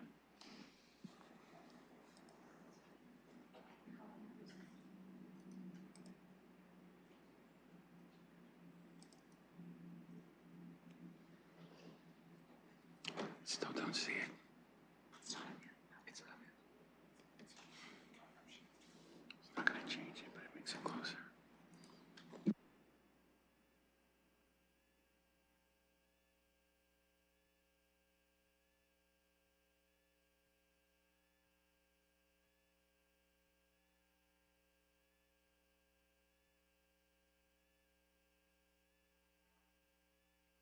Okay, that vote's now open.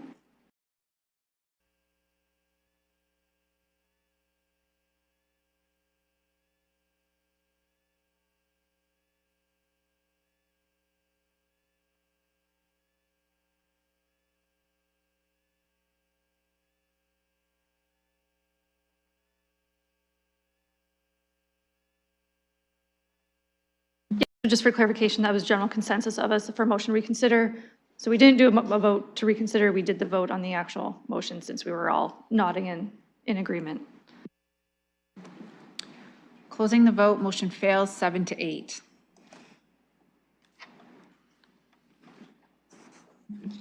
Okay, thank you for that. That concludes the motion that was before us on the floor. I'll note that it is break time.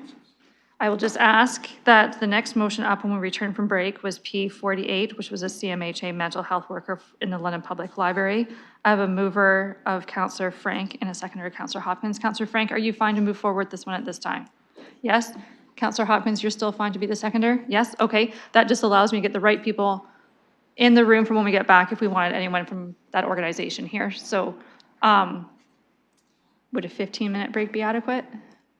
Okay, I would need a mover and a seconder to bring us back. Okay, so 15 minutes, moved by Councillor Stevenson, seconded by Councillor Hopkins. A hand vote of all. Closing the vote, motion carries. 2:30.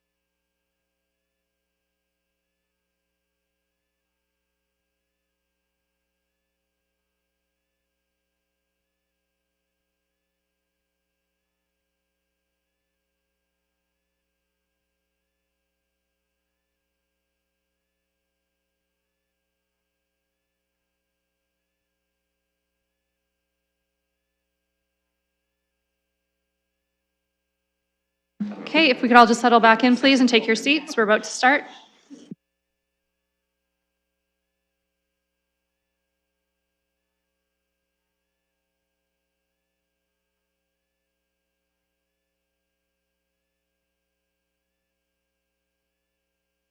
Okay, thank you. As we start back up, the next one is business case P48, which is the CMHA mental health worker, London Public Library. I have a mover noted as Councillor Frank and a seconder as Councillor Hopkins. Councillor Hopkins is good to be the seconder? Yes. Councillor Frank, you're good to be the mover, and you are good to proceed at this time. We're all settled back in. Mr. Ciccone is online, who's with London Public Library. So Councillor, if you want to read your motion for everybody, and then I'll go to you, see if you wanted to speak to it first.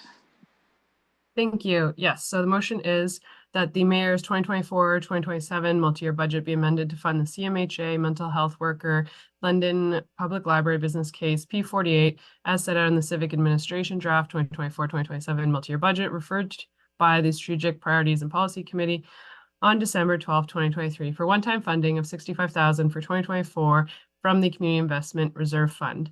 And I will speak to it. So essentially, I see incredible value in funding this mental health worker. They currently have a mental health worker, but unfortunately the funding is ending for that. And this current mental health worker sees about 70 people a week in various stages of crisis that I'm sure the library CEO will be able to speak to. But I know that it helps divert security issues, it helps people get services in the community, it helps reduce calls to the police. And I think that all of those reasons make it a very valuable business case to ask for. I was hoping to essentially fund this from some of the funding that we'd save from the police budget case that did not get reduced and passed. That being said, in the last 2 hours, we were able to reduce some of the funding because I was speaking with the CEO and they desperately need to keep the person for this year, and then we'll do their best to find funding elsewhere moving forward. But given that we're already 2 months into this year, they are still trying to find a way to be able to pay for the person. So, and additionally, staff recommended, since it's a one-time funding, it come from a reserve fund instead of operating funding, so it would have no impact on the property tax. And that is overall why I think we should be funding this bid. Thank you. That used 120, just for you know. Looking for further speakers on this item, either online or in chambers. Okay, I'll recognize Deputy Mayor Lewis. Thank you, Madam Chair. I appreciate the library trying to do what it can to be part of, tackling our broader social issues. But it's stated right here in the business case that the reason that they're coming to us is that this was a federal pilot project that is no longer being funded. And this, to me, and I realize people may have differences of opinion, but this to me is a very clear difference in terms of jurisdiction. Healthcare is the responsibility of the federal and the provincial governments. And the other reason that I will not be supporting this is because you do not use reserve funds to fund an operating cost. And even though this is only being suggested for 1 year, nonetheless, this is an operating cost. This is not a one-time capital cost. All we're doing, if we did this, would be extending a 1-year lifeline on operating and would still leave them without a source of funding for this for future years. So there, for me, there are two sound financial principles that should drive our decisions that are a reason to say no to this. One is treading into jurisdictions of other levels of government and backfilling. And this is clearly a backfill because they have canceled, the federal government has canceled their pilot project. And it is also using a reserve fund to fund what is an operating cost. Although it may only be for 1 year, it's an operating cost. Thank you. Councillor Hopkins. Yeah, thank you, Deputy Mayor, for your comments. I would like to just follow up with some comments about the source of funding. And I'm just going to step back a little bit because out of everything that I've read in the library's business plan, this to me stood out. And the reason it stood out is that it is successful. It is important to have the safe space that is created in the library. And I just want to step back a little bit. We've spoken about Edmonton. A couple weeks ago, there was a program on what Edmonton's downtown Central Library is doing and the success it is having in its downtown core with positions like this that they have, and they have more than one. This is about having, keeping the success of this program going for at least that 1 year so the library can have opportunities to get funding where it's needed. Hopefully there'll be programs, but there is a need, and it's also the success of the program. Do we just throw it away? I am hoping that my colleagues will support this amendment. It is just for 1 year. Thank you. I have Councillor Rahman next, and then my question will be, Councillor Frank, is that a new hand or old hand? New hand, okay. So Councillor Rahman, and then I'll circle back to Councillor Frank. Thank you, and through you. I'm wondering, I believe the chief librarian's with us.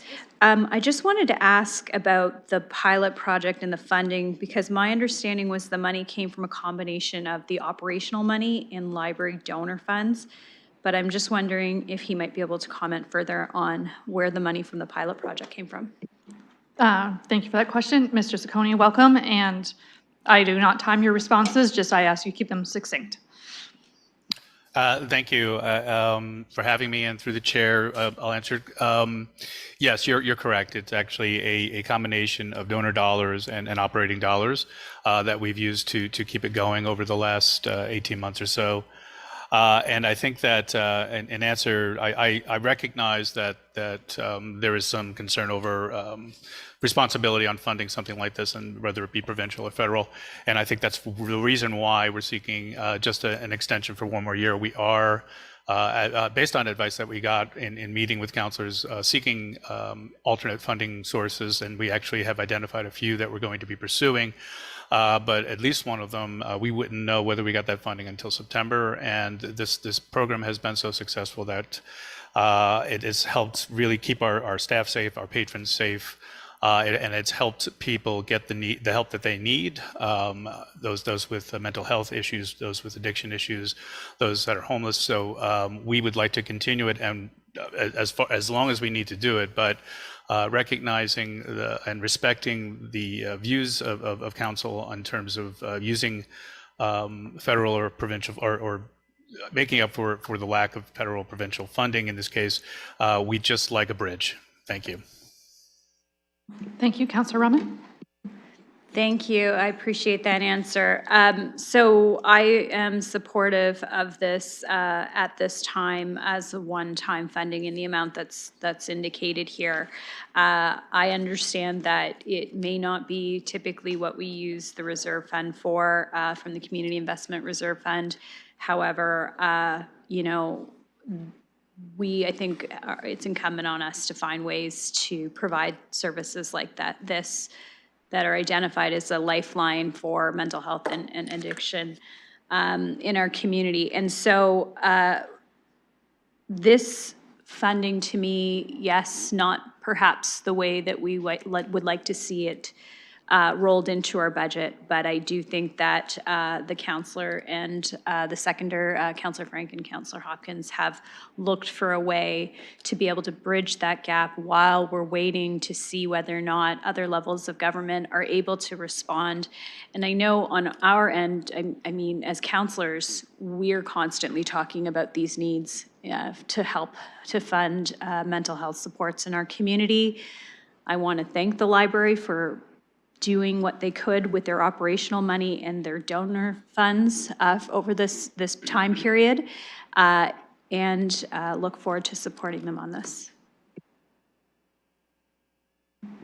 Thank you. I have Councillor Frank, Councillor Trousseau, Councillor Ferreira. Councillor Frank.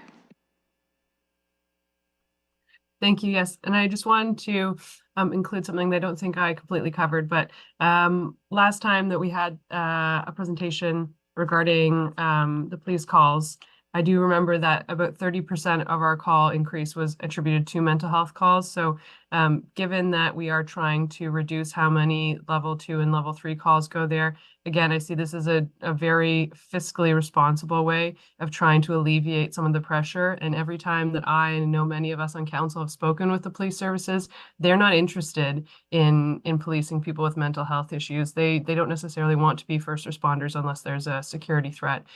So yet again, I see this as almost a cost-saving opportunity for council to be investing in, and at the same time having benefits of connecting people to services and making people feel safer in the downtown core. So again, I'll be continuing to support it. Thank you. Councilor Trousseau. Thank you through the chair. I want to start by just taking a minute to talk about some of the jurisdictional issues that persistently come up. And in addition to the broad municipal function of health and safety, very broadly construed, in the Public Library Act, there are a couple of specific provisions that I think are very germane here. A board shall seek to provide a comprehensive and efficient public library service that reflects the community's unique needs. And there it is right there, the community's unique needs. And you can't really use your Section 20 powers under the Library Act without understanding what your community unique needs are. And when you're sitting at the downtown library, you figure that out really quickly in terms of what some of the local conditions are. Also, it also says under subdivision D, may operate special services in connection with the library as it considers necessary. And what I want to stress here is public library boards are, and many of you have served on public library boards, so you would know this. Public library boards are given a lot of additional discretion in the library premises because of these provisions. So if we're not going to support this, let's not do it on jurisdictional grounds. Now, I want to talk about the human factor here. It's understood that there's not going to be a hub on Dundas, that some of the additional social service installations are not going to be there. And I think having this space inside the library creates an opportunity to not have a mini hub or anything like that, but it creates a space where people who are likely candidates for the types of services that CMHA can provide to be able to walk into a comfortable, supportive space that they feel safe and happy in, someplace they go to do reading, someplace they go to access the computer, someplace they go just to sit and stay out of the cold. And it's so important that the library provides this space where people who otherwise might not walk into a social service agency and not feel comfortable or not even know where the social service agency is, go into this like very, very nurturing space for them and see that CMHA there. And it's been so successful because people have taken them up. I want to refer you to the letter from the CMHA that's at the end from Sarah Doan, manager of case management. This is helping the situation on the street in an appreciable way in the downtown core.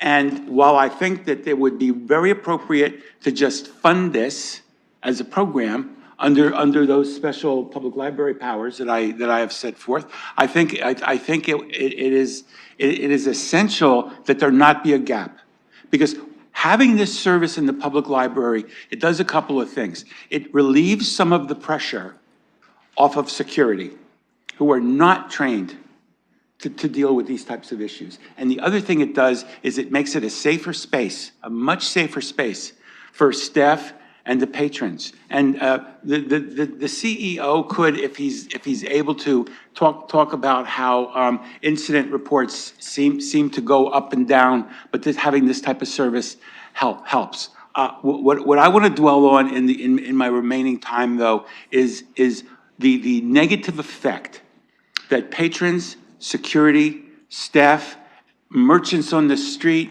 other people in the building are going to suffer if we take this away. This is an example of the type of creative partnership that we should be striving for. And I don't think that we should be erecting rigid organizational, jurisdictional boundaries that, as a matter of, I don't want to say law because that gets 20 into seconds. that. Okay, so the library is exercising its jurisdictional powers in a very creative way, and the city should be helping that. And I just really hope that you support this. It's a wonderful program. Thank you so much. Thank you. That was your 5 minutes precisely. You did mention one comment to Mr. Ciccone in there, but didn't pause for it. So I will take its intent that it was a question to Mr. Ciccone if he would like to reply of the staff person's engagement and its effect on patrons using that space with this CMHA worker. Thank you, through the chair. These statistics were included in the business case itself, but I can repeat them. Some of the things that this case manager has done, they average 70 walk-ins a week, just people coming to seek help. But in addition, they've helped individuals find meals, complete rent geared into income forms, connect with legal services. One of the most important aspects of it, they regularly assist security personnel with wellness checks and individuals inside and outside the Central Library and help respond to close to 150 incidents at that time of the submission of this business case during the pilot project. They've actually had Zoom hearings with and provide support to persons struggling with anxiety and assisted with low literacy and comprehension skills on fighting a rent increase by their landlord.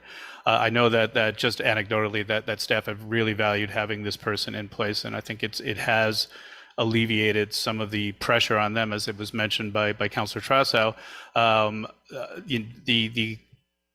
What we do here in terms of addressing the concerns or the issues with mental health and addiction issues, it's become a core service for staff and security guards, and they're not trained nor credentialed to fully address their needs or manage their behaviors.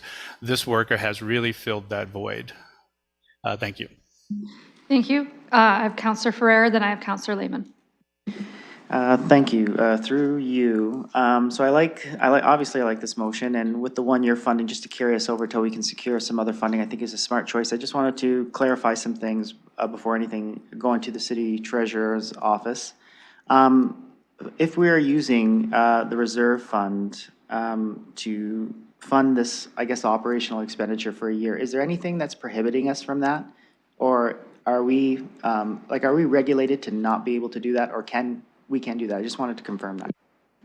To staff.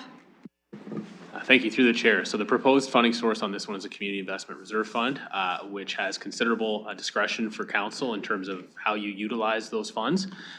This is the fund that receives 25% of any year-end surplus, according to our surplus deficit policy. So the parameters of the use of the fund are quite broad, I would say, and there are no restrictions that would prohibit this use on a one-time basis. Councillor Ferreira. Thank you for that. So I walk through this library every single day. So I see with my own eyes the demand for the services that the transitional case manager will provide. I also understand that certain capabilities, certain training for individuals need to be there to provide for people with varying needs. So I believe that this position is very substantial, especially for the library. I've heard it before. I'm just going to touch on it really quick because it's been commented here. But the library is much more than just a library. It's much more than just receiving books. It's much more, much more. And if you go to the Central Library downtown, you'll see that. You'll see that every single day. You'll see many people showing you that in their own way of life and their own individual movements throughout the library and what they need. So I feel like this is a very smart move by the two councils that has brought this. So I do appreciate that. And I feel like we should support this. If it's can carry us over for the year so we can continue this service, especially in a place where the demand is clearly there, we should support it. Thank you. Councillor Lehman. So thank you. So this I find very similar to the arguments that we had for the security service at City Hall. In fact, where the mover of this motion reminded me of my statements about police fulfilling certain roles. I take issue with that the police have no interest in this. In my experience, actually walking downtown with our London Foot Patrol, the majority of their time was engaging people that were suffering from mental health and addiction. And in fact, the training dollars that are being asked for in this police budget is so that our police services are properly trained to deal with the many social issues that we're seeing in our streets. Also included in that is support for our COAST program, which is a community outreach and support team that works in conjunction with the Canadian Mental Health Association, Thames Valley Addiction, and the Middlesex London Paramedics Service. That being said, the pragmatic side of me says it's a one-time gap funding to hold them over until they seek funding from other sources. So that, I applaud them for doing that, for looking at other sources, because I agree with the Deputy Mayor that we should not be backfilling federal funding. However, in order to bridge that gap, I will support it, but with a proviso that if this comes back again on a more permanent basis, I will not be able to support it at that time. Thank you. Councillor Stevenson. Thank you. I just wanted to say that this is a much needed and valuable service, no doubt about it, like others that I have voted against today. But I'm going to support this one for two reasons. One, we're not taking it on as an ongoing thing. It's a stopgap measure while other funding is sought. And it's not hitting the tax levy. So I thank my fellow councillors for finding a way forward, and I will be supporting this. Thank you. Looking for their further comments from online or in chambers. Seeing none, calling the question.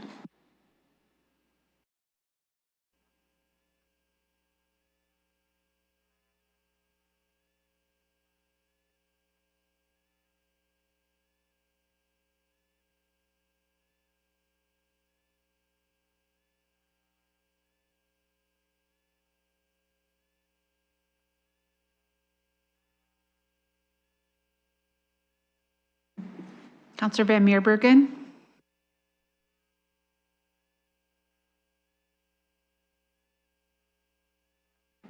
Closing the vote, motion carries 11-4. Thank you. Numerically, the next item would be business case P53, which is the road safety enhancements. This would be Councillor McAllister and Councillor Ferreira. Are you prepared to put that forward at this time? Okay. Both of them are nodding, so we will get that. It's in the Escribe. I will. Okay, so that's just getting loaded into Escribe. I'm going to ask them both to. I'm going to ask Councillor McAllister to read it out. I'll also note that our transportation staff, Mr. McCray, is with us as well, and other staff to answer questions as we move through this. If you could please read it out.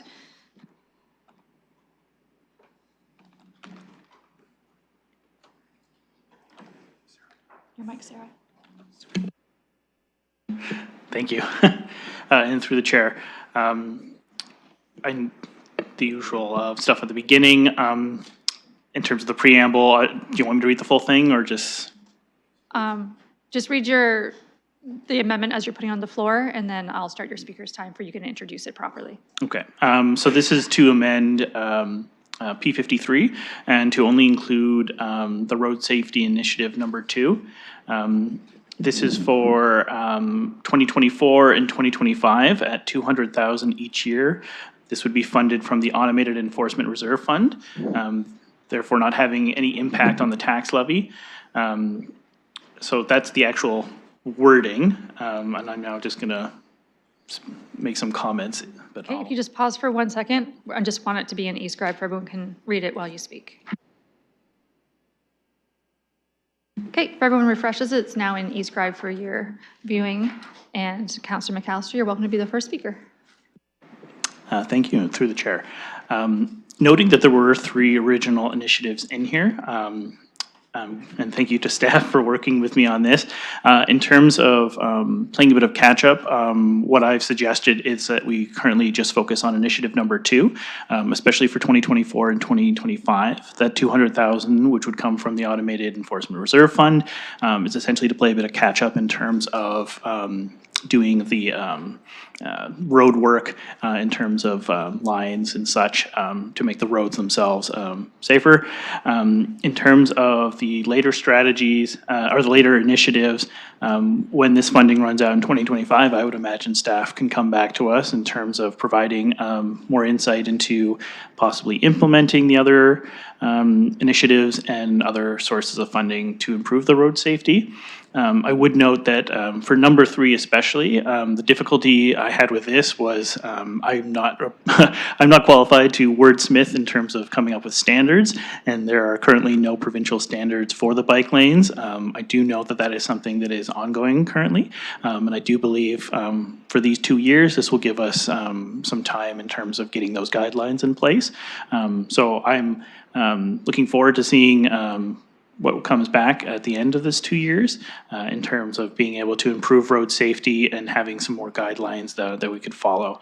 I did try my best in terms of coming up with, again, with a creative solution, being very mindful in terms of the tax rate we're at right now. I'm sure staff are probably getting sick of me asking about the reserve funds, but I do appreciate them providing alternative sources of funding. So thank you. Thank you. Next on my speakers list, I have Deputy Mayor Lewis. Thank you, Madam Chair. And this was the one piece of this business case that I did want to support, but I didn't want to support it as an ongoing operating cost on the tax levy. I do support the source of financing that's been identified here because it's being indicated that this is a 2-year sort of boost to catch up on some of the much needed work we have out there. I recognize that road markings need regular work and will be needing regular renewal anyway. But I think any one of us could point to areas in our ward where the road markings really need to be improved. And road markings are a safety component of safe movement and transportation around the city. The Automated Enforcement Reserve Fund, while it is not intended for operating revenue, primarily for capital, because this is a one-time injection, my understanding is finance and operations have said this makes sense. They can do it this way. It does buy us a little bit of time to think about how we're going to do better on this in the long run. And it's creating a zero impact on the property tax levy because it is coming from a reserve fund. You know, I would argue that when you think about the other things we use that capital reserve fund for, PXOs, traffic calming, those things all require road markings too. We've all seen the shark teeth around speed humps, the painting of crosswalks, those kinds of things are part of road safety as well. So are the lines and the white bars that tell people where to stop, where the dividing line is in roadways. So I applaud the councillors for their creative way of getting some investment in this without hitting the property tax levy and without making a long-term commitment. So this is one where I am going to be supportive. Thank you. Councillor Ferreira, and then Councillor Hopkins. Thank you. Most of the comments have been said very well. And I just wanted to point out to Councillor McAllister, this is Councillor McAllister's brainchild. He's the one who found the source of funding. He's the one that approached me. He's the one that showed me and convinced me to support this business case. So I do give all the credit to Councillor McAllister. Thank you. Thank you. Councillor Hopkins. Yeah, thank you to both the mover and the seconder. I have a question. I understand this 200,000 is for the number 2 part of the 3 safety initiatives that are part of this. And I, through you, Madam Chair, have a question around the basic sweeping and plowing of boulevard bike lanes. I know the councillor spoke a little bit to, not sure how that works, but where does that part of the safety project lie if we just do one portion of it Does everything drop off? Because that is a huge concern that I hear, not only on our roads, but also throughout our parks as well. So maybe just wanting to have a better understanding, if we just say yes to number 2, what happens to number 3? Not sure if Ms. Chair wants that, or Mr. McCray, who's joined us in the gallery. Thank you, Madam Chair. I'm pleased to start, and if Mr. McCray wishes to add anything, he certainly can. Right now, I understand the motion to only be applied to the expansion of our durable pavement marking program for 2 years to allow for some strategic catch-up at locations where there are safety concerns. Those durable pavement markings represent about an 8-year investment, so they are an asset that has some long-lived value and are aligned well with the reserve fund on a 2-year basis. Sweeping, unfortunately, is an ongoing activity and does not create a new asset. We would need a long-term program to define what that ought to be. We could potentially look at a 1-year pilot that could be reserve funded, but ultimately, we know what needs to be done. The level needs to be defined by the province to help us understand what the minimum maintenance standards should be, and would be probably better suited to a longer-term sustainable source of funding when that work is done. Mr. McCray, would you like to add anything since you've joined us? No, he's good. Okay, Councillor Hopkins, you're good. Anybody else besides Councillor McAllister? Not that I won't go back to him, just looking for other comments to be made before he speaks again, looking online. Councillor McAllister. Thank you, and through the chair. And I do appreciate Councillor Hopkins in terms of those questions. I did try to touch on them, and my intention was, and I spoke to it, I'm not supposed to be putting policy into these motions, but I would just like to say that my intention was when the funding runs out in 2025, that would allow, in terms of our annual update, for Ms. Shear and her group to come back in terms of looking at those other road initiatives as an opportunity to, once that money is run out and we have, say, more information from the province, because right now we don't currently have those standards, that we would actually have a model that we would be able to work from.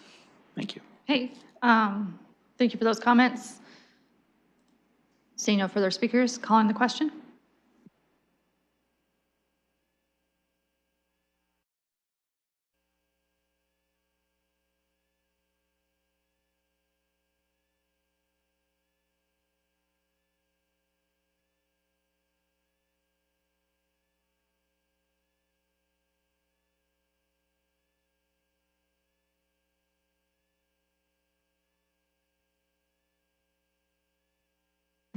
Closing the vote, motion carries 15-0.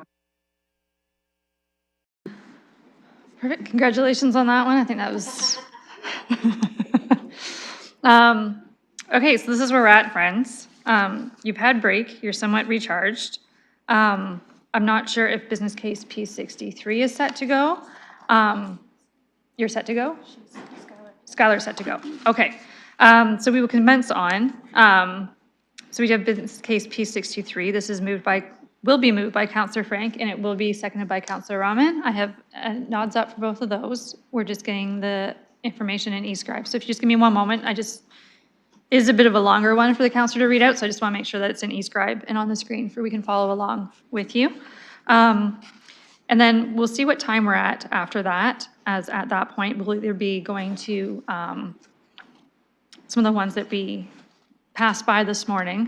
One I accidentally skipped over that's been acknowledged already, or we have another one that's come forward for P2.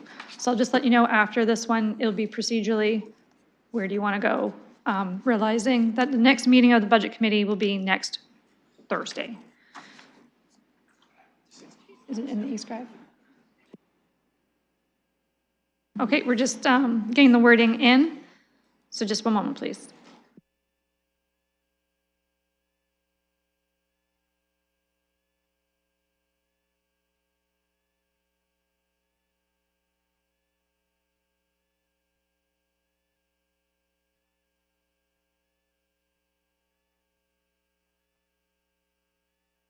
Could I interject a little bit because I did want to tweak some of the wording, so before it's saved, could I interject slightly? Okay, we're going to copy and paste it, and then maybe as you read it out, we can tweak as we go. Sure.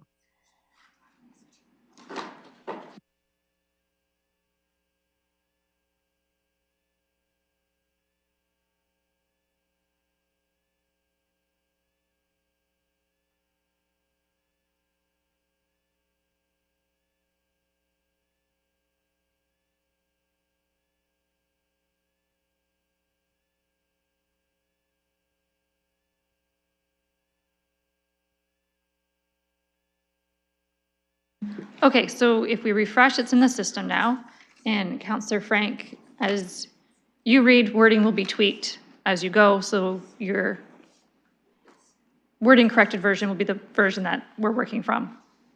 Okay. So The only whenever thing you're I'm ready. thinking is just deleting the 1.8 million in 2027. So it's at the bottom, but I'll read the rest. So that the mayor's 2024-2027 multi-year budget be amended to include business case P63, Silver Creek erosion control and restoration is set out in the civic administration draft in 2024-2027 multi-year budget referred by the Strategic Priorities and Policy Committee on December 12, 2023. And that the implementation be delayed until 2026, it being noted that additional unfunded costs be considered in the next multi-year budget. Annual funding is as follows: 2024, 0, 2025, 0, 2026, 200,000, and then the difference would be 2027, 1.8. Put it as 0, please. Could you just repeat your amendment of wording? I think it was the 2020. Sure, 2026, or sorry, 2027 operating expenditures, right now it's 1.8 million. Please put it as 0. Tax levy, 1.8 million, please put it 0. Capital expenditure, 1.8 million, please put it 0.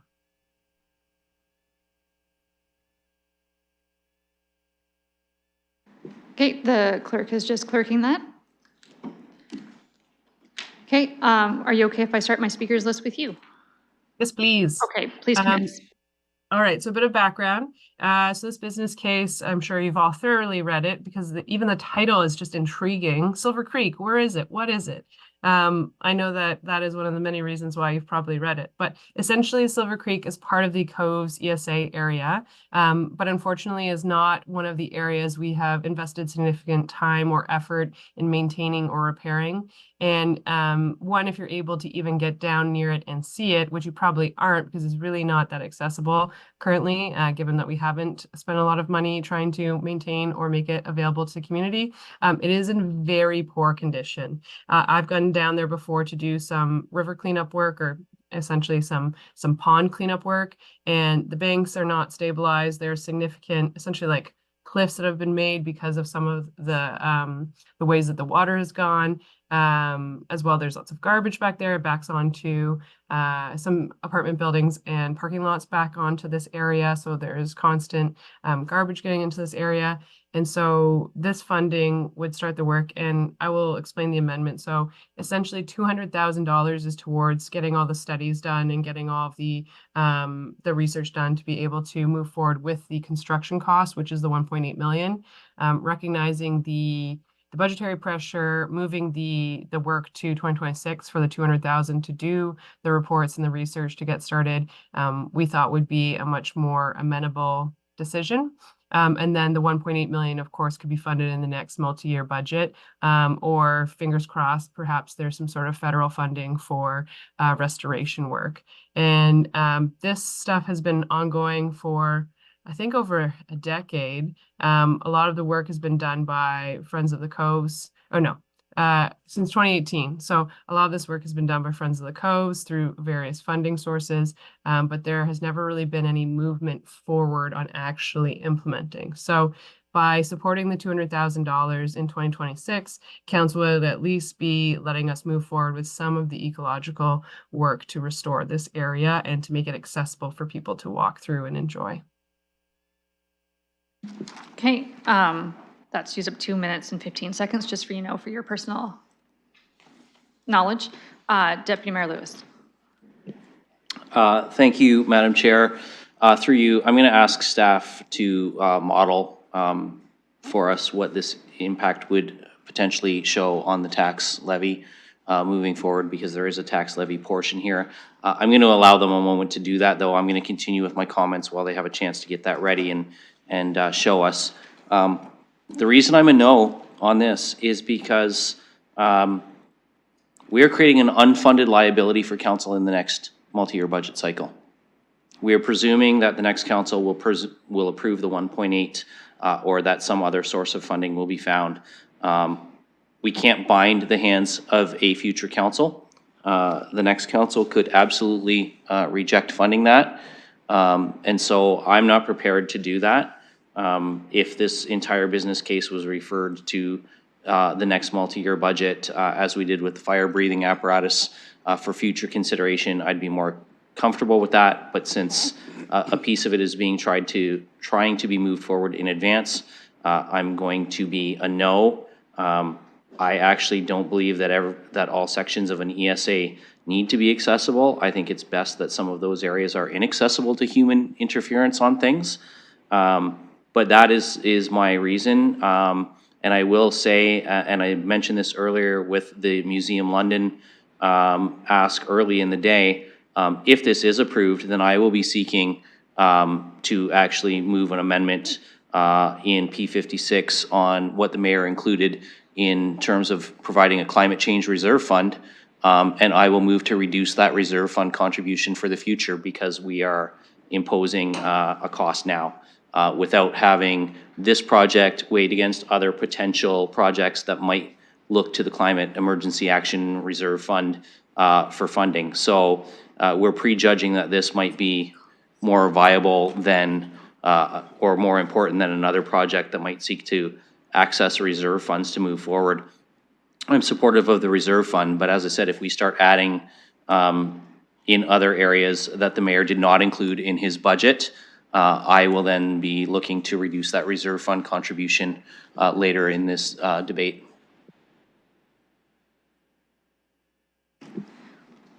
Thank you.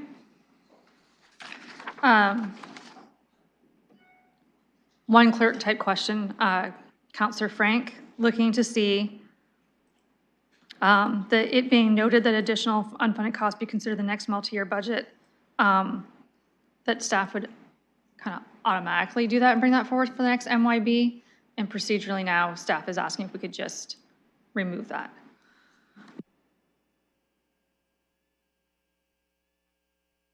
Councillor Frank, I just can't see on my little screen if you're speaking. Sorry, were you asking the clerk that or me? I'm asking you that since it's on the floor. The clerks have procedurally raised a question with that. Okay, let me just pull it back up. Yeah, I mean, I'm fine with taking out it being noted that additional unfunded costs would be considered like that. I'm fine to take that out because I don't think that by having 200,000, I'm presupposing the next council is going to approve the 1.8 million, and the cost will probably change by the next council as well. Okay, thank you. It's it being noted that the money will be considered in the next multi-year budget sentence has been removed because staff would bring forward costs in the next multi-year budget anyways, and it's more of a policy procedure type thing than a monetary thing based on your budget now. Okay, so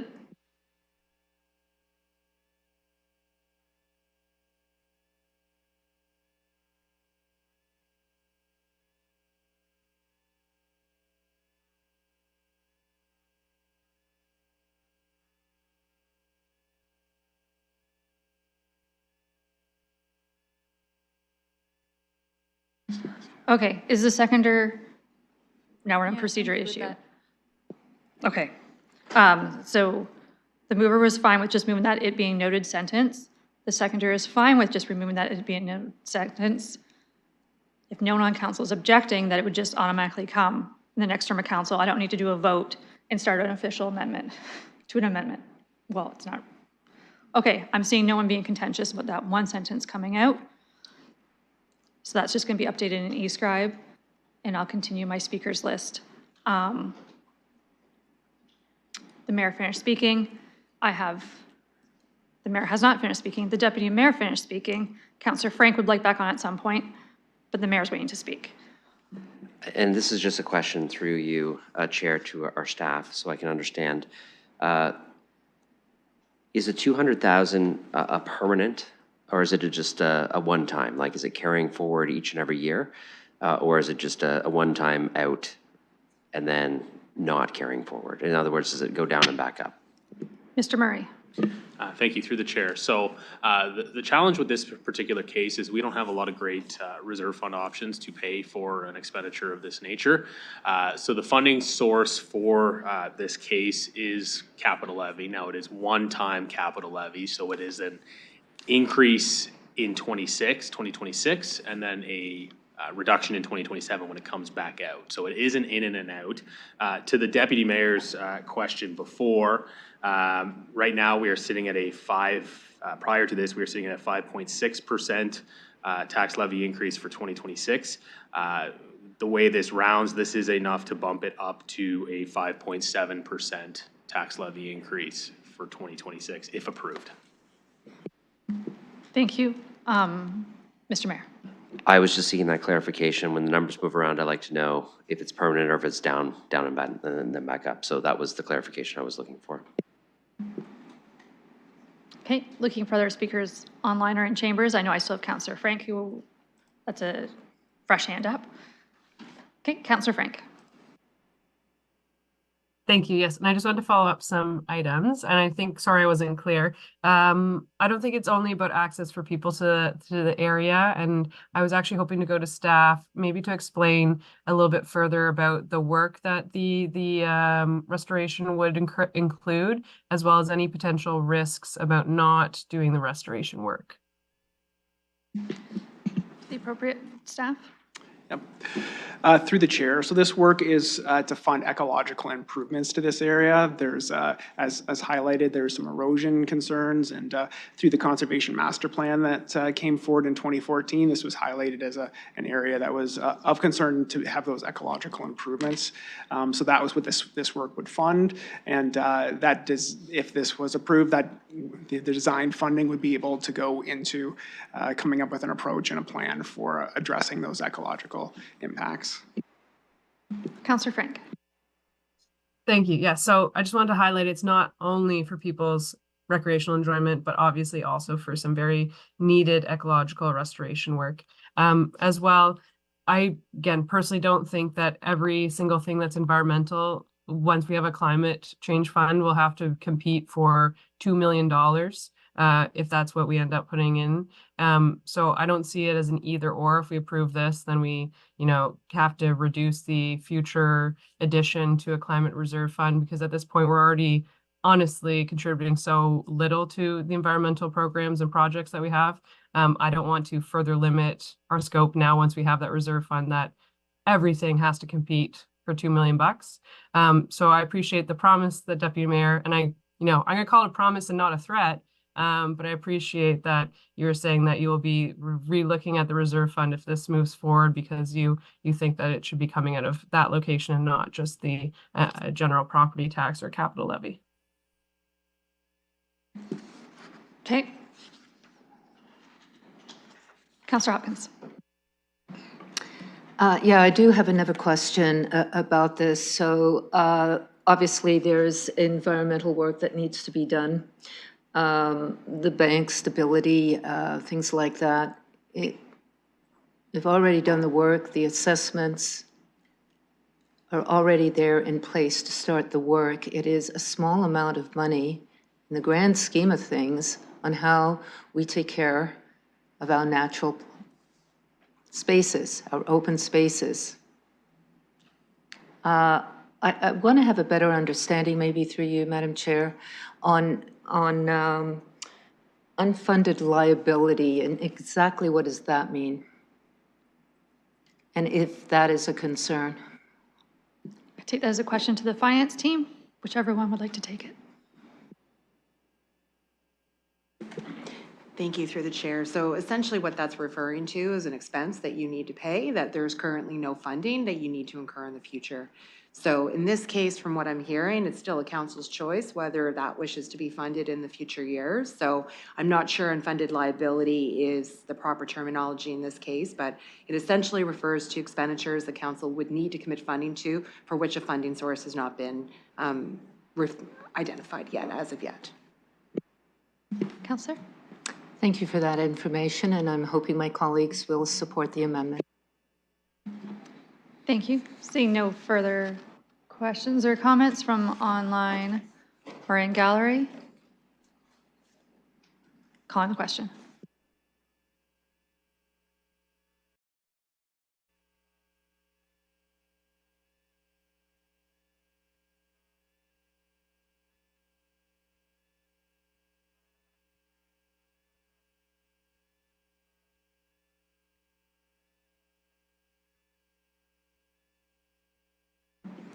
Closing the vote, motion fails 6-9.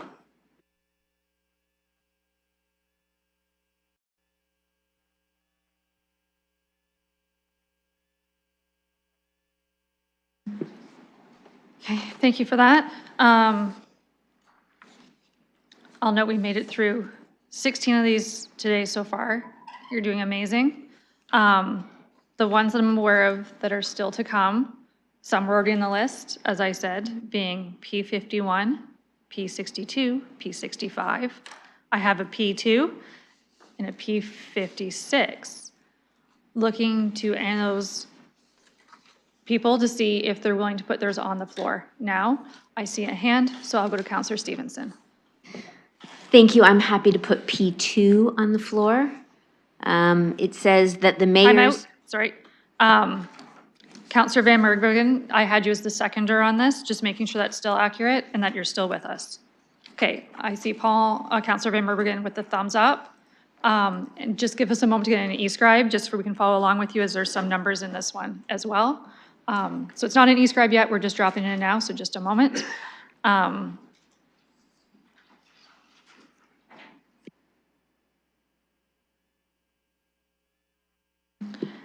And I'm not sure if there'll be any specific questions of staff on this. Is this the vehicle and equipment replacement? Just that whoever needs to be in queue can be prepared.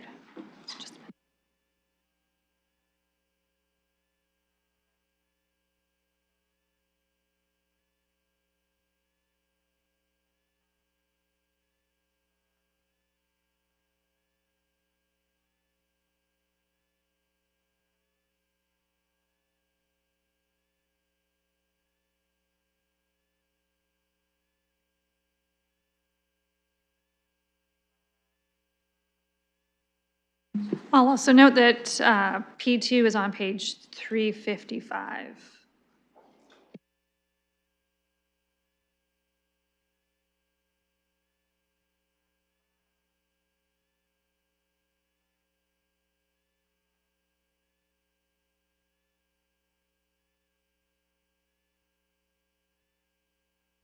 Okay, so P2 is on page 355. This is the vehicle and equipment replacement, and it was in the administrative prioritized section. It is now loaded in eScribe, so I'll ask the councillor if she would kindly read out the motion, and then when you're done, if you want to be the first speaker, I'll start your time then.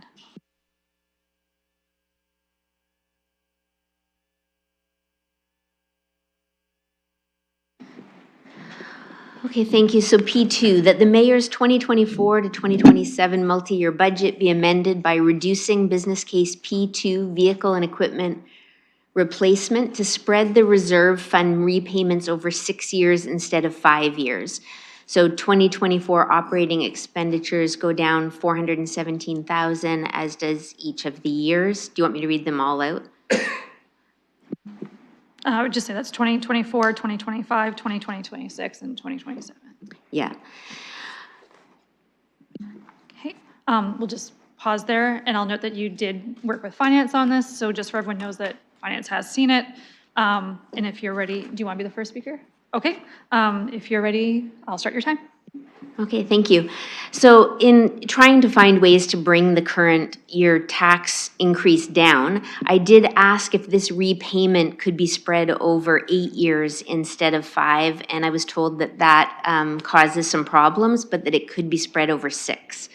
So my understanding is that this would have minimal impact, and it does reduce the tax increase for each year of our 4-year budget. I don't know if it's worth seeing the impact.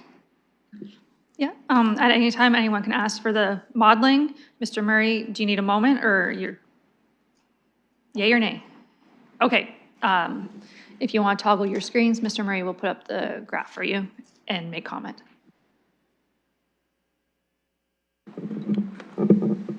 Thank you, through the chair. So this adjustment here does reduce the annual contribution, or effectively the repayment to this reserve fund in the amount of $417,000 per year. So it is a reduction in 2024, which is a effectively an ongoing reduction, so it flows through in subsequent years.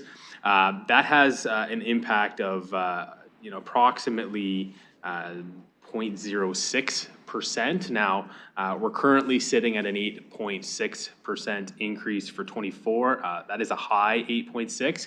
If you approve this, the increase for 2024 would still be at 8.6, but it would be a lower, I guess, rounded 8.6. So it doesn't move the number rounded to one decimal place, but it does result in $417,000 of tax levy savings in 2024, carried through subsequent years. Okay, Councillor? Okay, next on my speakers list, like I said, there's questions and comments. I have Mayor Morgan and then Councillor Ferreira. Yes, just a question through the chair. Two questions. One, I know that the capital acquisition is driven by the fire master plan and a number of other factors. Spreading this cost out over that period, I want to know if there's any impact on the ability to deliver on that plan. And two, I know that we can save money in this multi-year budget. Spreading out payments a little longer usually does obviously raise the cost. You pay interest for a little longer. Is there any, I assume that cost is not significant for this level, but I'm curious, and if you've had a chance, and I don't have to have it today if you need to model it, how does this raise the overall costs of the project by spreading it out? To staff.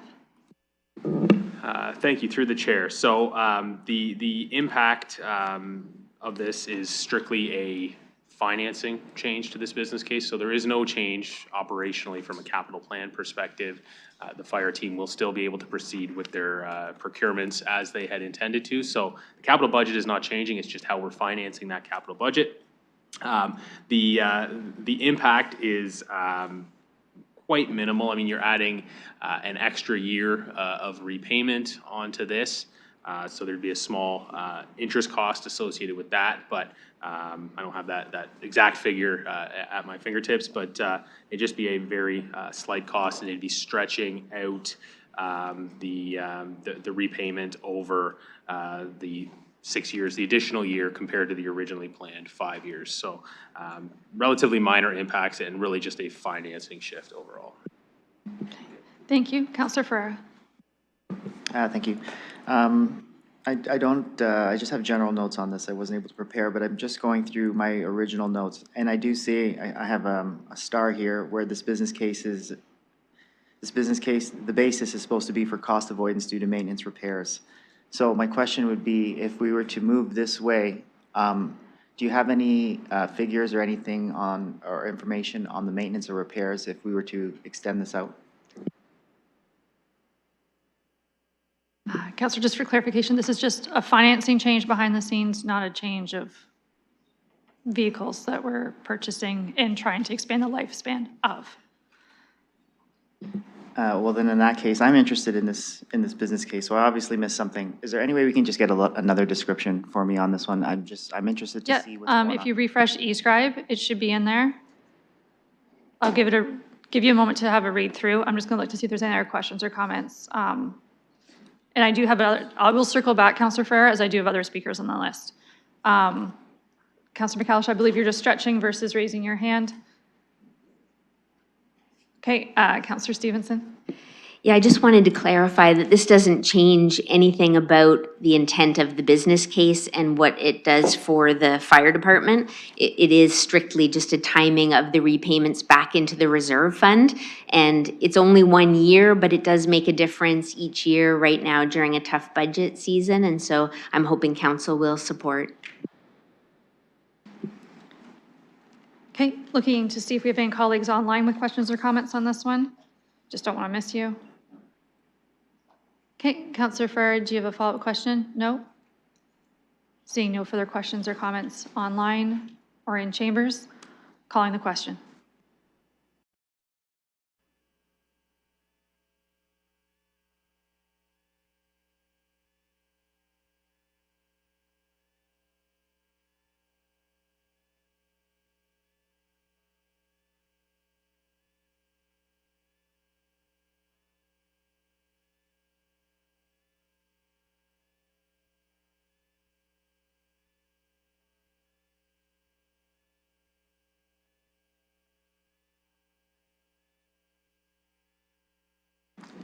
Closing the vote, motion carries 14-1.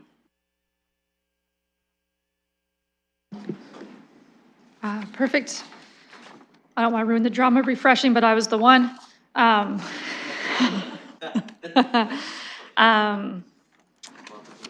That's okay. I'm good. I'm good being I'm an only child. I'm good being alone. Looking to see, as that leaves us with P51, P62, P65, and 56, if any of those movers, like, we're not going to get done today. So I'm just going to say that right now. There's no way we're getting through 4. What's left with left up today. So is anyone willing to put one of those items on the floor? And I realize we're not done.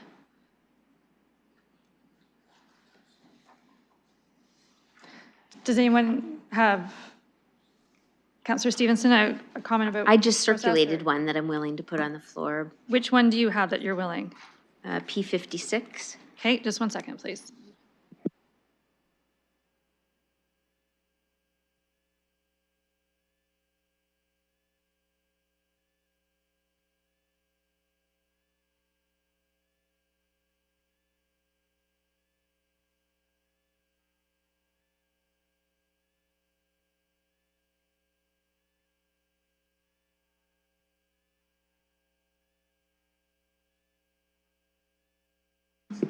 Okay, this one's going to be moved by Councillor Stevenson, checking with Councillor Pribble that indeed you are the seconder. I do see a nod. The information is being put into Escribe. Okay, so if you refresh, it is there. I will ask the councillor to introduce it and read it, just like you did on the last one. And then if you want to be the first speaker, I'll go to you for that. Okay, thank you. So this one says that the mayor's 2024 to 2027 multi-year budget be amended by adjusting funding to Initiative 3B of Business Case P56, Climate Emergency Action Plan Implementation Support, by reducing the contribution to the new Climate Change Investment Fund by $750,000 in 2024, and then increasing the contributions by $250,000 per year in 2025, 2026, and 2027. So 2024 operating expenditures are down $750,000, 2025, 2026, and 2027 all increase by $250,000. No overall net change over the 4 years. Okay, I'm going to assume at some point we'll want to see the magic chart. Would we like to see the magic chart now? Okay, Mr. Murray, just let me know if you're good to, or when to.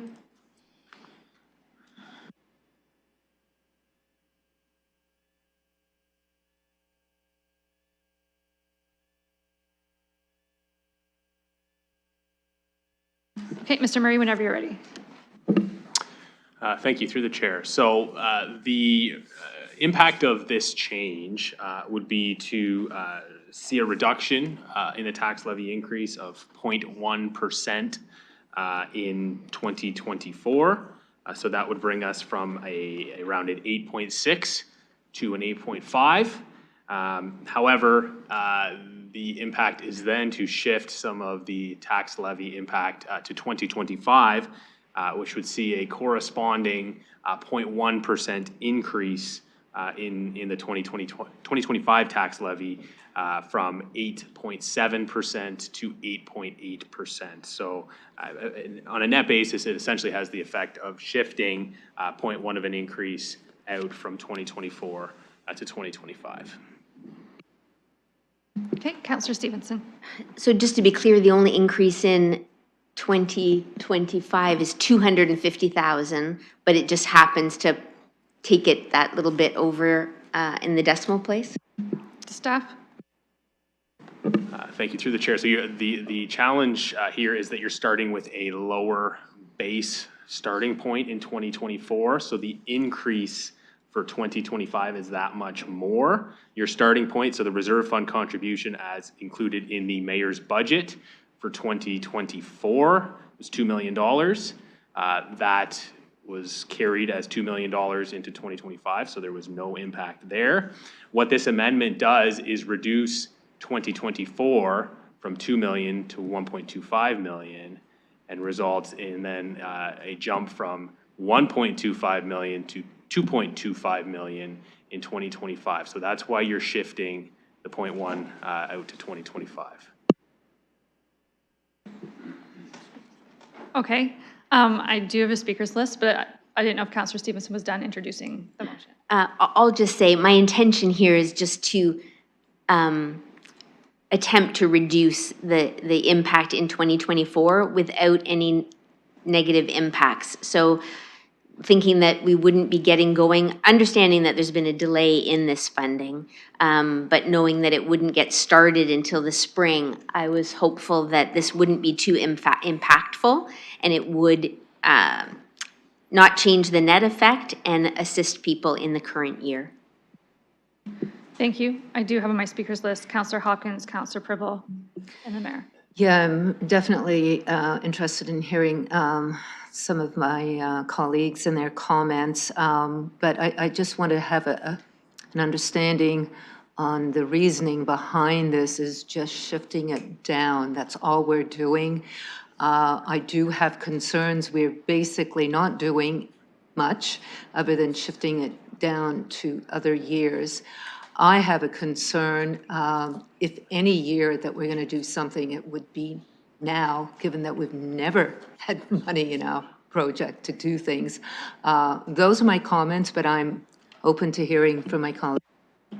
Thank you, Councillor Pribble.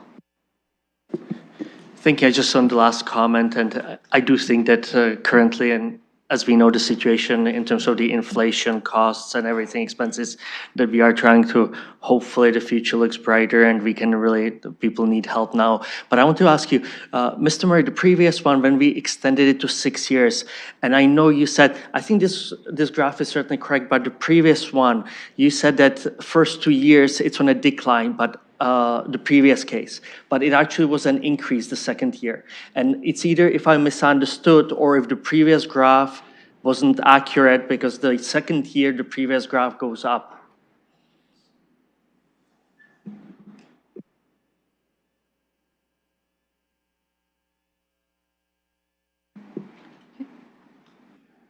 To finance staff, if you would like some clarification or to walk us through the graphs and routing? Sure, through the chair. So what we'll do is we'll turn this off and then turn it back on so you can see how the graph moves essentially. So just give us a second here. We will pull it up as it currently stands before this amendment.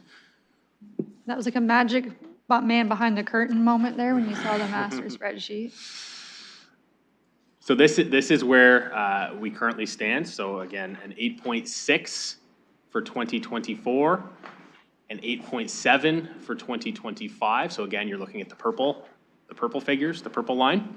And then if we turn it on, if we turn this amendment on, you can see the shift to an 8.5 in 2024 and an increase to 8.8 in 2025. Councillor? So this is the previous case when we delayed it and we went from 5 to 6 years, correct? No, it's this one.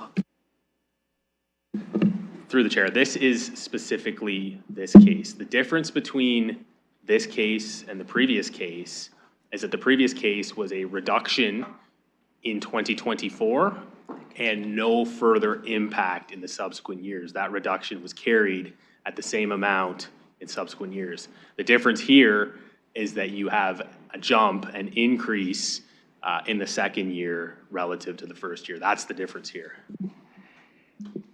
Councillor? Thank you. Would you be able to bring up the one before the one that we extended the repayment from 5 to 6 years? I'm sure staff could. I'm just going to say it's going to potentially muddle the conversation of people seeing different charts. Okay, I do have the mayor next on the speakers list. Councillor Pribble, if you just wanted to hear from, I do have like the mayor next. I don't know if you could shed some. Oh no, we can go to the mayor next. I just think that one, as I said, previous case, it was supposed to be a decline, and second year we actually was increased on the graph. So I just want to clarify that, that's all. Not the current one, the previous one. Thank you. Mr. Mayor. Thank you, through the chair. So on the previous one, There was no movement, actually, in fact, at all on the line.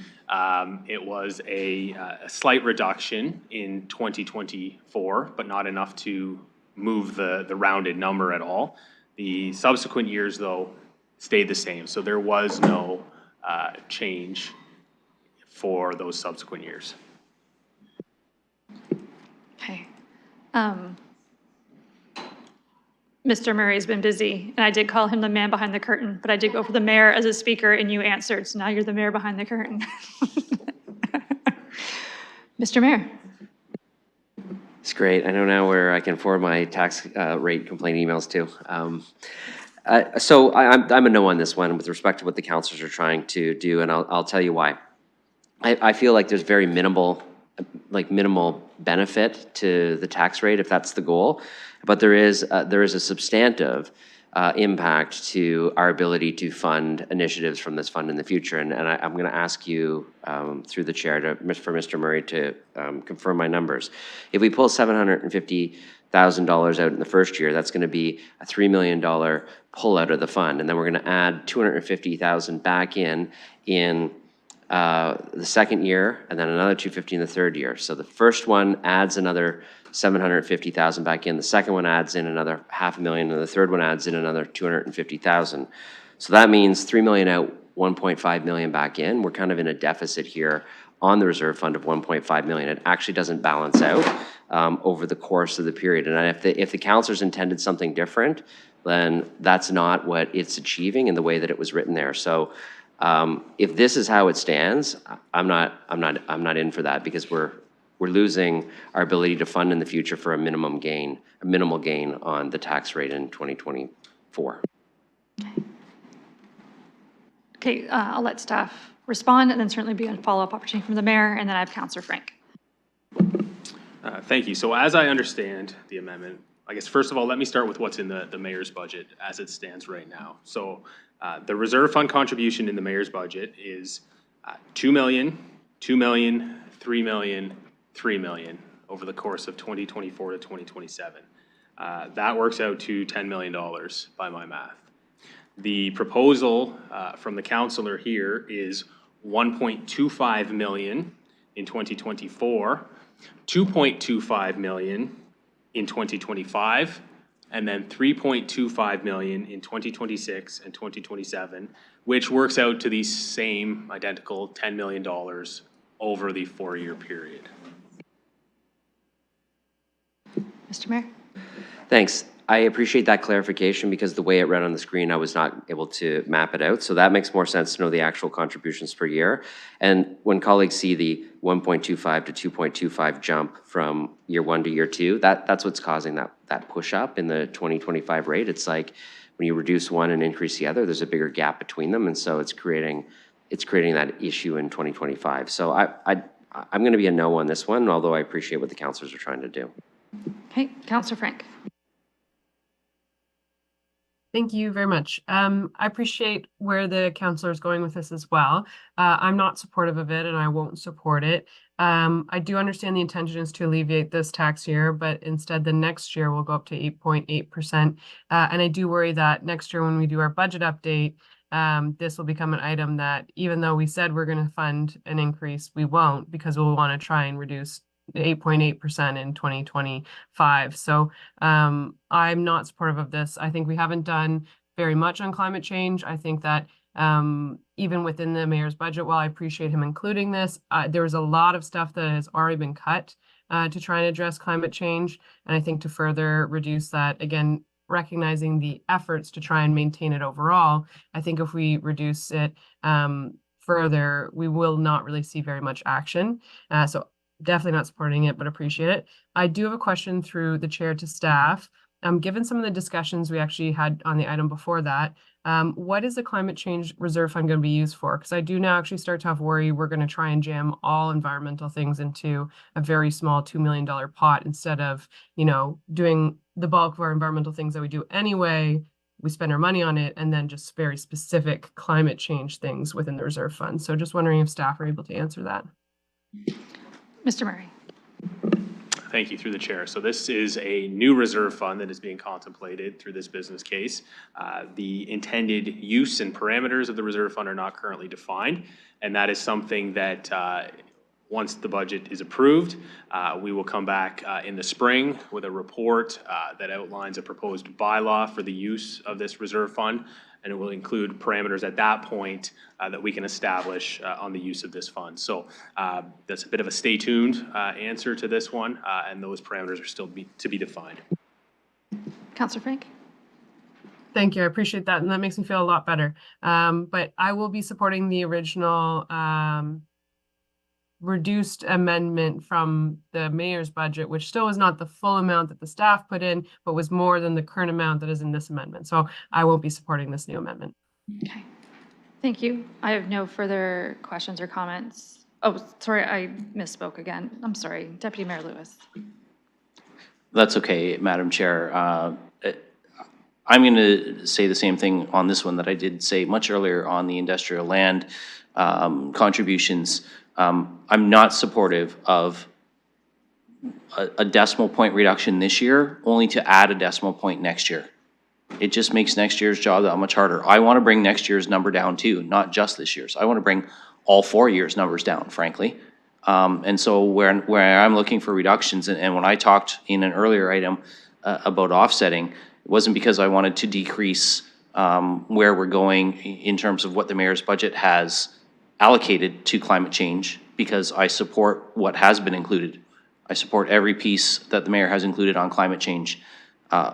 My concern, though, is the overall tax rate, and if we start adding in other things for climate change, then I'm going to have to offset that in that area, just as I said I would with the museum and the elevators, which now I don't have to worry about the elevators because we didn't make that change. But what we're seeing here is not an offset, it's just changing the rate at which we're going to start, and then just pushing the pinch point of pain for residents to next year instead of this year, and making it that much harder. And I actually, although Councillor Frank and I may disagree on what the parameters of the Climate Action Reserve Fund may be, that was a discussion we'll have later, but I am concerned that we need some money to start up this year. And so I'm not going to support this one, because I think we're just setting ourselves up for exactly as the councillor indicated, coming back to it again next year and suggesting that we have to reduce it because that 8.8 number is staring us in the face. So I appreciate the intent, but this is one of those ones where you pull the lever down and the other lever goes up. So I'm not going to move on this one. Thank you. Looking for last call for questions and comments. Seeing none online and in chambers, calling the question.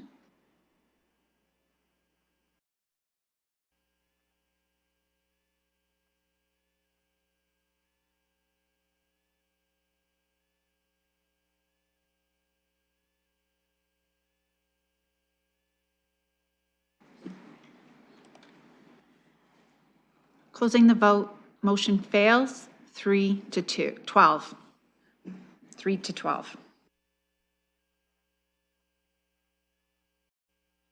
Okay, thank you for that. I'll note we're almost to 4 o'clock. There's 3 potential motions out there that I'm aware of, potentially more. My advice at this point is to move towards a recess, coming back before anyone moves their hand. I'm not looking until I'm done speaking. To come back next Thursday. In that time allotment, I will say that you got through 18 of these today, which is a lot of heavy lifting and a lot of dialogue and conversations. That obviously I would expect that 3 wouldn't take our entire day next Thursday, but more might be coming forward. So I'm really asking, even if you don't have the wording fleshed out yet, to let me know your intentions of bringing something forward. As it comes a point as the committee chair, I will start releasing budget days, and especially going to a family day long weekend. There's been specific days asked to be released if we know ahead of time what we can get to help us plan and for staff to plan their time when we can all start booking back in meetings. Deputy Mayor Lewis, is this a comment on my comments versus, yes, okay. Yes.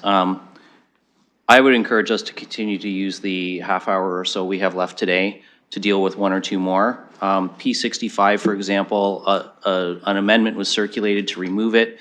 That is actually about our council support staff and the new ratio and whether or not we're going to keep them or let them go. We're training a new staff person on Monday. Okay, I'll just make a So, comment. I just think that If should- someone wants to keep going, that's fine. Is the mover and seconder of any of the 3 business cases left that I'm aware of willing to move anything today? I'm seeing no's, so that would stop that progress today. So if you're going to allow me to continue, Madam Chair, we also have addressed the base budgets, so there's no reason we could not move to water and wastewater before the end of the day and deal with those today. So we have 40 minutes left. We now have 35 minutes left, and I think that we should continue on our work today. Okay, so one person wants to keep going. Okay, I'm not sure if staff's prepared for water and wastewater. I will comment that once we get into water and wastewater, oh my goodness, water and wastewater, that if people want to go back and start changing certain budgets and things with the Upper Thames, that's tied into this section, so it, like, we're at a decision point that if we move forward with water and wastewater, there are certain decision points, we'd have to go back and reconsider and redo work. So just making sure that everyone's fine. Mr. Murray, if you want to speak to how it's integrated, you're more eloquent than me of how some of those decision makings, if we go into water and wastewater, that would be procedurally more awkward to go back and revisit. Thank you, through the chair. So there are a number of things that are interconnected between the property tax, the water, and the wastewater budgets. A number of the legislative changes are very much related or dealing with similar things. Now, we've already dealt with the legislative changes on the property tax side of things, so unless there was an appetite to revisit anything there, that would not be an issue. The other interconnectedness is the conservation authorities, as you've noted, and how a portion of the conservation authorities' budgets are funded through the property tax board budget and a portion through the wastewater and treatment budget as well. And in particular, the mayor, as part of his budget, has included some adjustments to the Upper Thames Conservation Authority budget specifically, which have implications both to the property tax budget and the water and wastewater budget. So effectively, if you're changing something related to the Upper Thames budget, it has impacts on both the property tax budget and the wastewater budget to be aware of. Okay, so procedurally, that's where Mr. Murray's comments are at. Councillor Frank, I saw your hand, now I don't see your hand. Okay, no hand. Councillor Ferreira. Thank you. So I'm obviously up for a recess. We did a lot of great work today. With all due respect to the Deputy Mayor, it's admirable how he wants to push through, and I'm not surprised because the Deputy Mayor works very hard. But I am hoping that maybe we could just consider a recess, because we did, as the budget chair said, 18 business cases. Was that 18? It was 18. Yeah, and base budget stuff has been done as well today too. So maybe, just give So us. are you moving a recess, which would be, we adjourn Thursday morning in chambers at 9:30?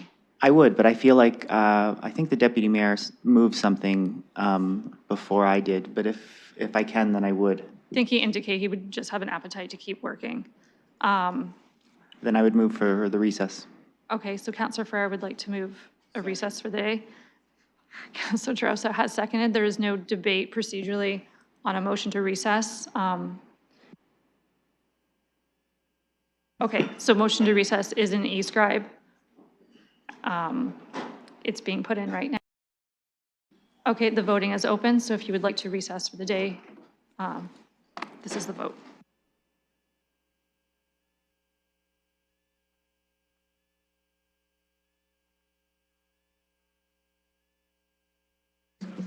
Closing the vote, motion carries 9-6. Okay, we're recessed, and please get any potential amendments into the clerk and myself, or even notification as soon as possible.